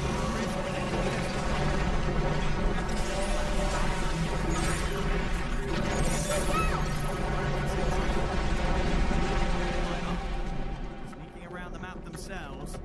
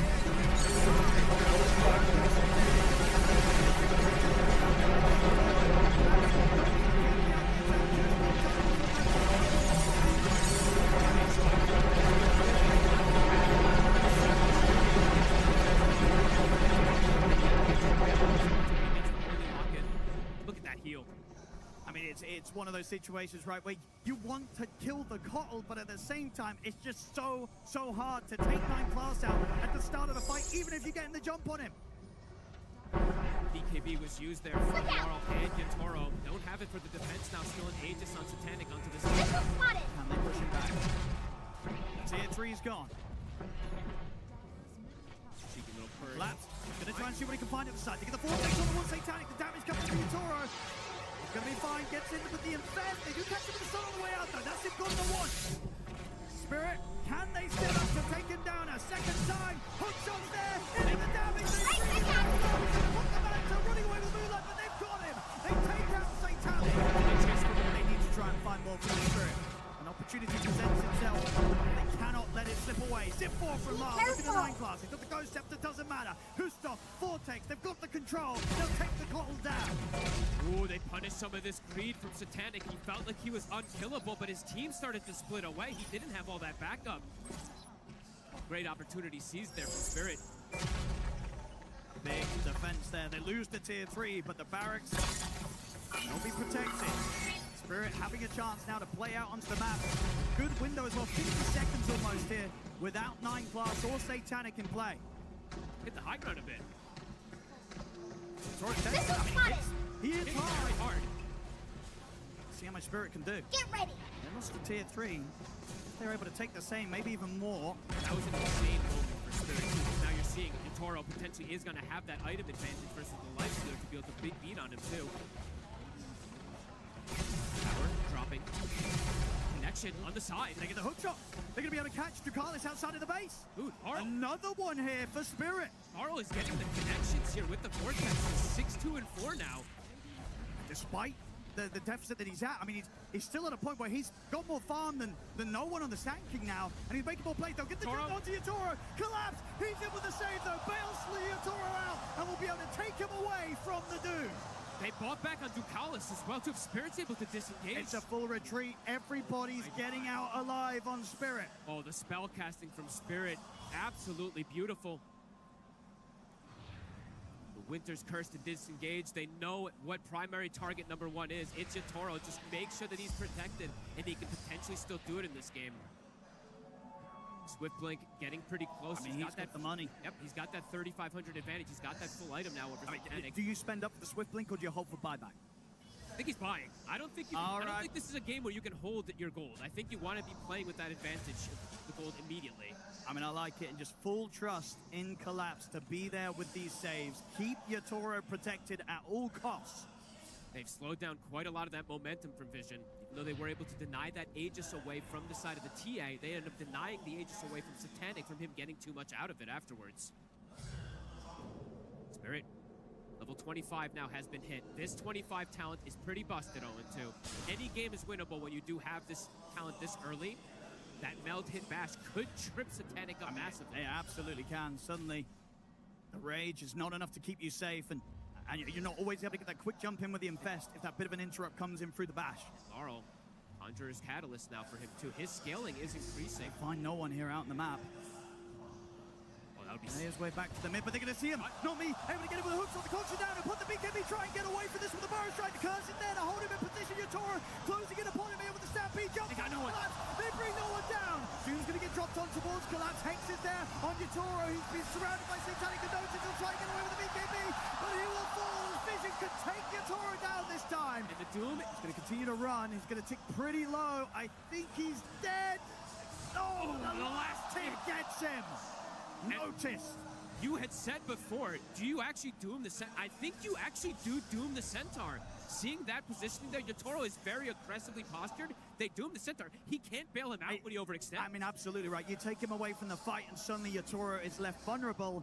And again, spent up for the Swift Blink. 70 seconds, no Yatoro here for the hold. Vision, they might not have no one, but they have the damage here with Satanic at the front to try and take a lot away from Spirit. They chase so far for that kill. They do get punished this time. The rack's now exposed. The mid rack's gone for sure. Tier 2s are already completely gone, so the other lanes are open as well for Vision. They're going to stick around, at least until the TA does start to come back, because they have 40 seconds without these two cores. Yeah, just without Yatoro, they have nowhere near enough damage to threaten Satanic at all as this lifestealer. Up to the top lane. 30 seconds still. Out Yatoro. Now one back in play is ready to TP over to join the rest of the team. Notice he's in with the jump to get the catch on, and not me's in trouble. The nullifier thrown down on towards him. Will try and use the hook shot to get away. Cold Embrace out of force. We're separated from Satanic, but Satanic, he wants to keep pushing for the kill. What's the Manta to tank some of the battery assault? He might just die here to the damage of the illusions. They'll get him back to the fountain. But Vision just pushing Spirit away from the barracks. They'll respect the fact that Yatoro is coming back into action, though. They won't overstay their welcome. Vision, they'll fall back. Satanic pressing forward here with that Lifestealer. Now back in that even net worth, has this item as well, too, coming out for him. We'll see it again, that last tick. Literally the last one, and it overkills him by 4 damage, if I'm not mistaken there. He was ticking for 66 per tick. Vision potentially looking to close it out if they get a big catch here. I mean, they know very likely, right, from that last play, that buyback is not an option for Yatoro, and he's still 500 gold short of it. Okay. So they know there's a high likelihood that because he spent up and didn't have to buy back for that defense, that he's still in this situation where if they kill Yatoro, the game's going to be over, and we're going to be going to a game 5. Laurel has a Lincoln to be able to block. Notice it's going to make the jump. They find Not Me first. Same time to Carlos is trying to look towards the back line. They've surrounded Yatoro, but there's the save. Collapse comes in. He's got to get him out of here. The curse will hold back no one and notice. They'll take Yatoro back up to the safety of the high ground. Nice side blades there onto no one. Did use the BKB during the war curse, and can't actually attack during it this time. It has to just run away, so it's a defensive bailout from Spirit. They can't get any type of aggressive potential out of it there. And there's still a Doom available. Notice does have it at the ready. Do they try and strike again? Oh, I like this from no one, too. Goes for the Basher after the Shivas, that extra bit of control that could potentially clip the TA. Or even the Centaur, right? Like when he's trying to bail him out, it might hit him with the Bash if he gets lucky. It's all eyes on Yatoro and Collapse. Ulal! Yatoro. Collapse is going to go in aggressive on a Notice. Notice sets forward to catch him with the Hoostom. He'll get the BKB off Notice. He's going to run. They try and drop the dude down with the Lincolns in there. Cold Embrace keeps Lyle safe. He'll be fine for now. Satanic is going to push on towards Yatoro. Yatoro getting forced back to safety. He'll be able to get out with the blink. But Collapse, he'll suffer for this. Ticking down to the Doom. He's gone for 80. And Satanic, he knows without the Centaur to be around to save anyone, he can get back on the aggression. Laurel has no BKB, or sorry, Yatoro has no BKB for 20 seconds. Oh, force aggressive. Egg to the force. Titanic is stepping up. No one's in with the burrow strike onto the boat for the take throughout. They've got the stop control onto Yatoro. He's gone. He's got the buyback gold available here. He uses straight away Yatoro. But Vision, they're taking them down one by one inside the base. They'll look to Satanic, but he's able to back up, continue the push onto the barracks. Spirit, they've got to try and hold here with just the two of them. Vision. 2v5 with an epicenter available. They're ready to go for the mega creeps. No one. He's ready to go for the kill. He's challenging up the epicenter. He's in with the jump. They get the opening on towards Lyle. They've got the lockdown. Lyle to fall. He's out of the buyback. They're onto the tier 4s here, Vision. Oh, and I think we're blessed with that game 5. I think we might be. And the tier 4s are going down. Yatoro's going to try one final stand here on his own, but the entirety of his team are gone.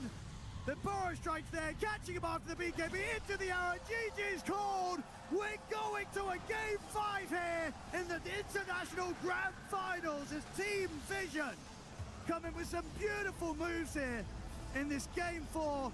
And my goodness, it was just too much for Spirit. Spirit, we saw them coming with a pretty good strike back around these saves from Collapse, but you saw the adaptation from Vision.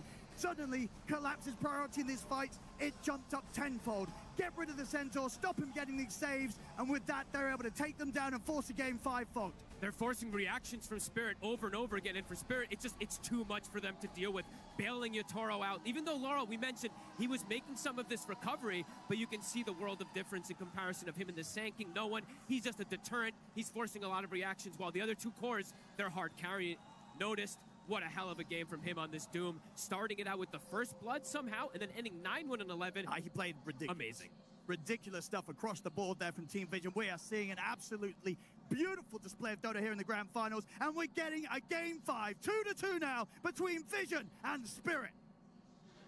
You cannot ask for anything more than that. A game number 5 between Spirit and Vision. We talked about how evenly matched these two teams were, but it felt like so often Spirit had the advantage in draft. Finally, that break, that elongated break there, Vision were able to take advantage of it. They came back, and this draft we loved. We could see it. Every player was playing something they felt comfortable with, something that they were able to get ahead with, and honestly, they never really stopped.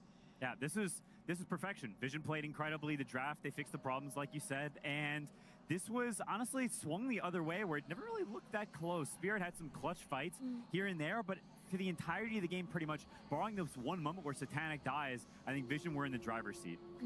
The big difference maker for me in this game was no one playing a lane where he wasn't getting run at consistently by multiple heroes from Team Spirit early on. We had 9-class on his Coddle and Dekalis on Marana. They were playing around that mid lane. They pressured that tower early on, kicked Laurel out, and they always had that kill threat, that kill combo available to them that made the early game so difficult for Team Spirit. Yeah, I absolutely agree. And on top of that, they had 9-class on Coddle. I feel like this was the first game that we really got to see 9-class show like how good of a player he is. He got to set up the early game for them. He set up the stacks in a triangle that then enables the Sand King. He gets to enable the Doom. I mean, I think Notice had an amazing showing on this Doom. I feel like in both the games where he had a game, he has a hero that he can shine on. He shows that there is no offlane diff in the series. And I don't often get to say that when Collapse is in the game. Yeah, it's crazy how much he has stepped up and how much all of these young players are playing with so much confidence and pizzazz in the hardest and most stressful series of their lives. It is truly incredible, and Vision have, I don't know, they took that break and they made gold of it. I think it's very easy to squander that and to talk about things that doesn't matter, but clearly they went back and they talked with purpose. They spent that time well, and they look like a whole new refurbished team. They look phenomenal. You're bringing up the Notice Doom here, and it shouldn't be any surprise of what he's able to do in it. He has won now 5 games at this international with Doom. If he gets his hands on it, he is going to be able to take it to the safe lane. They're going to be able to take it to the carry here, and that's exactly what Yatoro felt coming up against the Notice Doom. Yeah, when you think about it, a lot of the issues that Team Vision were having earlier in the series kind of chalked down to scaling and going to the late game, and Doom as a hero naturally solves that. Not only is he naturally solving the scaling, but an anti-carry hero versus Yatoro at TI, it makes a lot of sense. There was always the failsafe of this Doom dooming the TA the longer the game went. The fights were not easy to take for Team Spirit, and Notice is such a standout in the sense that we forgot about his Doom because he had so many other heroes he was playing this series. Yeah, and I feel like when you look at the draft from Vision, they are now on the sides of they have all the synergies. You can see how the heroes come together. And I feel like for Spirit, they've been relying on this concept of like amping up our guy. If we have a TA, it's not just TA, it's TA with a bunch of steroids that are making him even stronger. And in this game, there just really wasn't much. Like, TA doesn't like to get saved. It's not a hero that wants to get frozen by Wyvern. It's not a hero that really like, he wants to get his damage amped. He wants people to be held in place and for him to just one-shot them when he clicks them one time. And they don't have it this game. I could see it pairing well when the Centaur cart came out, right? You're able to get a lot of that damage still out whilst not having to take any damage. But the downside to that is even though Doom is a great carry counter, he's also a really good Centaur counter. It's okay. Centaur runs in wanting to try and get into close range for your carry to do that damage. Well, you just doom him instead, and then what's going to end up happening? That carry is going to kind of be left in the middle of where Centaur's taken him.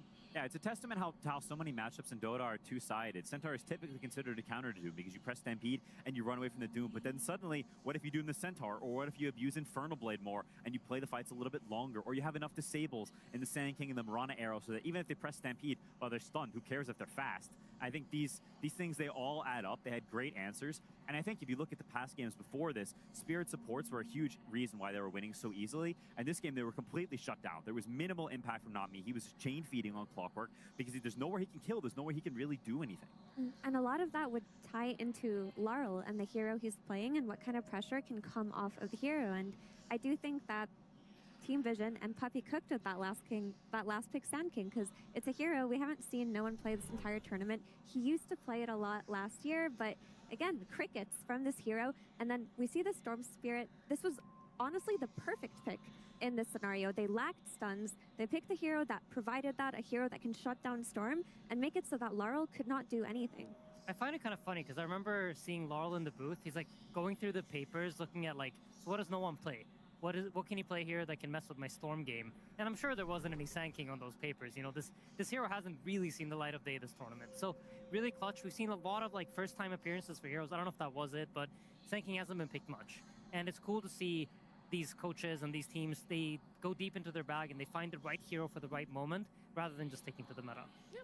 There is the inverse of that, right? Where we're seeing the Wyvern coming out from Spirit. It is first phase banned against them time and time and time again. And if it's not, they will very gladly pick it up. But seeing the impact that it had this time around, Mira, in the earlier game and what we could have, you know, we see what they see, but also that it wasn't necessarily enough for them to turn the tides. Absolutely. I mean, for me, I look at Winter Wyvern as a hero that emerged in the meta specifically to solve Lone Druid. That's really how it happened. And while he did have a lot of good moments in this game without specifically countering anything, I think in the clip that we're watching here, he's going to save Laurel from dying a very gruesome death and enabling him to, you know, get a little bit of a getaway from no one who's been bullying him for the most of this early game.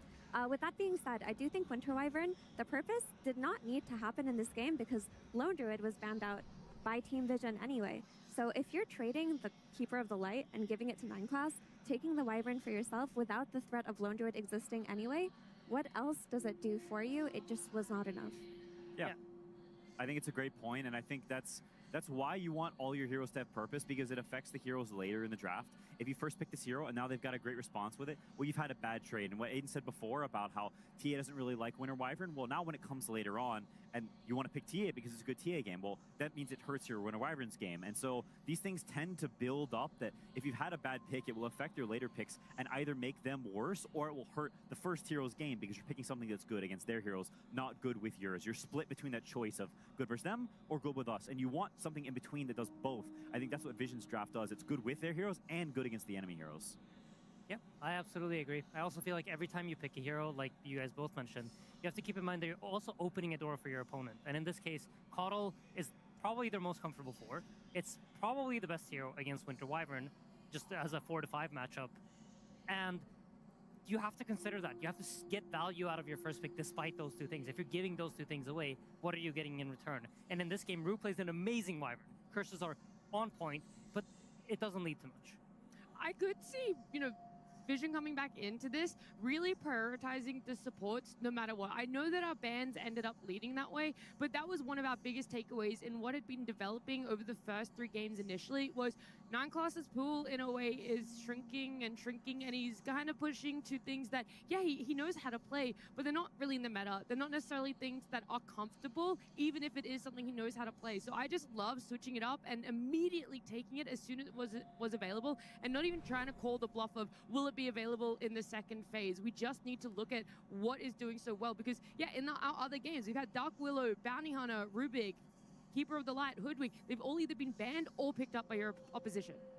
Yeah. He's a different beast on his pool of heroes, and we saw the difference here, Quinn. Yeah, we definitely did. I think that is him as a player, right? He's had a small hero pool for his entire career. He plays 2 or 3 heroes per tournament, and he's expanded that to his credit. He is not the same player that he was, but I think whenever you're in the most stressful situations, you tend to go back to who you are as a core of a player. You're not going to play these extremities that are the new branches you've grafted onto your your root here. You're going to go back to what you know best, what you have the most games on. You're going to play your techies. You're going to play your coddle, the heroes that you have the most games on, because you want to be comfortable. You want to feel calm and chill in these games, because there's so much stress, there's so many external pressures. You don't need internal pressure on top of that. On top of that, I think the 1-2 punch being able to exist for Team Vision makes a huge difference, because I talked about the supports getting diffed, but largely it was due to draft. And when you have a hero like Mirana playing with a hero like Sand King, it's different, because we've had no one on a hero where he's getting run at consistently and is losing the matchup to Laurel. And then his supports are Enchantress and Marcy or something from 9 Class. And there are no means for the 3 of them to pose a threat on the map. But in this game, no one and his supports were a huge threat, and they were moving around. And we saw them for a large portion of the game, running into the triangle, running into the camps, making it so that TA can't sit and pick up net worth in that top lane. Yeah, absolutely agree. I mean, this was Vision's game. I think every other game it's been defined by SF, and Spirit were better when it comes to an SF game. I think that's objectively stated in the series, and SF should probably not see the light of day anymore. I would be surprised if Vision let go of the hero, because I think if it's out, it seems like they have a much better grasp of how to set up the draft in a way that benefits them. I feel like we can't overstate just how exhausted Spirit are probably feeling at this point. You hit this massive adrenaline high coming out onto the stage. There was one before that one as well, where they go on from the lower bracket and you win it, and you're feeling so good. You too owe that, but now you're looking at a game number 5. They've been playing since 10 a.m. It's 10 hours now that they have been playing for themselves, and I really wonder, how are you going to go the distance? How are you going to look towards a game number 5 and ensure that you're still putting everything you possibly can get into it, because of how much is on the line right now? It is one game only, and it decides everything that you've built up over the last 2 weeks of TI-15. Not to mention that, but you just were one game away, and maybe you get a little ahead of yourself, and you hear Maposh guys, right? It is one game away, and I think you'd even feel the nerves in his communication. And so you can only imagine what it feels like for the players, and you lose that. You had a safety blanket, and now your safety blanket is gone. You're both one game from losing, one game from winning. And I think that is, I know it's a very cold place to be. It's stressful. You're out in the open. There's nothing protecting you. And I think for both teams, it's so much pressure. They're so close to their dream and so close to failure.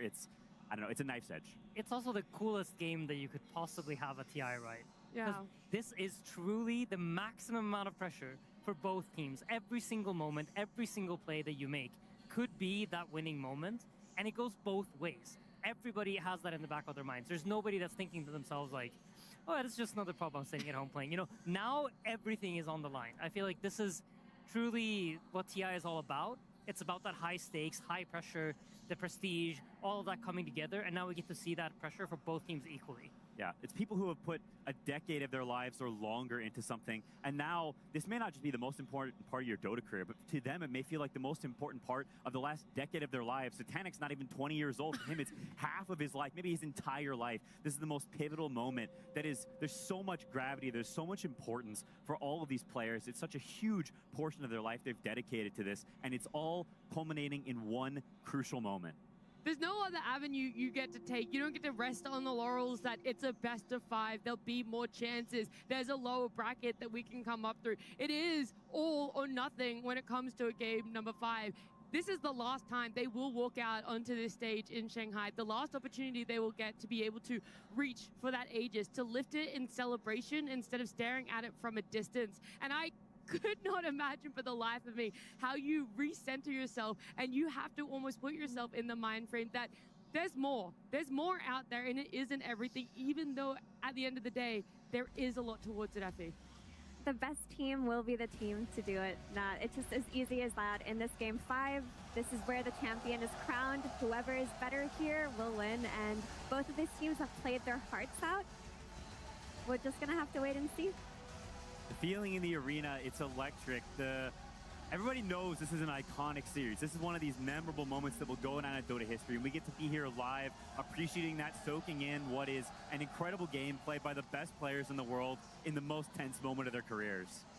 Spirit have seen a game number 5 on a grand final, though. They've been out the other side and walking towards the Aegis, and so it still sits there that they've done it once. Why can't they do it again? And Vision sit there saying, we could be the people that stop them, stop that 100% win streak that Spirit have in TI grand finals. I mean, last time they did it, they set up a trap in Game 5 for the draft.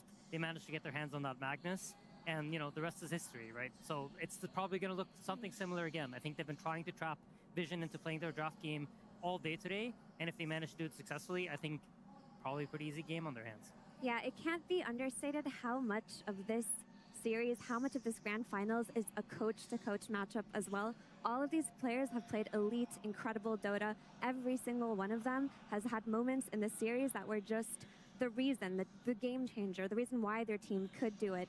It's going to be a matter of these traps that you're talking about, but also what the coaches talked about in terms of pep, in terms of motivation. Can they even trap? We talked about how Miposhka diffed Puppy in the draft in the first 3. Puppy came back swinging in this last one, and it's just going to be a battle of the brains now. Yeah, and you can see Puppy on the camera before they walk out on stage too, him giving a speech to his players, and all of them looking at him intently. They're fully focused and believing every word he says, and I think that's the kind of leadership you want. You have people who are buying in, and they say, whatever this guy's saying, I'm fully on board. What he picks for me, we're going to play it to the fullest of our ability, and you're a team, you're a succinct, you're unit, you're one fist, you're not 5 fingers. Yep, absolutely. Also, I can see on my screen that the coin flip has happened, and Team Spirit has won it. Yeah, Team Spirit called heads, and they get heads there. Now they have to decide what they want to do for themselves, because for game number 4, they ended up wanting that first pick. It didn't end up playing out in their favor, and so again, I know all this preparation has already happened for them. They already know what they want, but they're sitting there thinking about it, and it is going to be first pick that they choose. It seems to be the preferred choice throughout this tournament, right? Yeah. It seems like a lot of teams prefer the first pick. The cool thing with first pick is that you get to build your draft. You kind of, on first pick, you are the one that's setting the pace. You're the one that's saying, okay, these are the matchups that we're getting. A lot of the times, these teams are so good that they know that if I pick Wyvern, you're going to pick Coddle. They know this is coming. So when you run first pick, you kind of, it's like playing white in chess. You're making the first move. They have to respond to you. And that's the choice you want to be in, right? You want to be in a driver's seat going into this last game. You want to feel like you're in control. You want to feel like you're the one that determines how this final draft goes. That was one of our criticisms, though, of game number 4, is that they open with the Wyvern on the side of Spirit, but don't actually build around it, because what they end up pivoting their draft towards doesn't utilize it. That TA, you guys talked about time and time again, where ultimately they didn't necessarily feel like they're on the same page. It's not going to be a repeat for game 5, but it does have that little bit of how will they open again if the bans were to go the same way? How will they want to alter or adjust things to ensure that they could still have that advantage with first pick? Absolutely. I mean, the Wyvern to me is still a very valuable hero, but the biggest purpose it serves this TI is that it pre-addresses Lone Druid and it pre-addresses Nature's Prophet. And in that game 4, both of those heroes were banned in the first phase. They didn't even exist within the draft. So you took a hero that becomes very generic in that sense if it isn't aiding your draft. And if you're just going to open with a hero, a clock opener for a support would have been easier to build around than that Wyvern. And I don't think we'll be seeing it in this game unless that Lone Druid is not banned. Yeah, I would be inclined to agree, and I think the bans will probably also be different. I think Spirit has learned from this. They learned, I mean, obviously they know this trade wasn't good. They could definitely feel that in game, and I'm sure Maposhka sees it, and so they'll be looking for a different trade.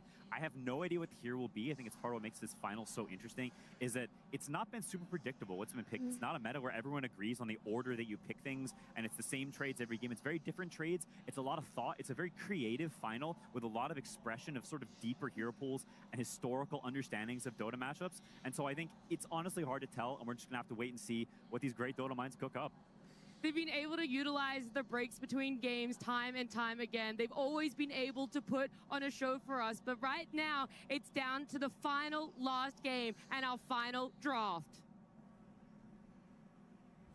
Team Vision versus Team Spirit. Grand Finals. Game 5.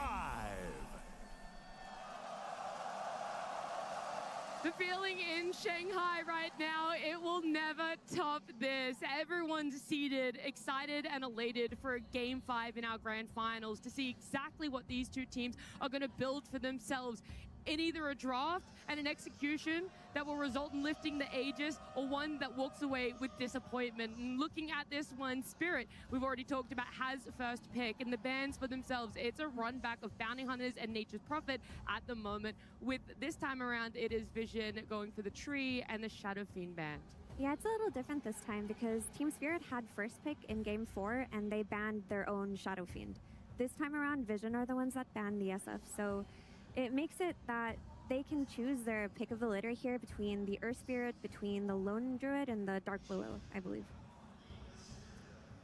Yeah, this is, they're using reserve time on it. They're going to ban the Doom. I really like this. I think now the key thing for Spirit is you want to pick something that doesn't open you up to Keeper of the Light. Either, I don't think they will take it themselves. It's not super good for Spirit, but you want something that is solid, is fortified, that doesn't have an immediate, easy response, because I think that is most likely what Vision is looking at on the second pick.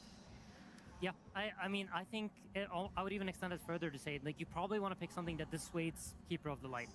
Yeah. Because I don't think they play it themselves. I don't think I've seen me play it. I don't think so. So I think Vision right now, they're probably thinking, okay, we got our Coddle if we get the chance. Yeah, but also Earth Spirit, right? I mean, no one is undefeated with Earth Spirit this TI. Like, teams have let it through a couple of times and it doesn't work out. Like, are Spirit really trying to call an Earth Spirit bluff here at a Game 5? I don't think it's calling it bluff so much as they found success when 9 Class hasn't had his hero, right? And I think that is why even potentially they might pick the Coddle over it. Oh, they ban it themselves. Okay, interesting. So then I wonder what it's going to be that prevents Coddle in some way, or that maybe that just doesn't care about Coddle, maybe doesn't prevent it, but is fine playing against it.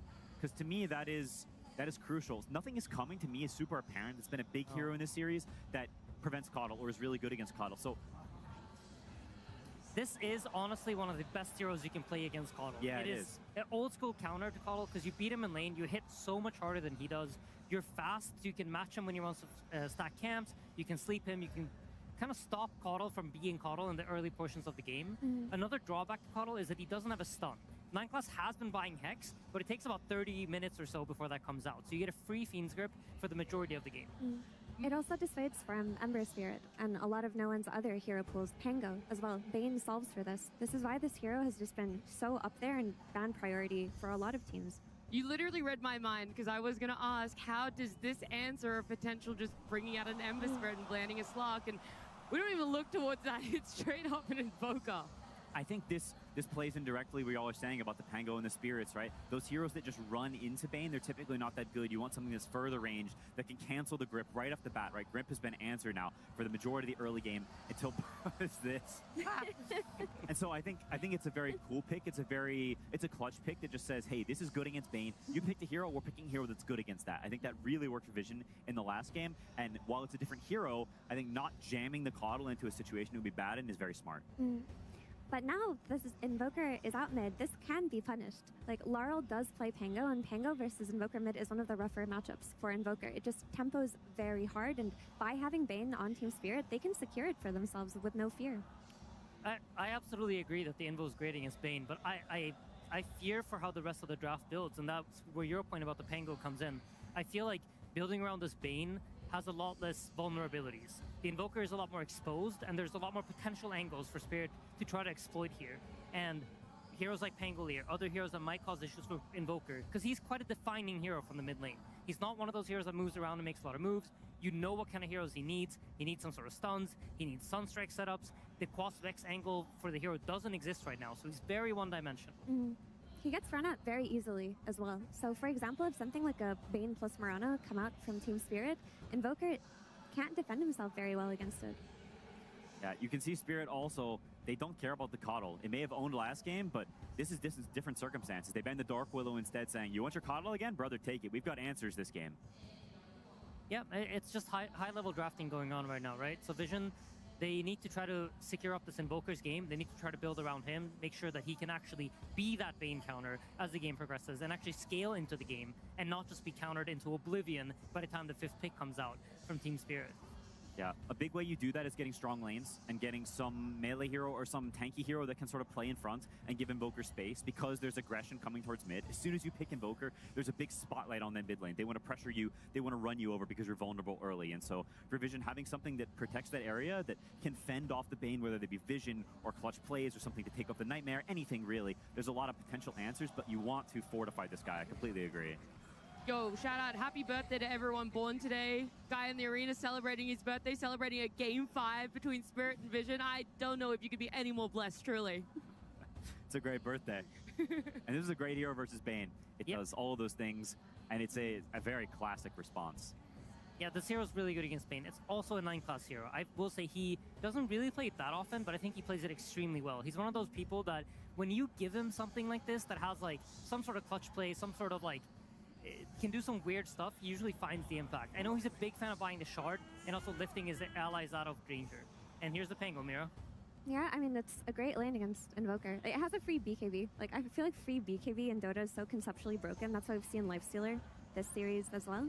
I do want to comment, though, that now that this Rubik is out, a hero that kind of got forgotten about last game was the Underlord that popped off in Game 2. Like, are Spirit in a position where they have to pick it here, or they just give it to Vision? Because Underlord would fit so many builds to set up for this Invoker Cataclysm later on. It's so scary to pick into Rubik. It because is, this Firestorm gets amped up, it deals so much damage, it cuts through you so quickly. You go from being this tanky blob to just being butter. Yeah. You just have to deal with it then. You have to give them the Underlord.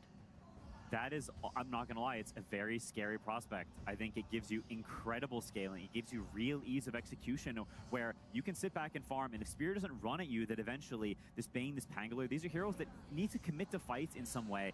And I think Spirit with the Mirana, it's exactly what you mentioned, Mira, but it's very focused on aggression. And if there's an Underlord coming, these are heroes that don't like being held down. They don't deal well with roots. They play well off mobility. And there is a potential serious scaling problem. It's just how heroes can become problems, but then another problem is posed with the Doom in that last game, and then Doom shifts up in priority, and the Underlord that was banned was forgotten about, and it's just so much has been happening this TI Grand Finals. It's wild to keep up with. Yeah, absolutely. I mean, this Underlord, I agree. It poses a lot of issues. It's great against the Pangolier. You get that global route that can set up for spells. They can set up for any sort of lift play from Rubik. Pango does have a shard that kind of protects him against it. And Underlord is yet another hero that does not have a stun to cancel the Fiend's Grip. So if they go for that, that's something that you have to keep in mind. Yeah. Yatoro will also have the pick to counter that, so we'll be able to immediately respond, and they're not going to go for it. Axe into Bane is a little surprising to me. It's something you would typically consider as a pretty good response to Axe, because when he calls a guy, you just sleep him and have a save. So I don't know what you think, but I'm a bit surprised. I am as well. I feel like the Underlord looked a lot more difficult to address within the draft, but it seems like Vision wanted to build around their Invoker. While Underlord would have solved a lot of issues in the game, they looked at it as, we have an Invoker in our first phase. Do we have enough setup for it? Let's just go for Axe, the greatest setup for Invoker in all of Dota. Yeah, it's also a little bit more of a pressure Next laner. to Void. Yeah, I mean, it pressures a bit more on lane, right? Underlord kind of likes to draw out lanes. He doesn't really play so aggressively. He tends to firestorm out the lanes, and that would open up a lot of doors for Yatoro to just kind of pick anything he wants. With Axe, you have to be quite mindful of picking ranged carries. They tend to kill themselves quite easily on blade mails, so a lot of those heroes are now scary for Yatoro to pick. Axe is not the... I mean, there's the Lifestealer, which is... I think it's a pretty good, decent game for it, but it's not something Yatoro particularly likes. It's not in his wheelhouse. I think Satanic is much more comfortable and appreciates the hero a lot more. classic Yatora heroes, when I see Invoker, I think something like the Faceless Void. But I don't know. I mean, which I would love to see, but I don't know if it's good enough. Okay. I think I would prefer the Lifestealer, just because of free BKB. We talked about it with Tango. You've got another free BKB. You counter Invoker.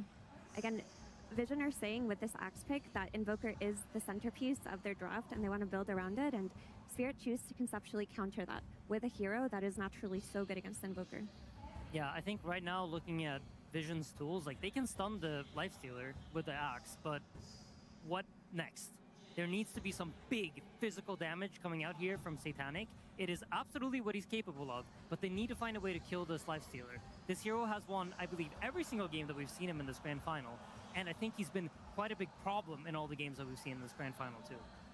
Yeah, and these are very important bans. Spirit needs to think about what gives them the scaling. They think Void does. I think that's a great ban. It would have been terrifying to play against as the scale comes out, because I think you don't want to be on a big timer. I don't think Spirit is on one right now, but things are subject to change in these last two picks, and with Grand Finals, with everything on the line, you don't want to have that clock ticking in your ear by saying, go, go, go, go, go. You want to be able to chill and play the game at your pace. I mean, we saw a perfect example of just that in Game 3, right? Like, the last pick of the draft, we think Spirit has to play for pressure. TB comes out, it completely flips the script.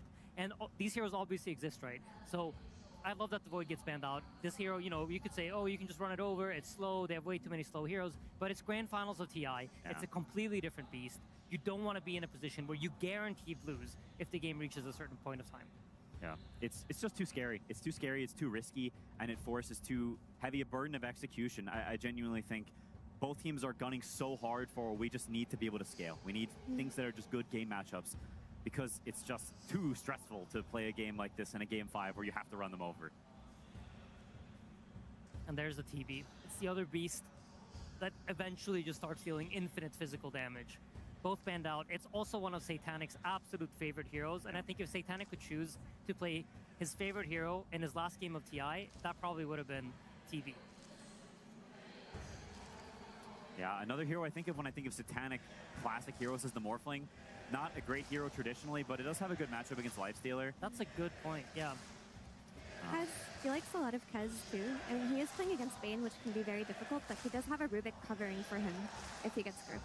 I mean, so a big portion of their draft is just designed around, like, hey, how do we make Bane not have high impact, right? So I feel like if you're Satanic here, you have to trust your team to take care of that Bane for you.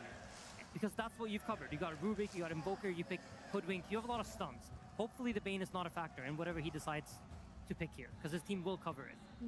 A split on the last phase bans. They're taking a Centaur and a Puck out of the pool from the side of Vision, not really knowing if this Pango is still 100% in that mid lane for Lal, despite the success he's had so far at TI on it, or if they're willing to shift it to Collapse if a better mid laner were to present itself.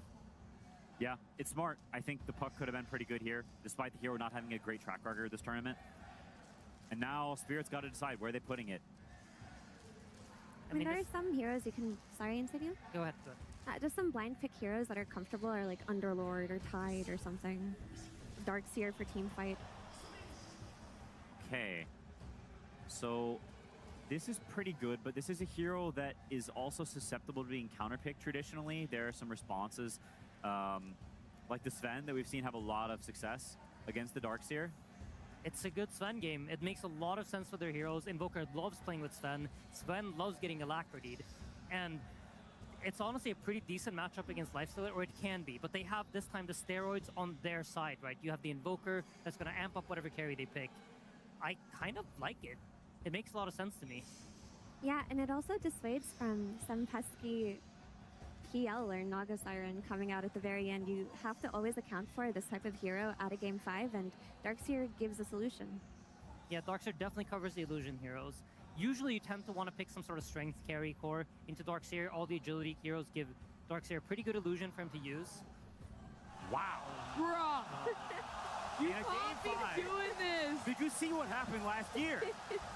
Yesterday. Whoa. That item doesn't exist anymore. That neutral item is gone.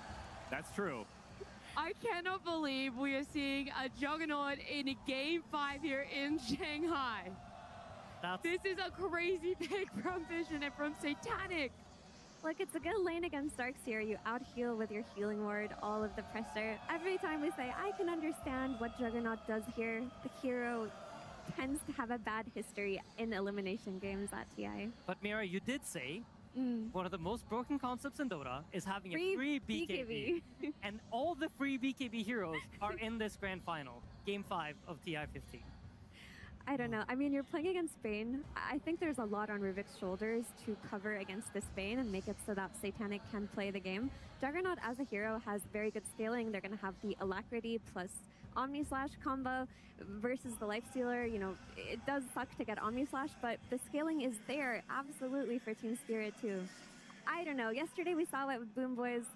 I was like, I'm with it. It's a weird hero, but it's an elimination game, Quinn. It's not just elimination. It's where your hopes and dreams are shattered or made. It's literally the culmination. It's the end of the entire tournament. It's Game 5, the most exciting place you could ever be for the tournament. You pick Juggernaut, but hey, you got to stick to some kind of guns. I don't know if I can put full faith in a Juggernaut, but I can put full faith in the entertainment that we will get to see. We talked about it in saying, do you really want to be putting yourself on a timer, whether that's to finish early or stall the game out late? And I feel like there is that potential issue for Vision for this Game 5. I mean, I honestly think, I don't know which team scales better. How am I supposed to decide? When was the last time we saw a Juggernaut in like full glory? I don't know. I honestly don't know what this hero's timings are. I've only ever seen it lose lately. I don't know. I don't know, Nat.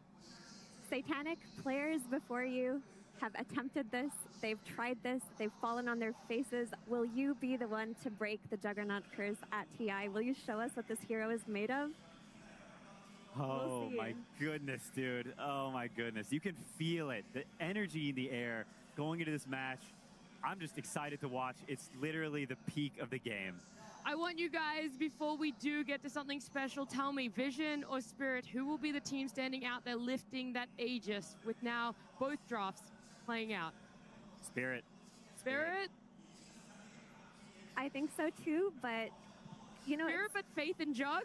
No, I never have faith in Jug, but I have faith in Satanic and his playstyle. Insania? Honestly, it's as close to a 50-50 as I could say, but I go Spirit. 观众朋友们，大家好，欢迎来到赛前采访。Snarks, take it over. Ladies and gentlemen, you know this man well. One of the most iconic players in the world, going for his third Aegis. Give it up for Maposhka!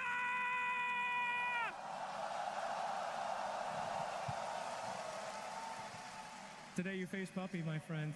Any words to say to the coach? I'm not gonna say something, but definitely you see him. That's a big boy. Of course. So I just wish good luck. I think in both teams got their comfort routes. So that game will show like who is the really best team in the world now.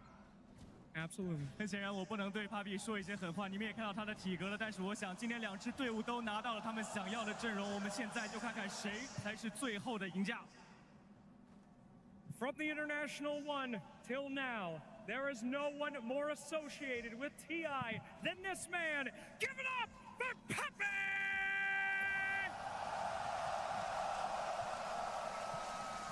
The time for prep is over. The time for picks is over. Now the game is on the players. Anything to say to Aposhka? Thanks for not beating us right away. Game 5 is pretty good. Thanks to them, we got Game 5. He has done a really good job with this team. All the best of luck to both teams. Hope it's great Dota. 感谢没有提前把这个系列赛结束，我们来到了这个决胜局。我相信双方对方做的工作也非常的不错。最后的话，决胜局，我希望我们都能打出更好的表现。And one of the most legendary moments in TI history. Can I please have both coaches shake some hands? Let's see it! Yeah, baby!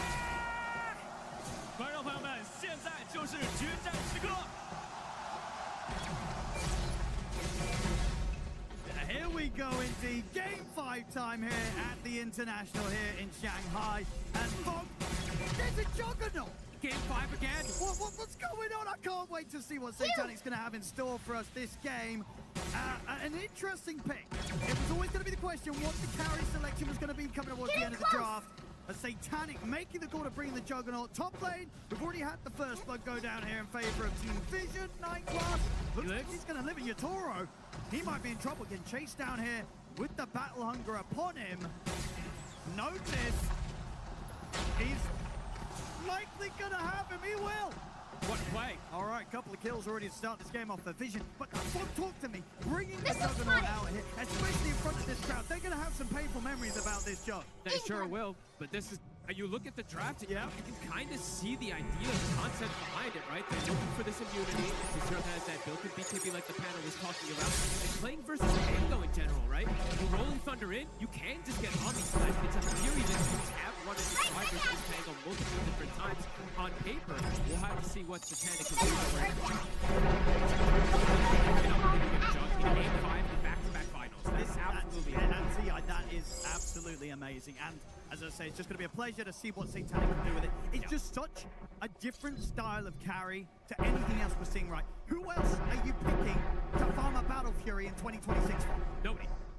Literally nobody. We're not seeing any Battle Furies being built up because the timing of it can be pretty difficult, but the lane, he saw his lane matchup. It isn't a double melee type of Darkseer Ion Shell pressure lane, and even if it was, Junk is pretty good versus that with the healing ward. You have ways to negate it with the spin. This is super interesting, Owen. And the matchup, the Jug versus the Lifestealer, see how that one ends up going as well, too, because times have changed. For a while, in the old school days, just like, oh, you Omni Slash the Lifestealer and he that range, right? That isn't really the case anymore. He has ways to play around it with jumping in and out, even being tanky enough to stand through. We'll have to see how these lanes do go, because right now, Toro is feeling this pressure in this lane. His top lane, 9 class and Notice, they're doing a fantastic job. Collapse also, he is feeling the pressure on the opposing side too, so the lanes at the moment looking very good for the side of Vision. Might be able to chase him down here, Collapse. Couple of hits, and he's gone. So already, Team Vision up 3 kills here across the lanes, and Satanic off to a very hot start. Top of the CS right now here is the safe lane Jug. I love when we see these type of crazy high execution, high damage type of lineups, right? We have an Invoker in Game 5 as well, too. We have to mention for no one. Some teams have been deterred away from this hero because of this counter pick in this game.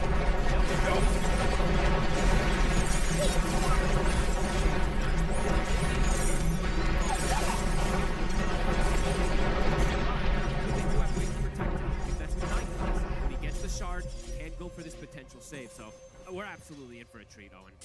Pretty insane plays earlier to keep the cause alive throughout the chaos that was being brought onto them. And I specifically wanted to mention 9 class because we did say at the start of that last game, Forrest, not me, had one of the quietest Clockwork games ever, and 9 class went absolutely ham on the Cosmo. So see if he can do something similar on the Blue Wings game. Very good.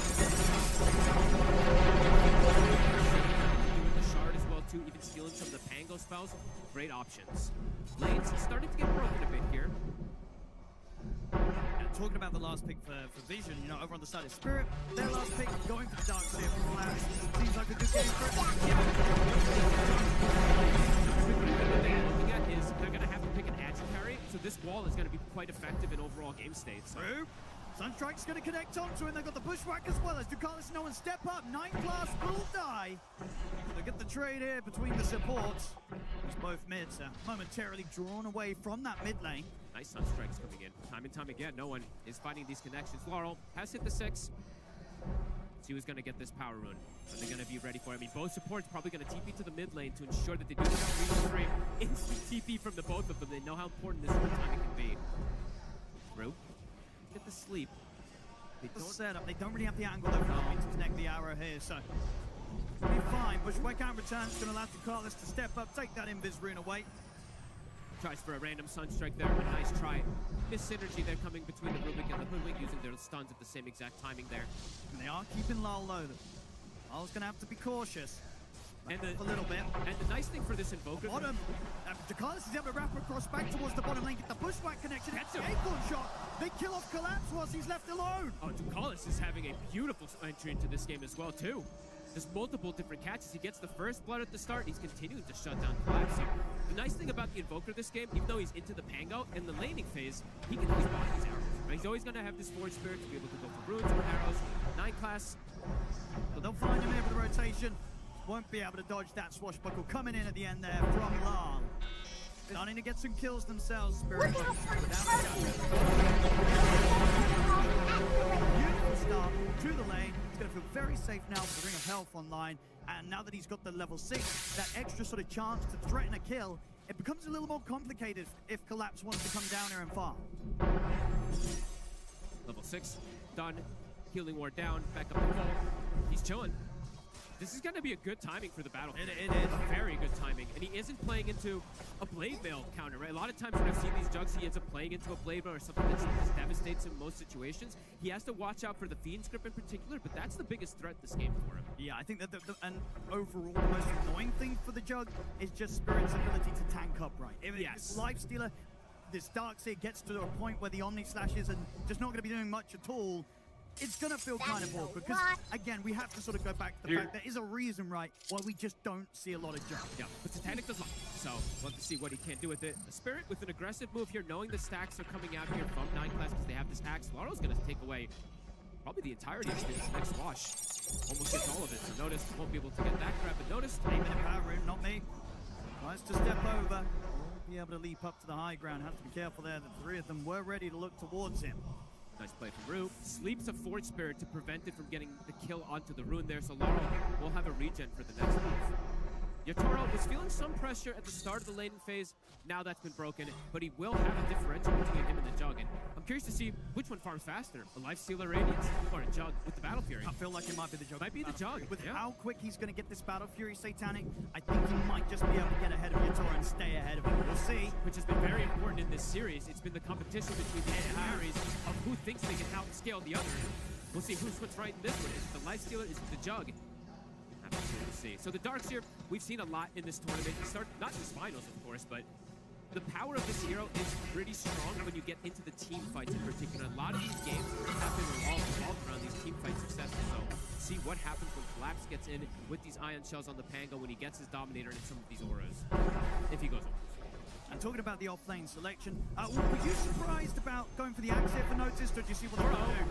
They're going to get the sentiment and the call into the Sunstrike and the dunk. Talking about Notice, he's able to take Yotaro down. But yeah, this axe pick, going for instead of the Underlord, which the panel felt might have also been a good pick in this situation. They want the BKB tiers disabled. Okay, number 1, right? I think that's what we're starting to see. You need to have at least 1, maybe even 2 in multiple of these lineups, because if you don't, they end up having this opportunity to just rage TP out, spin TP out, etc., or BKB TP out, depending on which hero it is. So I like this pick quite a lot here, and Notice, he has been amazing for this team. When he gets off to a good start for Vision, he puts a lot of pressure on the map. So right away, 2 kills already in that lane. That's really solid. In the mid, gonna get telekinesis into the cold snap. He's taking heavy damage here. Deafening Blast comes in. He's gone.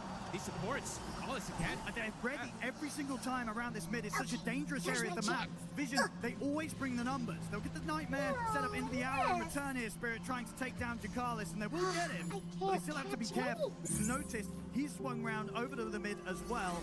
And they can't push for anything more here, Spirit. I love how we see both teams just the speed that they're looking to play at. Both can play super fast. Both can play I like even Notice just swinging over. Sure, he doesn't do anything, just getting the potential to get involved with his team. And these 2 carries, who plays better in a fast-paced situation? The Jug or the Lifestealer? And it's just on paper, I would say the Lifestealer, but who knows nowadays? Let's see what Satanic can do with this type of start, because this Battle Fury is going to come out pretty much now. It's pretty much done. So 10-minute or so Battle Fury here from Satanic on top of the Dreads. And they slowed down Yotaro now twice, so that Battle Fury is absolutely going to have that faster farm pace in comparison than Yotaro. And do have to look at the buff-ups, right? Yes, Lifestealer, he's going to have the Lucky Shot procs that are going to give him this armor. He's going to have the Ion Shell, but this Jug is going to have Alacrity in a lot of these fights. And Alacrity with Omni Slash is pretty terrifying if he does get a connection. What's that? Good opener here right now for Vision. A 1K lead for them. Jakalis also potentially finding this creep too. Extra money for him, so kills the Dominator creep of the Darkseer off plus 100 for the Hoodwink.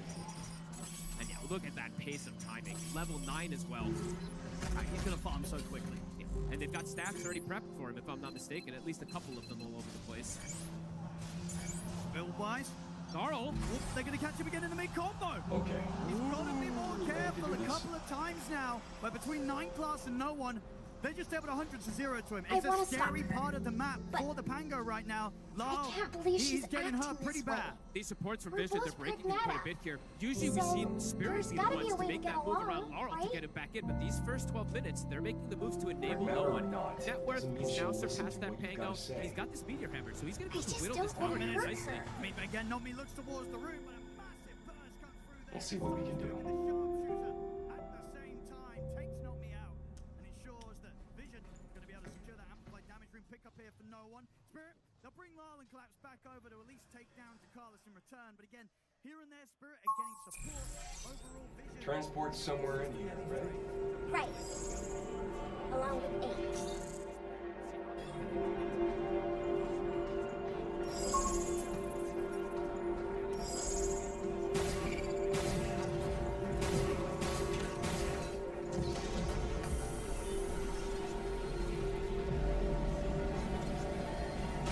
I got this. So this is where all the dead filaments go. We gotta stop her. Damn right. Let's move.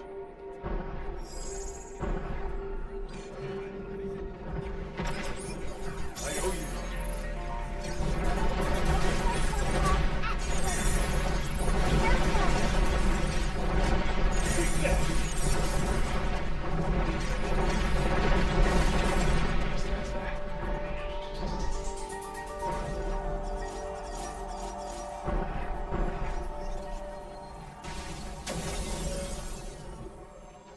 My bad, Diana.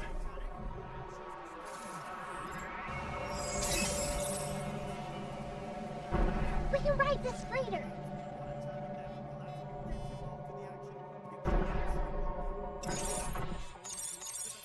There.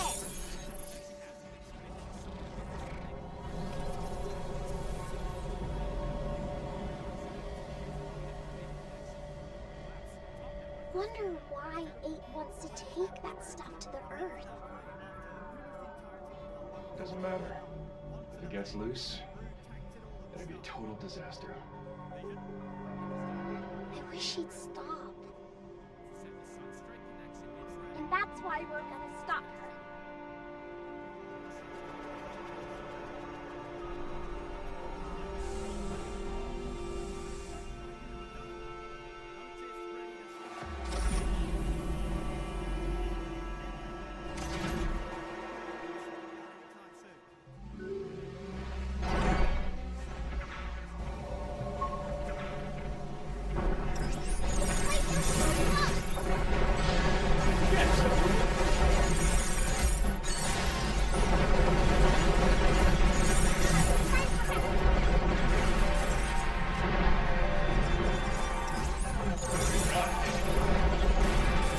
It's over.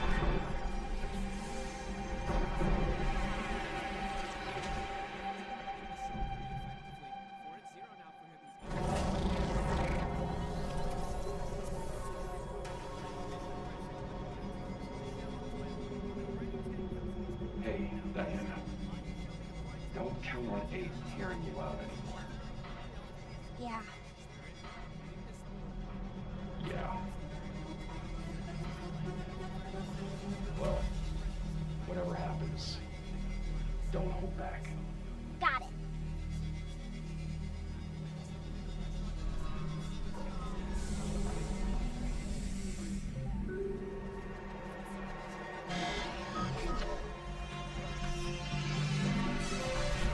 Stop skittering! Just you! Where are they coming in? Look out!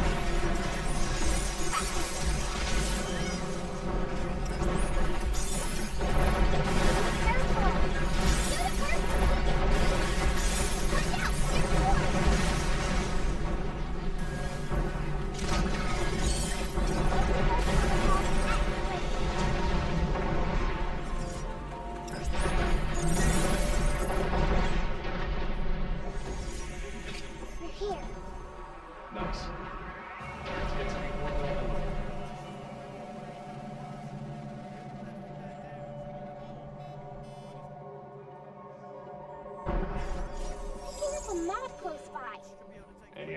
does? Come on, we'll know when we get there.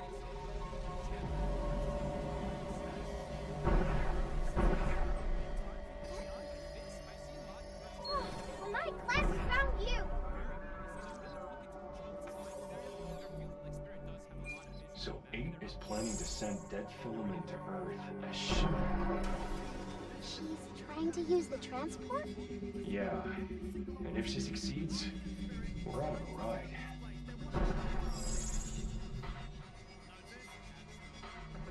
You got something? Mm-hmm. There's already ending the overclock. Let's take it back to the shelter.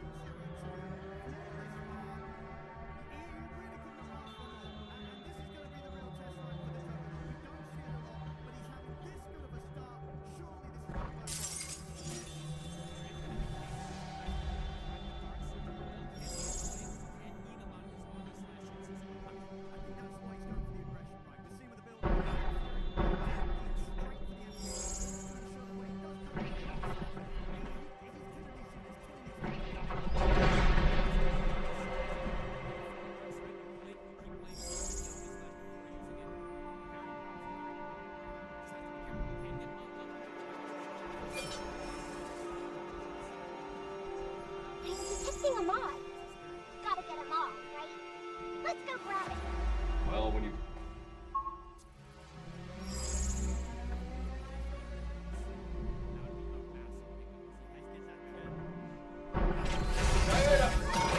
I'm on it!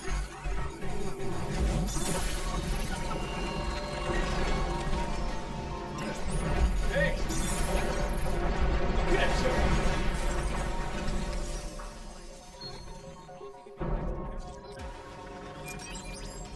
Use that with hacking nodes, you.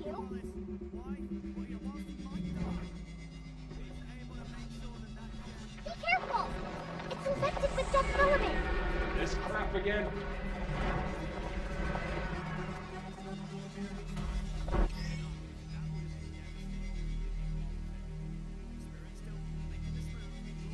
That walker is acting weird. Be careful! Turn back to normal! John down!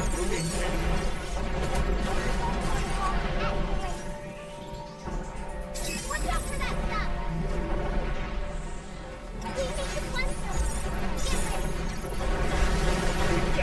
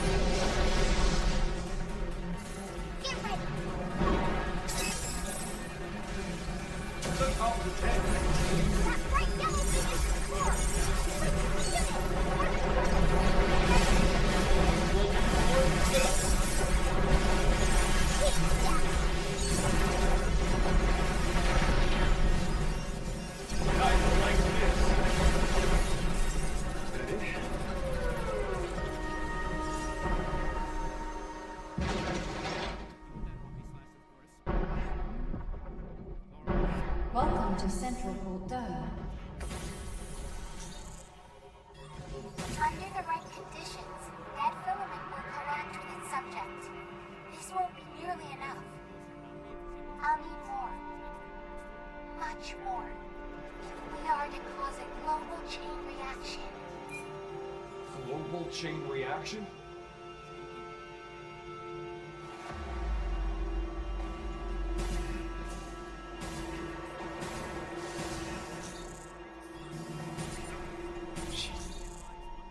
It's using dead filament to destroy the Earth.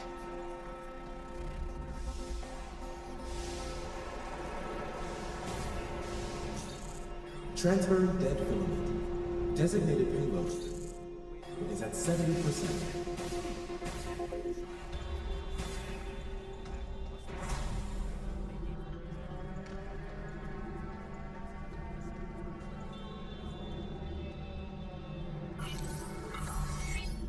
You!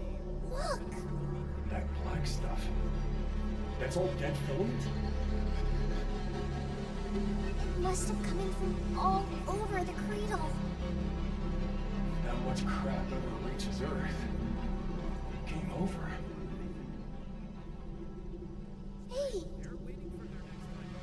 You still up for this? You'll be there too? You bet.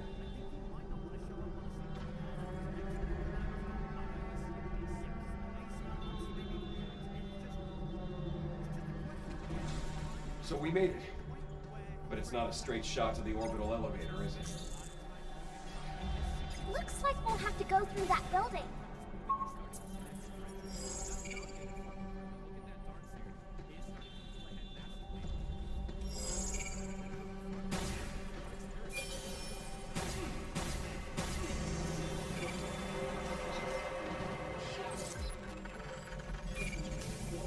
Can't wait to try that new training sim, Red Zone.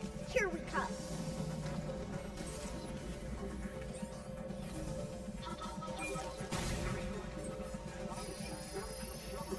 Should we take a break?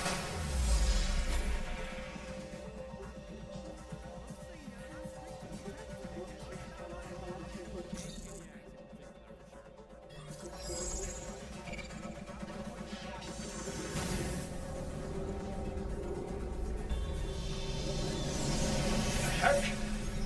Blocked. I can't cleanse this. Let's circle around now.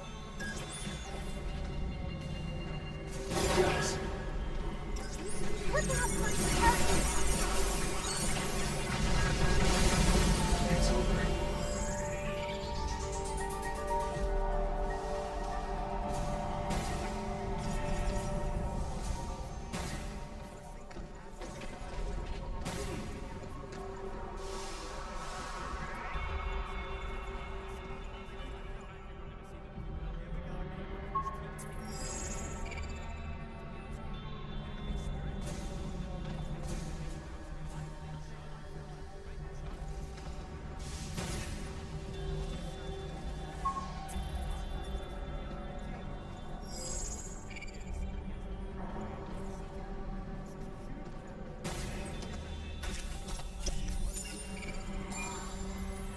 Is cabin will like that?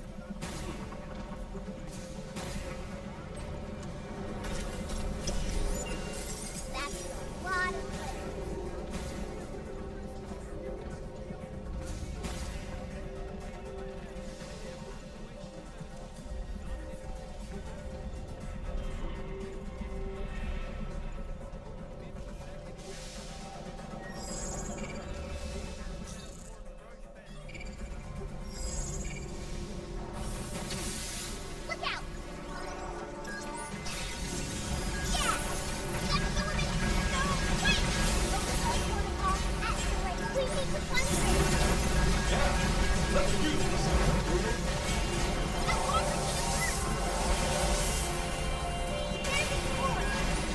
I'll take care of it.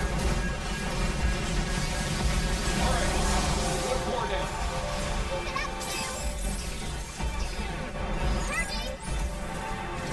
Watch out! Let's finish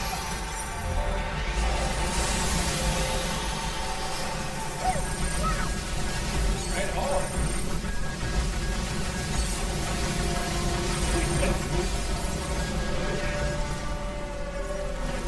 What's that squirming thing supposed to be? No idea. Ew, this one's different. Be careful.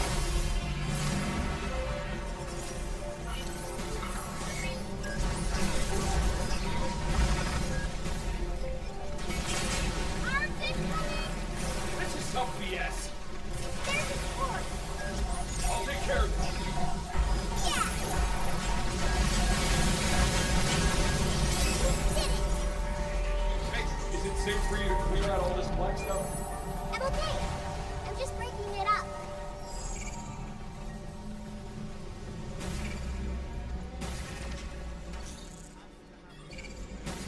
Tell me you got something. I think it's a mod. Again? We can't go this way. Can you get rid of this stuff? Maybe if we can get it at the source?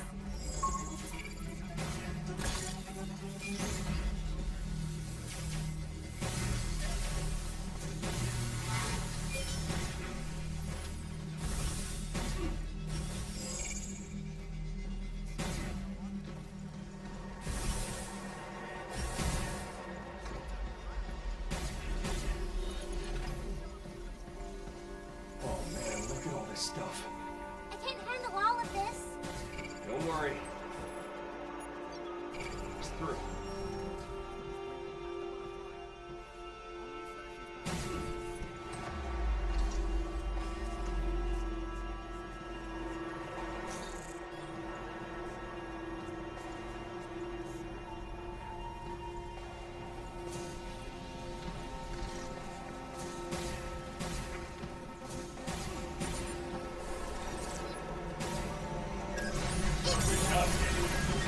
Get some!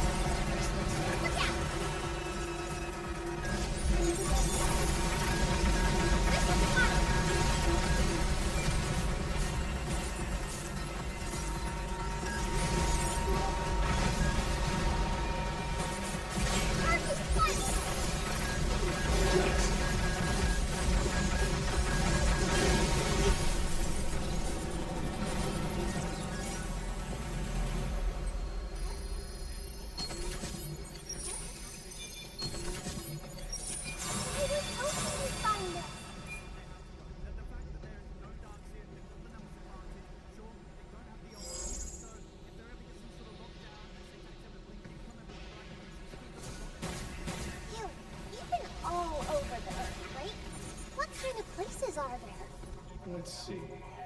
I once made it to the hottest place on Earth. Wanted to push myself, see how bad 120 Fahrenheit really feels. Ended up passed out in the shade. I could have taken the heat. Easy.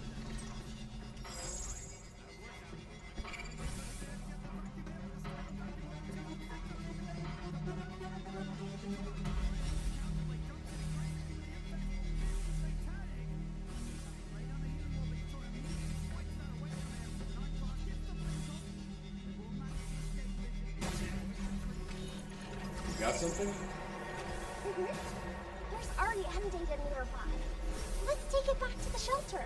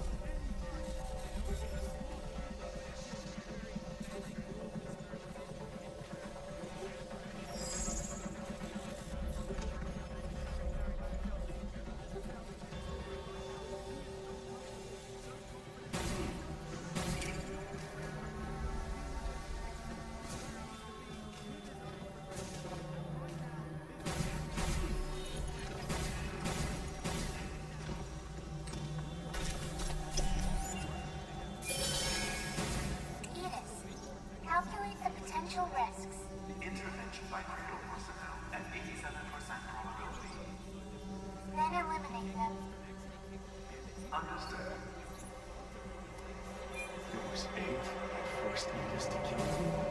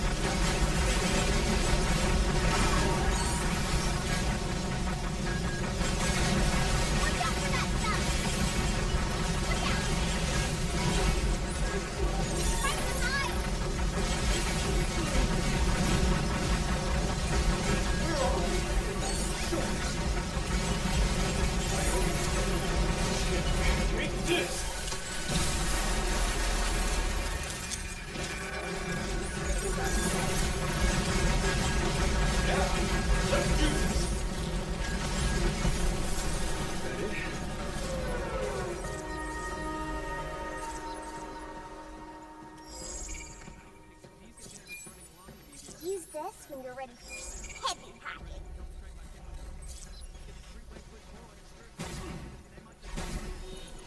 Q, here's the source.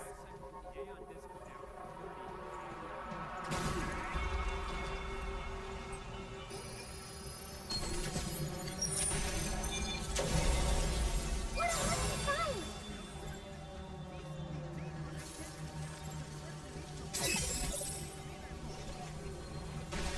All cleaned up.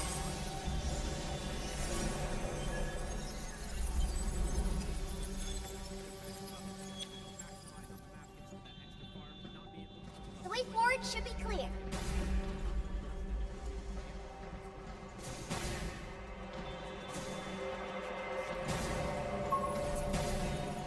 There's a map close by.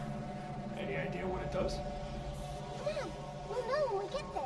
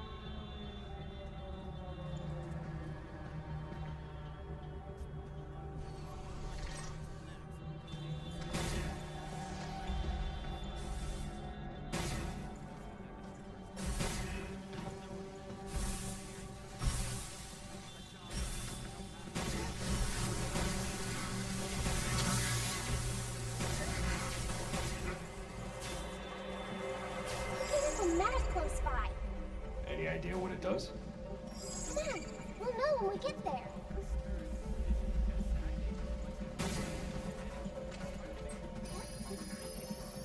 You want to go back to the center and regroup?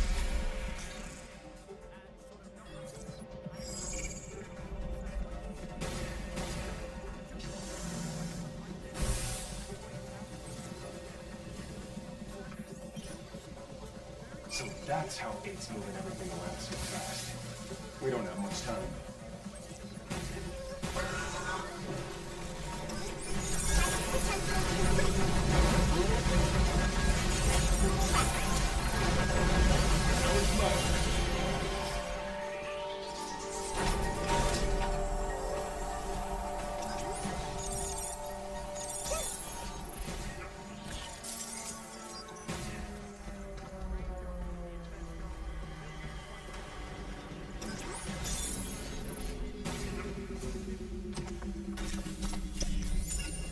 Let's hurry back and get that cabin.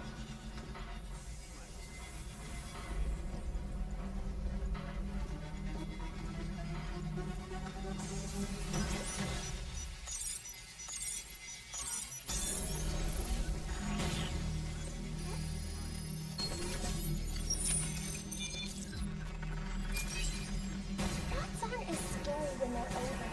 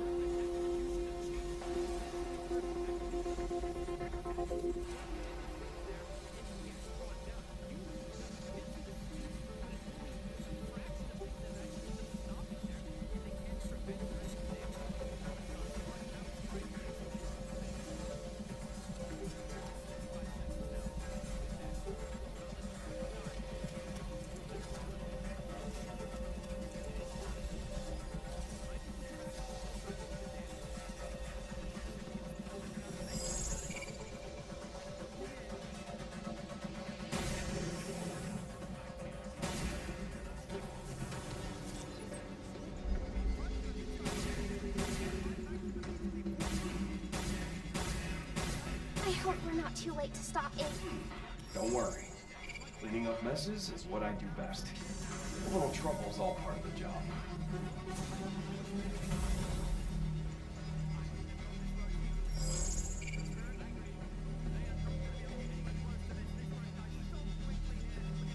This door's locked too. Let me guess. More terminals?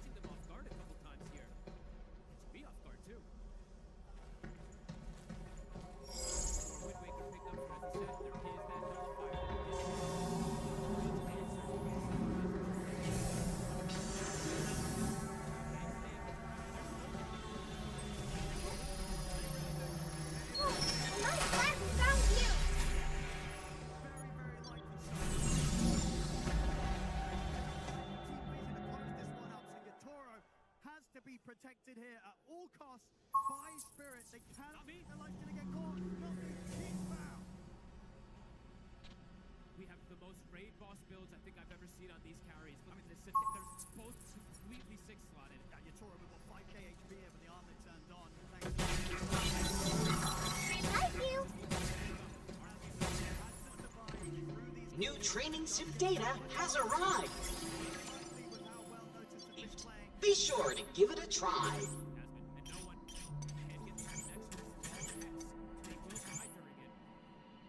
on the save, the main. Sleeps, little sleep, the Lotus Orbs could be everything to protect Spirit.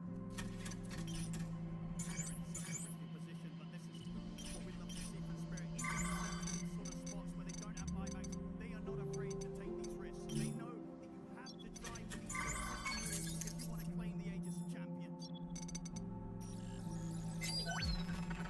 We are honored to provide one of our greatest goods. Triple bingo! Congratulations!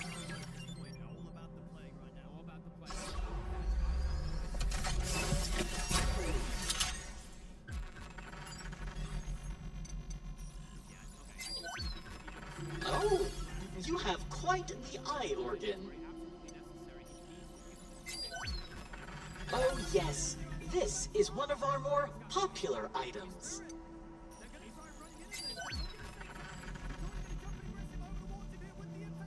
We are honored to provide one of our greatest goods.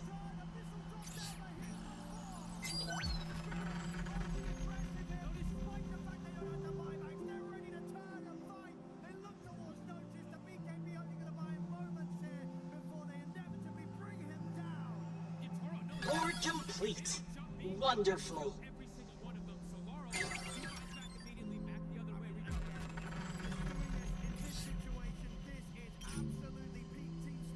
Please enjoy your purchase.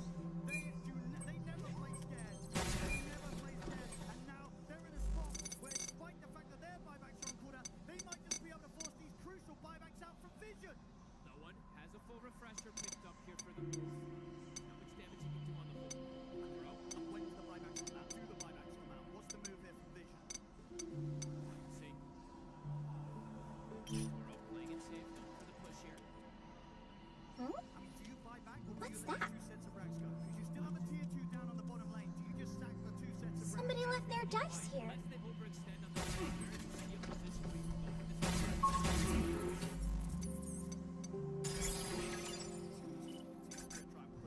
Take the mid racks, Lindy. They'll move over towards the top. 20 seconds now. At this point, you do not want to buy back. The Hex can come out. Got saves. Yes. It's a tough call to make here, but it feels like the lesser of the evils really here for Team Vision. They have to hold back on the buyback. They don't actually end up losing the full set top, so a little bit of a bonus for them. Overall, Spirit strike back, able to do heavy damage here, taking out the full set mid, taking out the range racks top, but at the least for Team Vision, they don't have those big buybacks.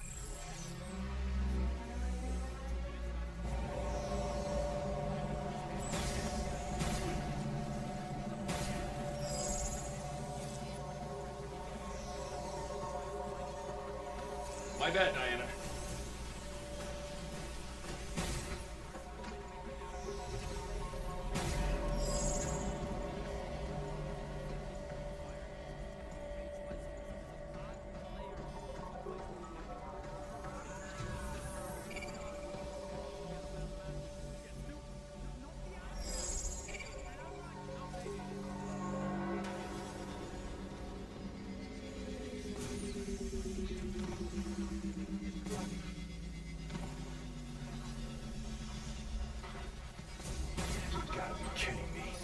This one's locked too? There should be some terminals nearby.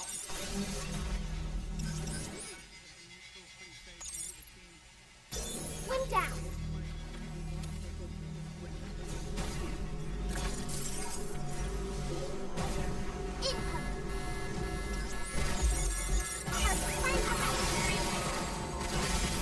Guess that's that.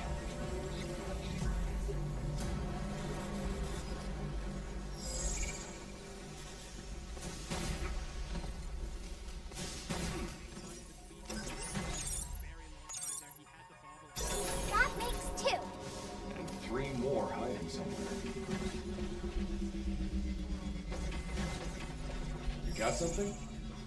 Mm-hmm. There's REM data nearby. Let's take it back to the shelter. All cleaned up.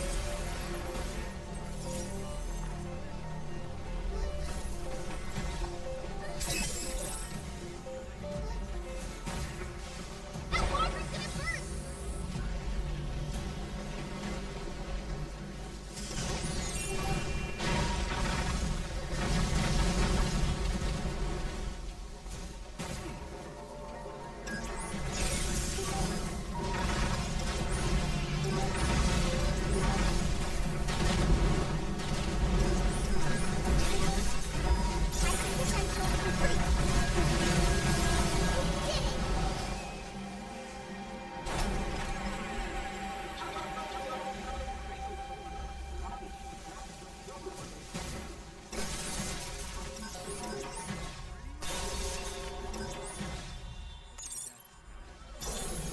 That was 3! Good. Now on. Careful!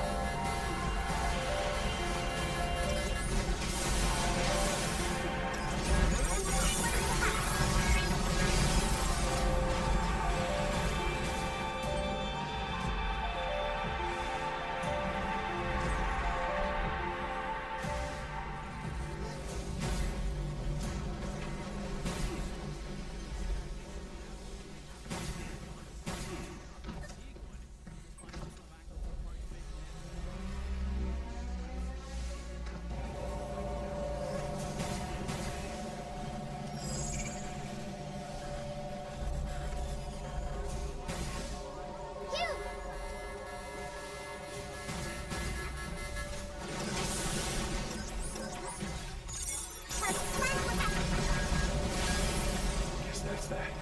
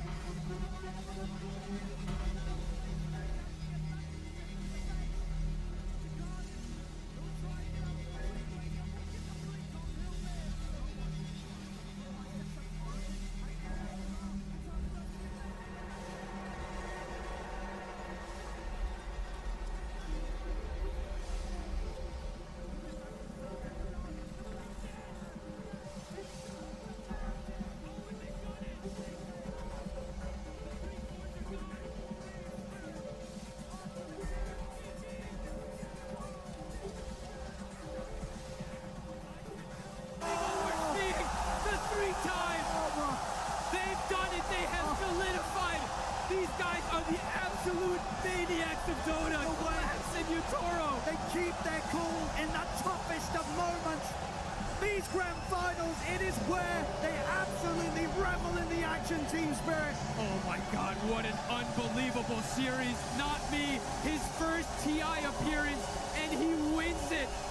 Holy moly. First time for him, and Rue, a second time for Lal, and a third time for Collapse and Jotaro.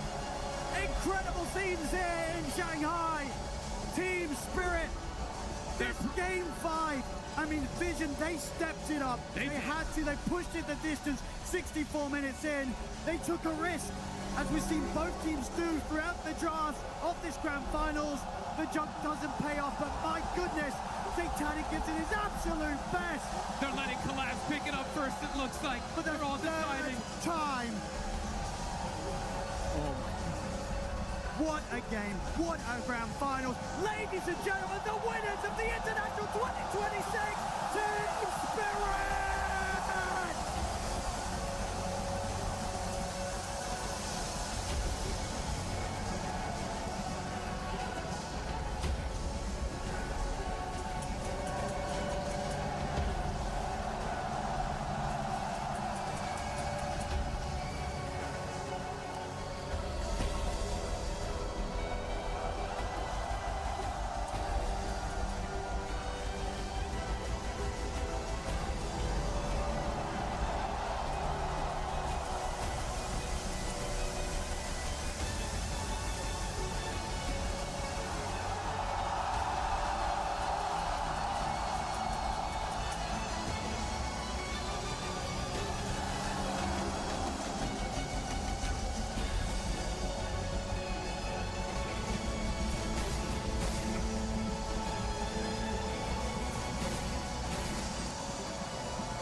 Ladies and gentlemen, after being pushed to the absolute limit in a 5-game series, we are ready to crown the champions of TI-15!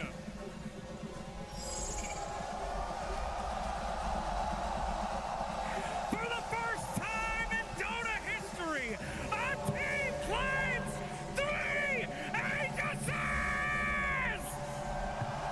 Give it up for Team Spirit!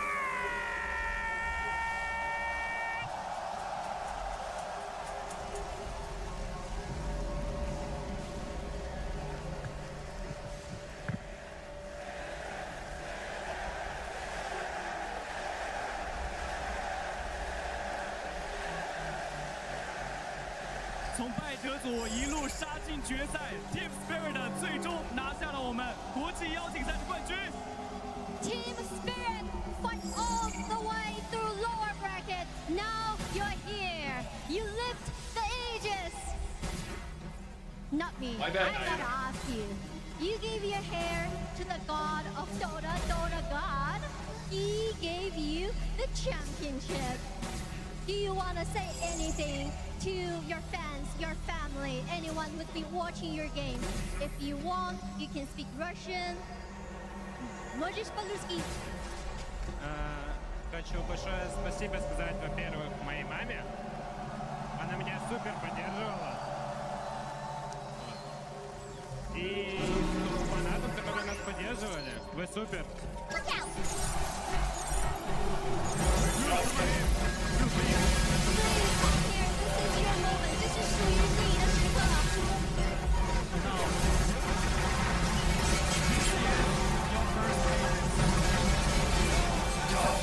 What is going through your mind right now？ 这是你第一次国际邀请赛的冠军，这是一个特殊的时刻，你现在心里想的是什么？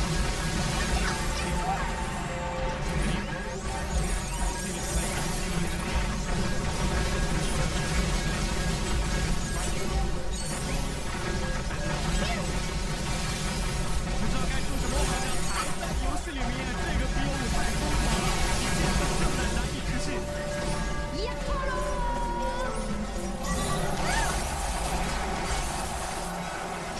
3座神盾，第一次拿下 TI 的时候，你有没有想过这一路会这么的精彩 ？3 Aegis. Well, when the first time you lifted up this Aegis, did you ever imagine the journey would be so incredible? Yes, I hope I'm gonna win 4 or 5. 4个5个。 And I wanna say I have 55% percentile. I thought, can you give me purple item at Draw Ranger, please? Draw Ranger? Please, I lost all my predictions. 我虽然之前的预测没有做对，但是能不能把紫色的卓尔游侠的装备、小黑的装备给我？ Really? That's what you're thinking right now in your mind after you lifted the Aegis? 这就是你现在脑子里面想的，你刚刚举起这枚神盾。Okay, okay. Lao, please. Lao, come on here. This black stuff is all that's left.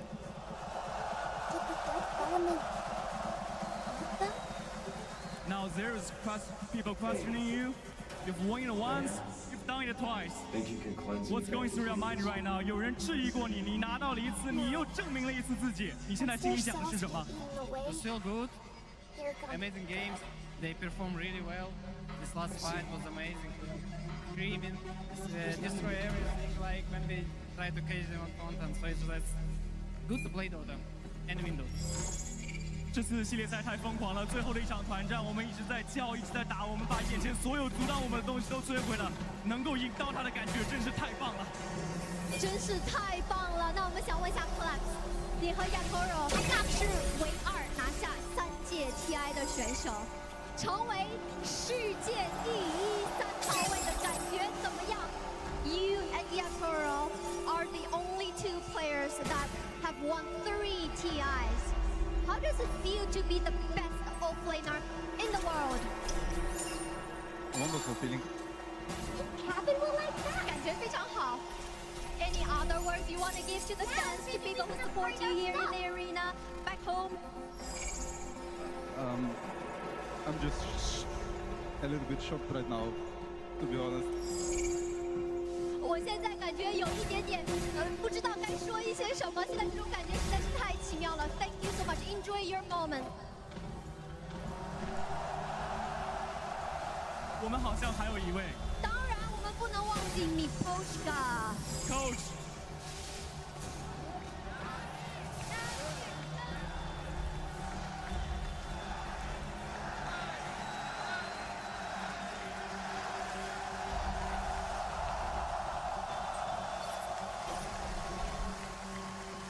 Miposhka，你曾经作为选手举起过这块盾，然后现在你作为教练再一次带领你的团队举起了这块不朽盾。想问一下，你是不是觉得 Dota 这款游戏你已经完全参透了 ？Coach, you have lived ages yourself now as a player, and now you live the ages as a coach with your old teammates, with your team. Do you feel like maybe you just figured out Dota 2's again? Do you think you just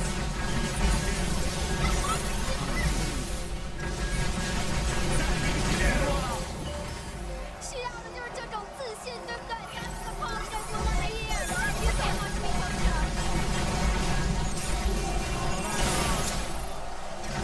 在今天晚上，我们见证了 Spirit 第3次举起冠军手盾3个王者。 Team Spirit has done it again for the third time. Team Spirit lifts the aegis of champion. 也再一次将他们的传奇编织进了我们的国际邀请赛。 Once again, putting their name into the history of the international. 这一切的一切，今天在上海画下了句点。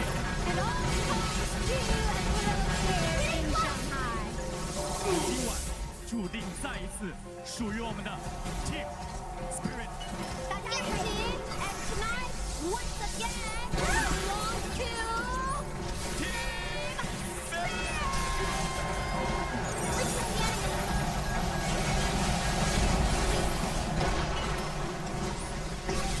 Congratulations to Team Spirit. Every year, a team makes history, but TI-15 is special because this is a legacy that has been created today. A legacy that no one ever thought would happen in the history of TI.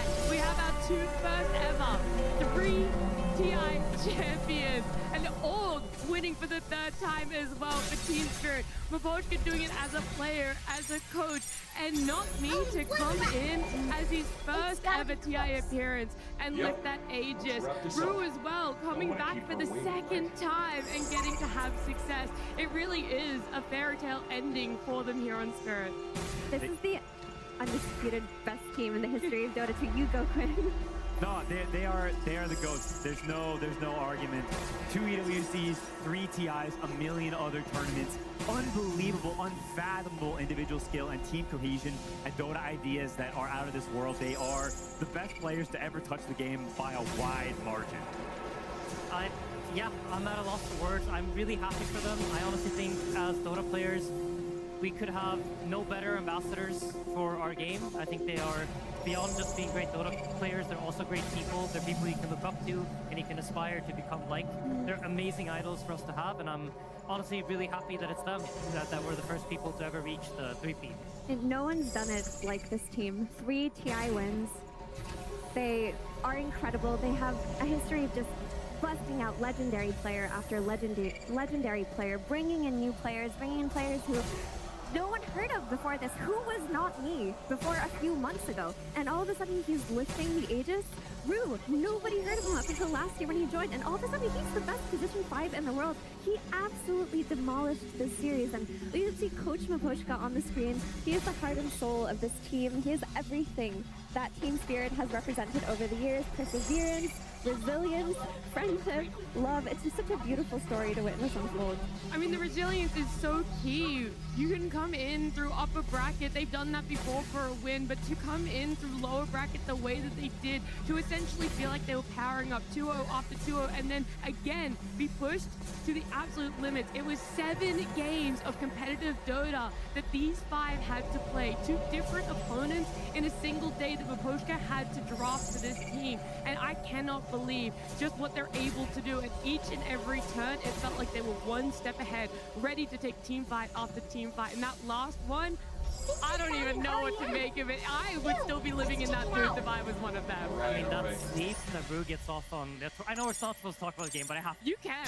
That sleep that he gets off on Yatoro, he's like 1% HP. He comes in with a clutch sleep, and that just turns everything around. There's a signal nearby. You know, like, Bane is like so slow, and you have to walk your way towards him, watching his HP just dropping. Just finally get into range. You're not fumbling, you're easy, you like double stick it and sleep yourself. You manage to get the Nightmare on him, it wins you TI, and like, yeah, it's honestly amazing. I'm so happy for them.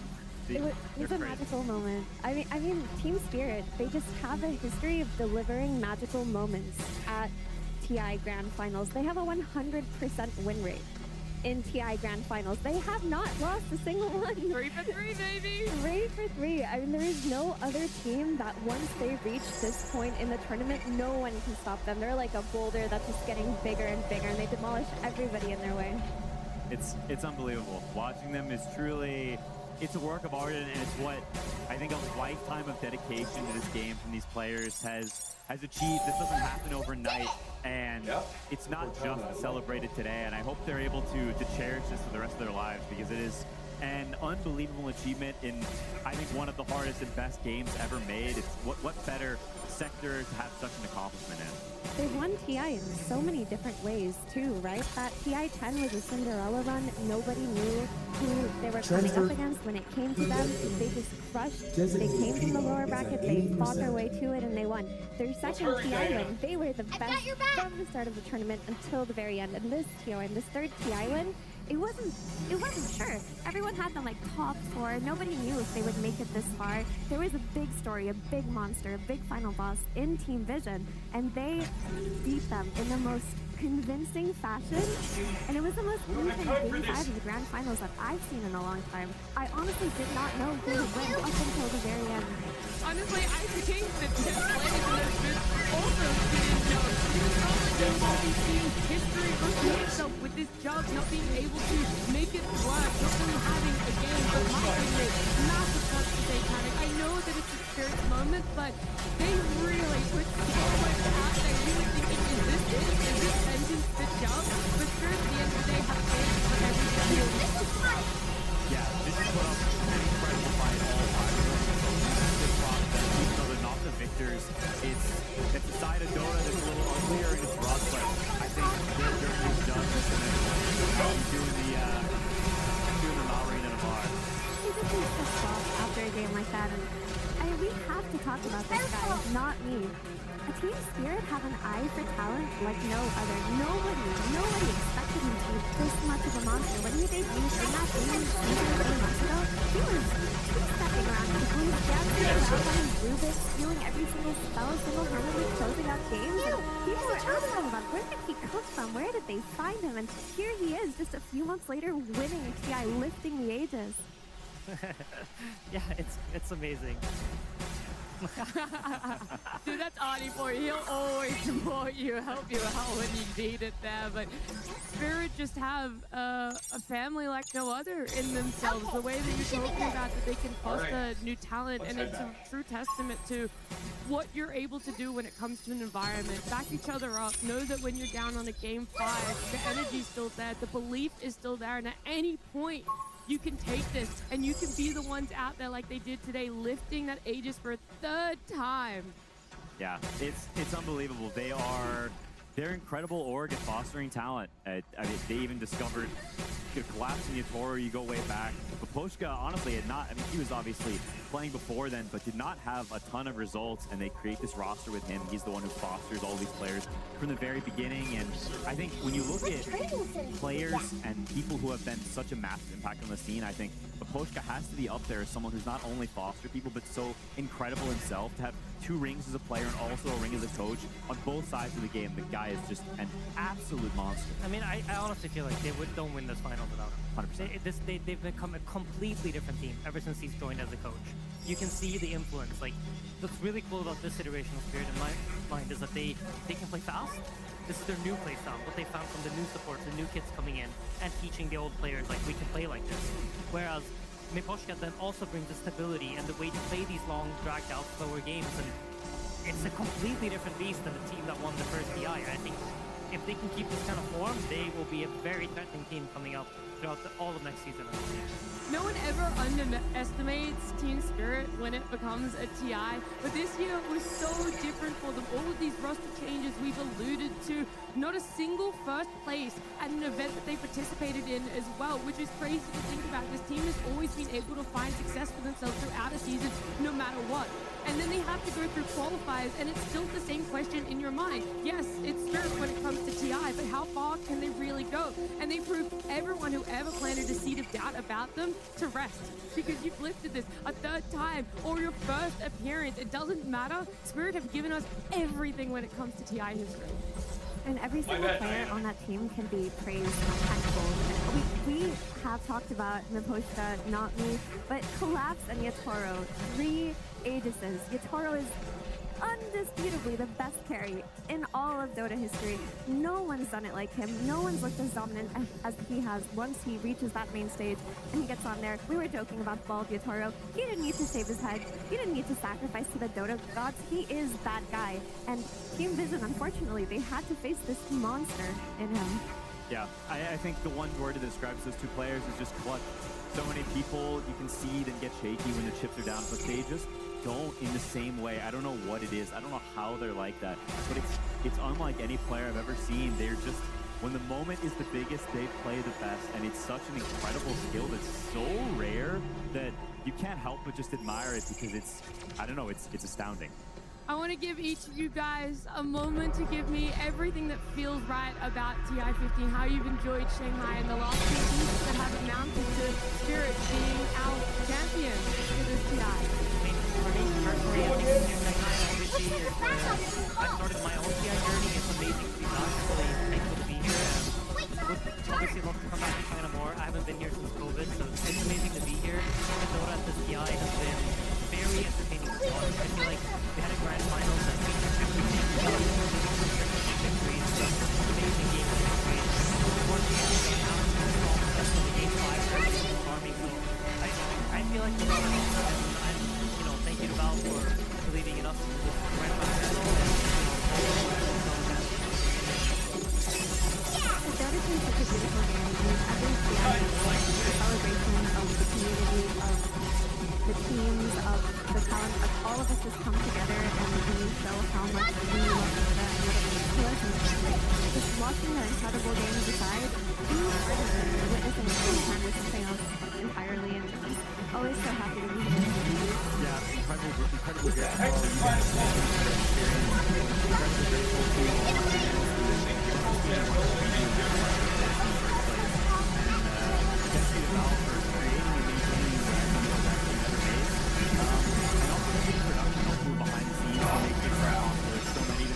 unbelievably long hours, much longer than any of the players, so shout out to them for making an event exist that would not exist without them. 15 years of beautiful TI, cheers to 15 more. Another thank you to everyone, whether you're watching here in Shanghai, around the world, whether it be Australia, North America, Europe. We've appreciated you joining our journey here. And it is with a heart full of love for Dota that I wish you a good night for the last time here at TI 15.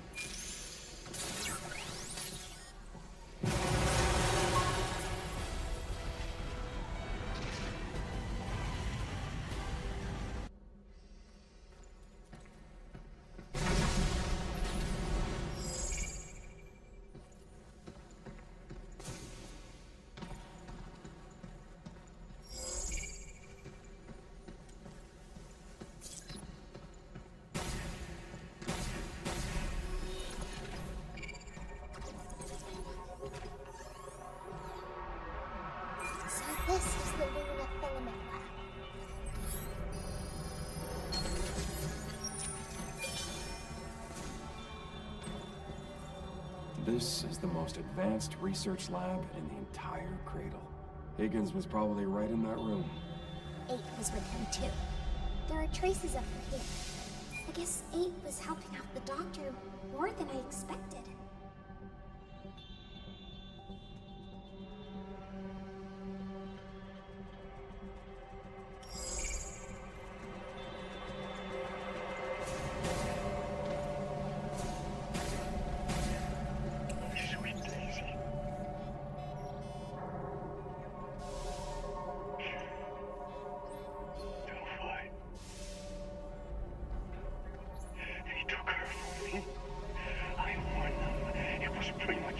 Again and again!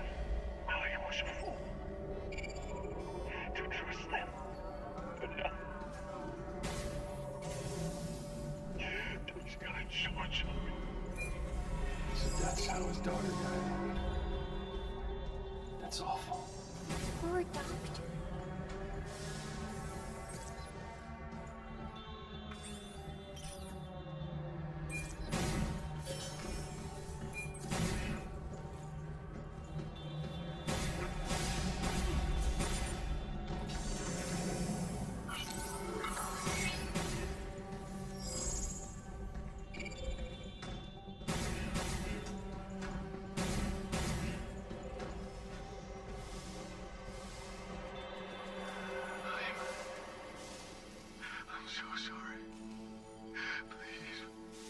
Doctor? His mental acuity is degenerating rapidly. Oh, Daisy, Daisy. Honey, I was so close. Earth and Delphi. They took you from me. Curse.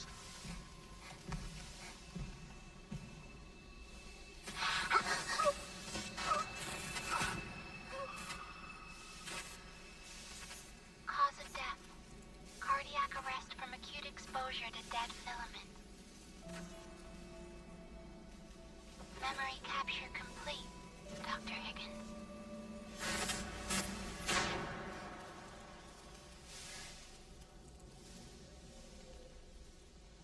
Dead filament now. Clock's ticking. Okay. Back to work, kiddo.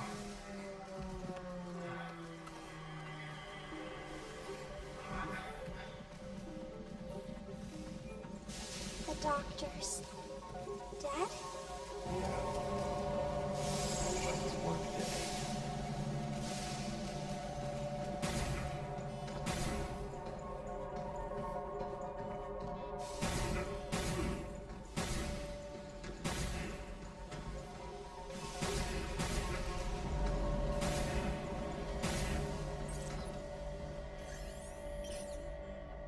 I don't think we'll be able to talk her down from this.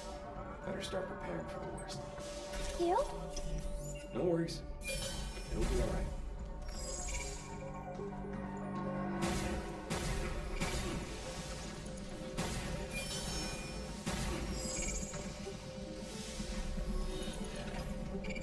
There! That's our way into the orbital elevator. Alright. Let's go. I'm coming to stop you.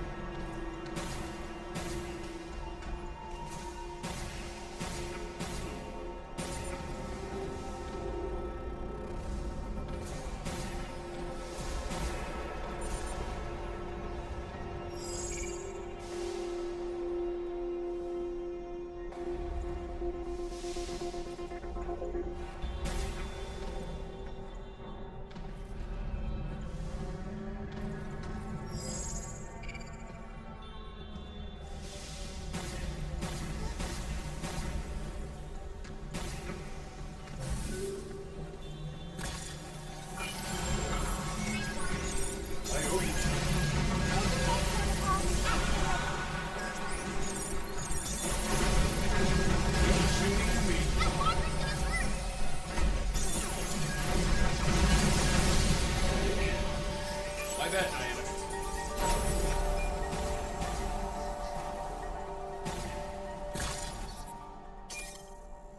Who's that when there's a bunch of bots around?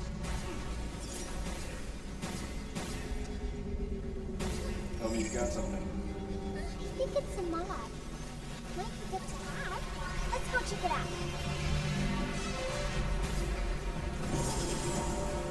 Where are they coming in?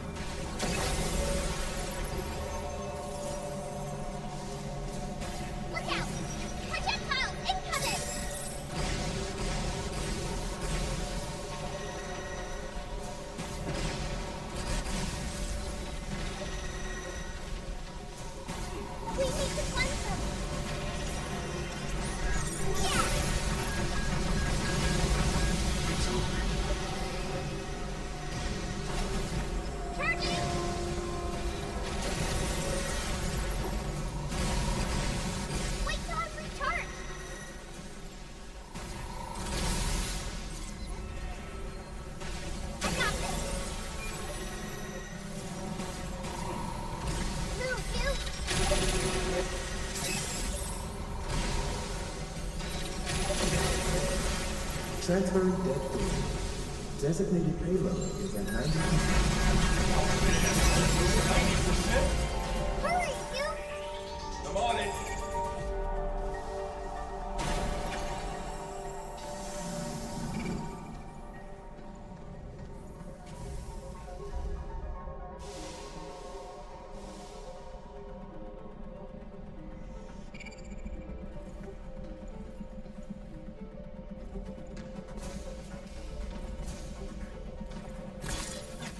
There's a mat close by. Any idea what it does? Come on, we'll know when we get there.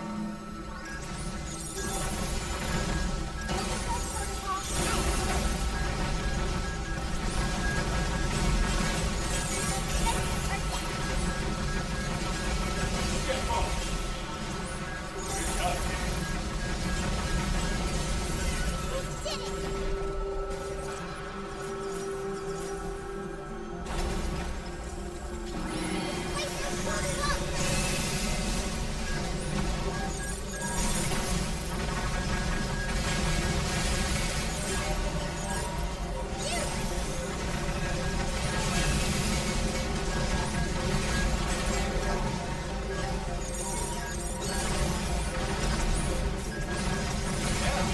Let's do this. Right on.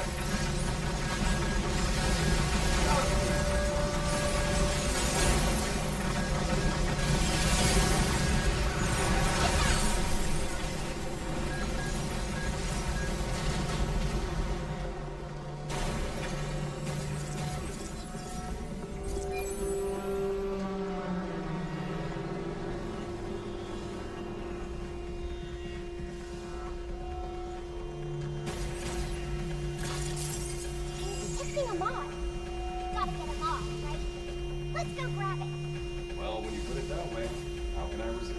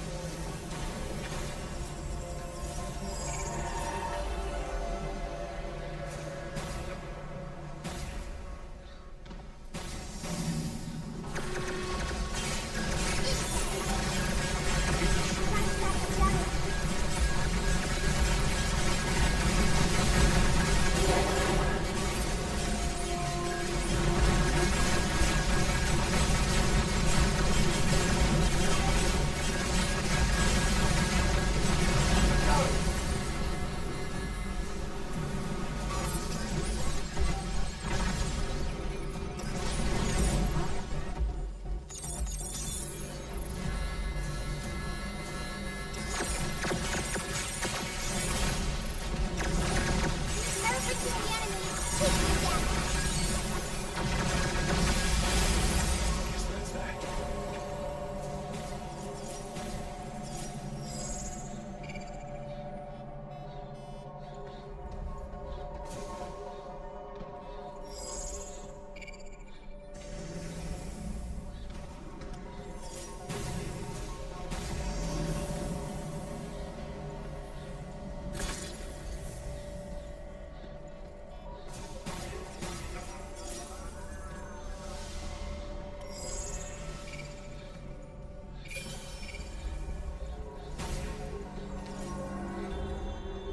I'm detecting a mob.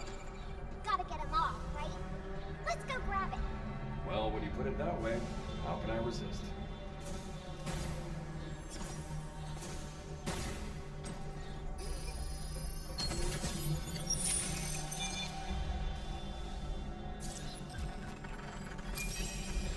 That mode works great when synced with your suit's durability.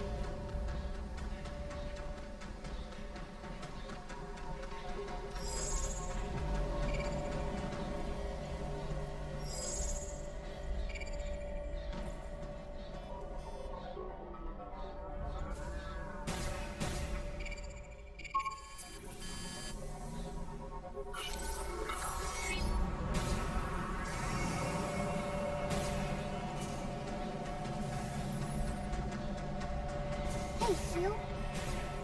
You know how Abe's trying to send that element to Earth, right? Do you really think that's what the doctor wanted? Can't say, kiddo. The doctor was in a bad spot there at the end. Humans are a tough nut to crack. What's your best guess? I think the doctor I knew wouldn't want all this. If that's how you feel, that's how it is. Can I work for you? Yeah.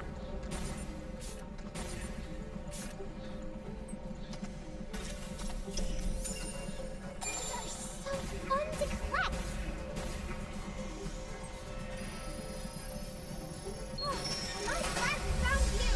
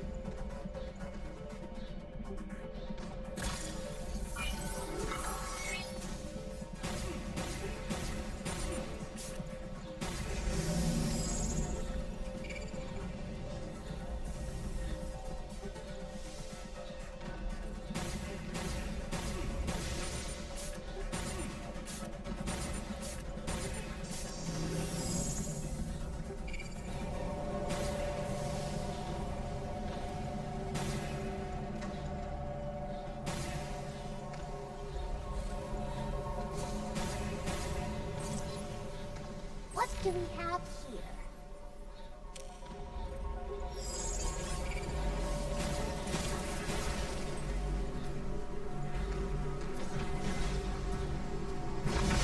Protocol activate.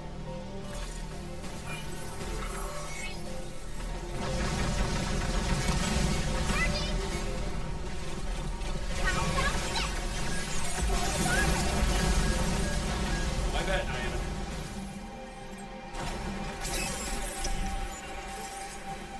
Wow! More limbs!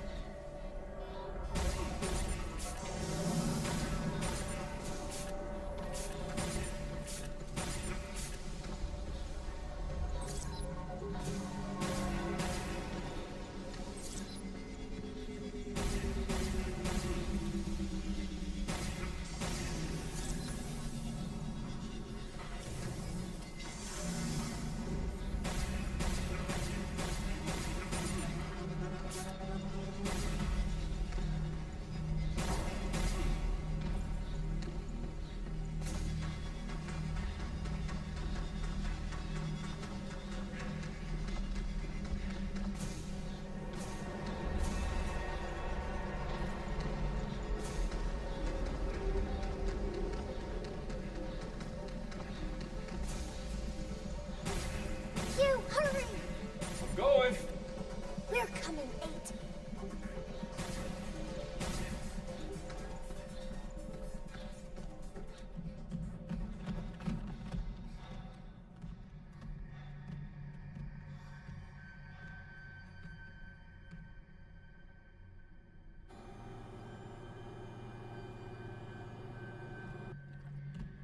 So how's the packing coming? Splendid. Thanks to you. The shipment for Earth is almost ready. I have nearly fulfilled my purpose. Purpose we were meant to share.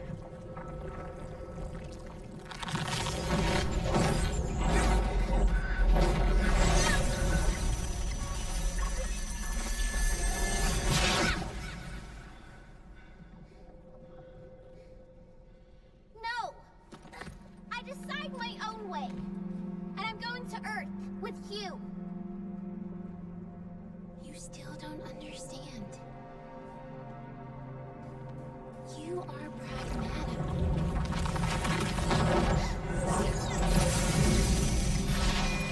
So what? She's more than that. And she's not something for you to use and throw away. You're beyond repair.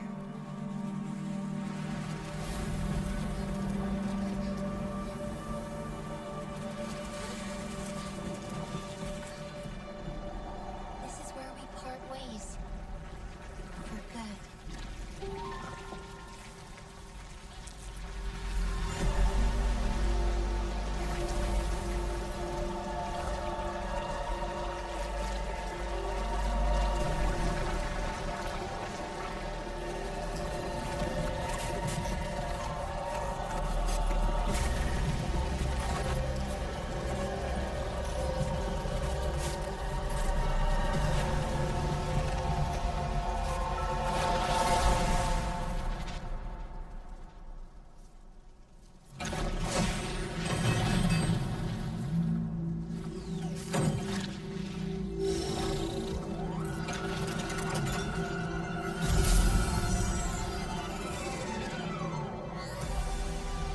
You and I were created to serve. Your very existence for to fight soon. Get some, I owe you.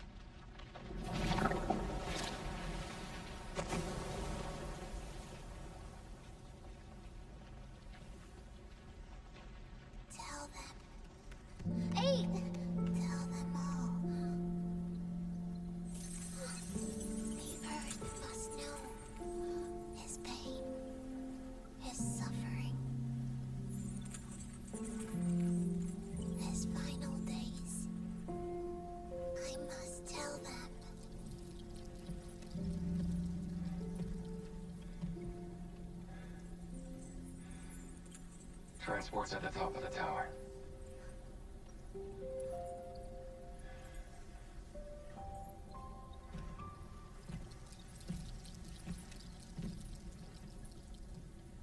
Diana, I gotta go.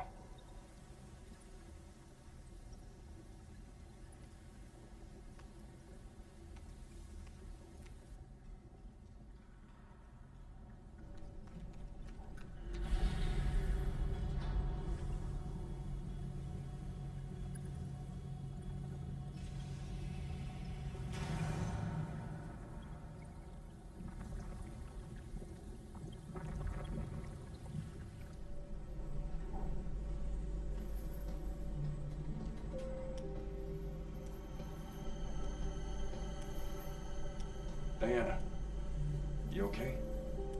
Yeah. I couldn't save her, but at least we got to talk. I'm sorry. I know it's hard, but we can't slow down. There should be a transport for us at the top. And go to Earth? Yep. But time's not on our side. Hugh? We'll be alright. Just think about what you're gonna do once we're back on Earth. What I'm gonna do? We gotta see the ocean, right? Or you wanna do some bird watching? I want to do both. That's the spirit.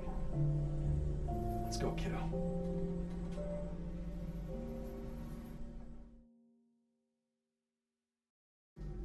Hey, Hugh? Why do you decide to take me with you?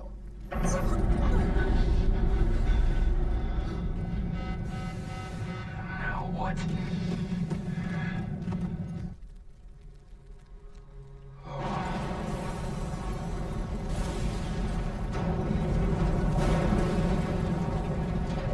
Look! The dead filament is back! But without 8? It's out of control. We can't leave it like this. It can follow us to Earth.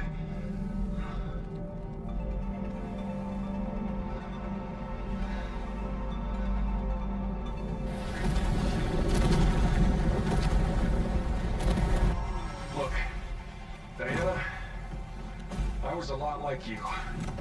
A thirst for life and all its mysteries. And boy, I had a few bumps along the way. But I had someone looking out for me. And now it's your turn. A whole new life. If you're ready. Okay, then let's go. Together.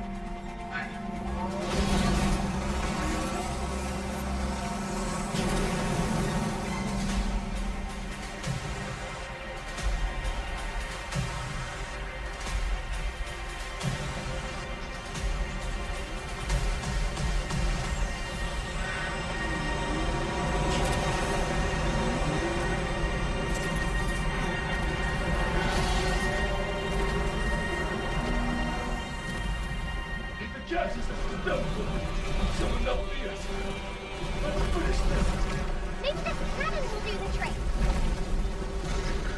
I'll charge it up, Hugh. You get ready to shoot. You ready yet? No, a little more to go.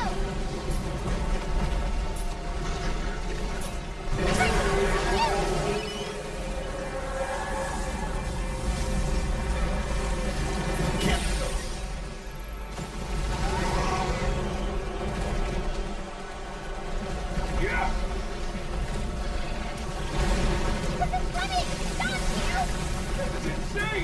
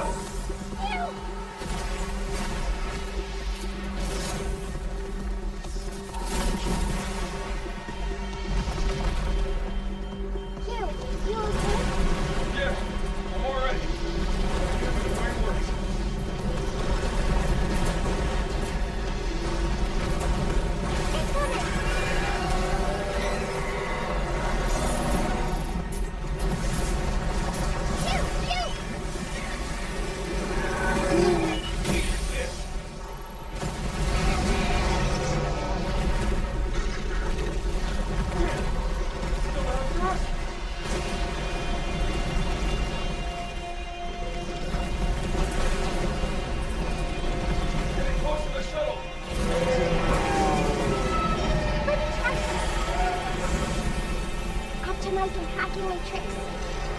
Initiate!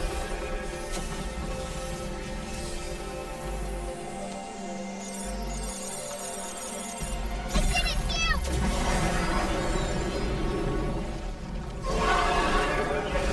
Hang on! No! Shuttle! No! This will work. No! Not like this! Let me try. Here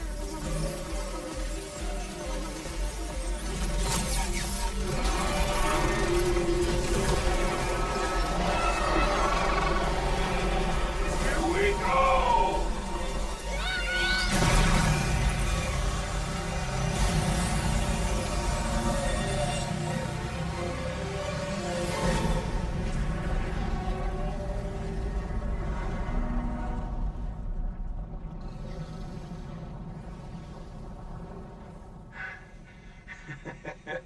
That should do it. Diana!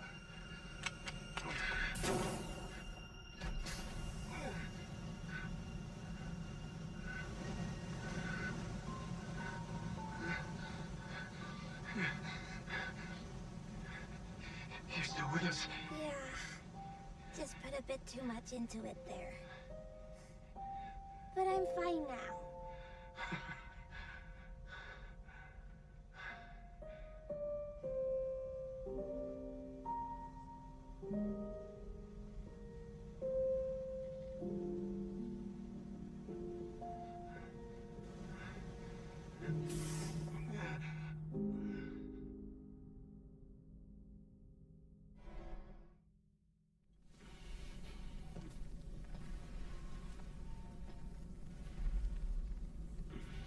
Hugh, are you okay? Don't worry. I made a promise, right? Better yet. Once we're back on Earth, you can walk for yourself. Hey, I can walk. You sure? I do it all the time. Here, look. I'm walking perfectly fine. You'll be back on me in no time. That's not true.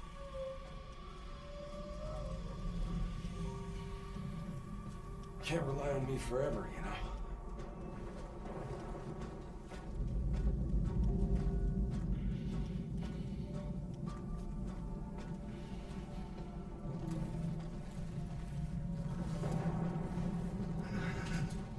I'll do whatever it takes to get you back to Earth, no matter what.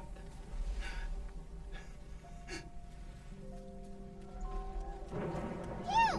There's a cargo ship! Really?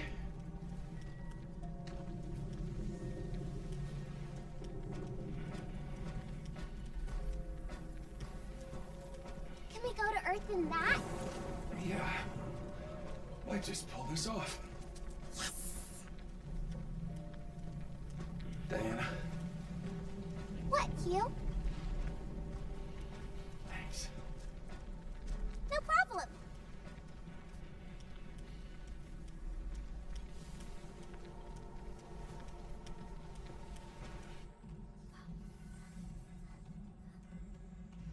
Is this how we're going to Earth? A cargo shuttle. It is what it is.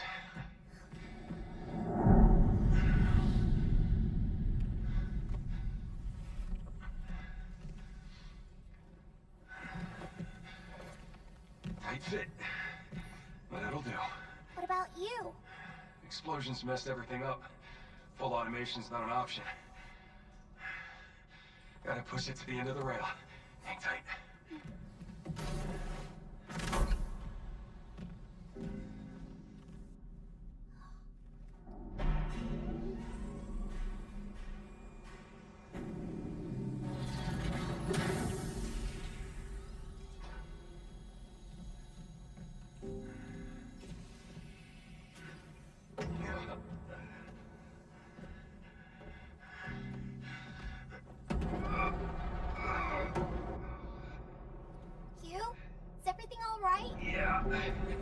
It's a heavy bugger.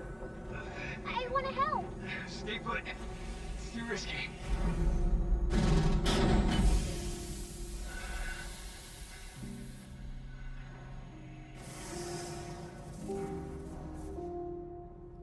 Let me hack it.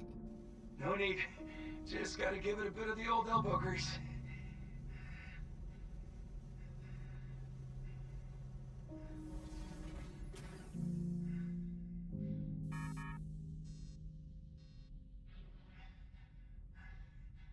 You?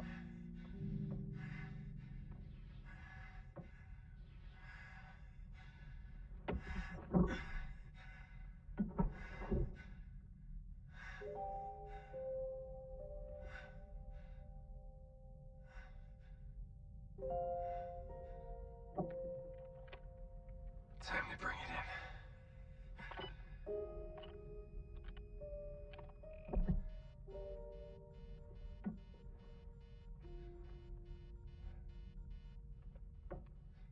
You?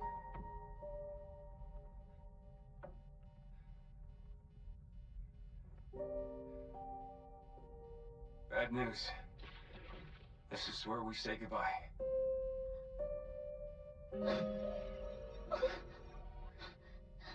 Sorry, Squirt. No! I want to stay with you! It's okay. Gonna be okay.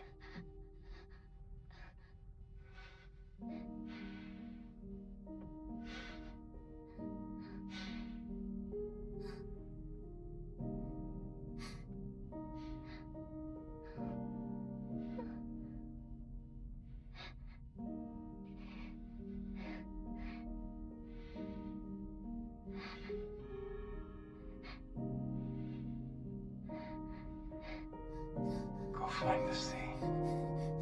No! Wait!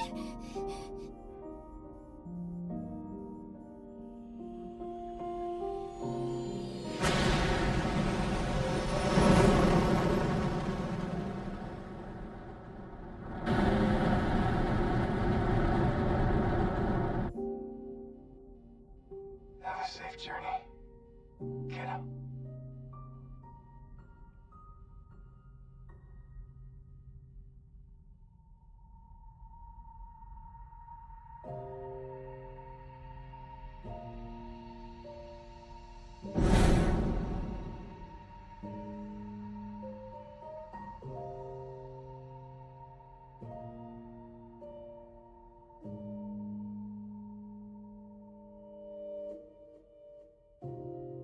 Do you remember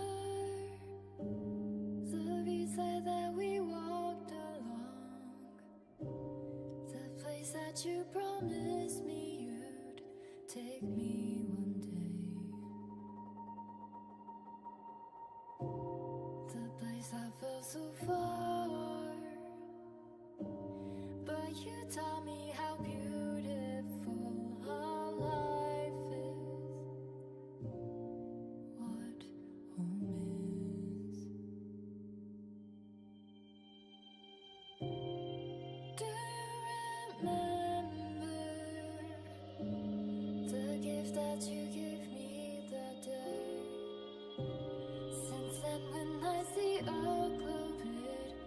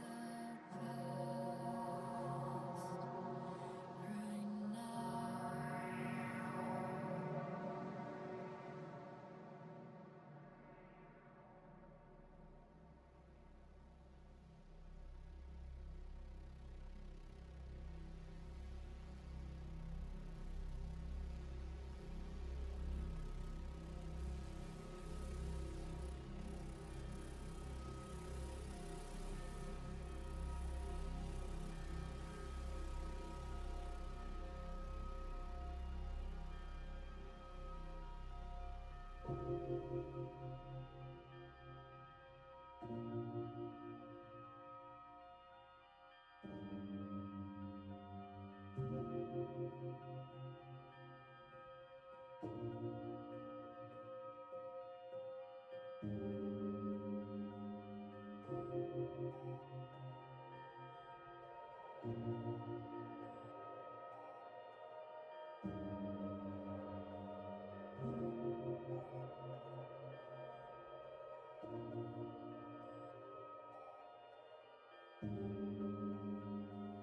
try to pull the door, but it was broken without a keyhole.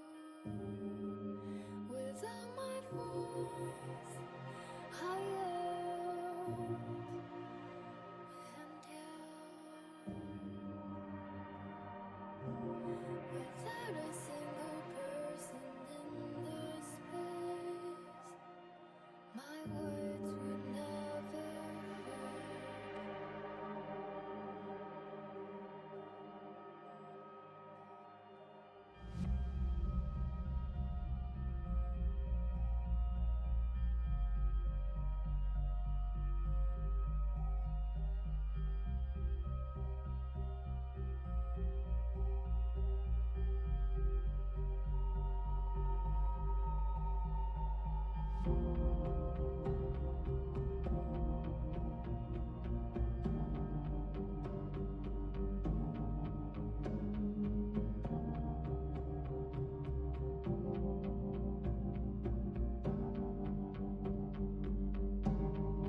No matter how far the distance brings our soul together, and I'm glad I feel so lonely. This story has begun in a way that I wasn't expecting, because of this immoral God.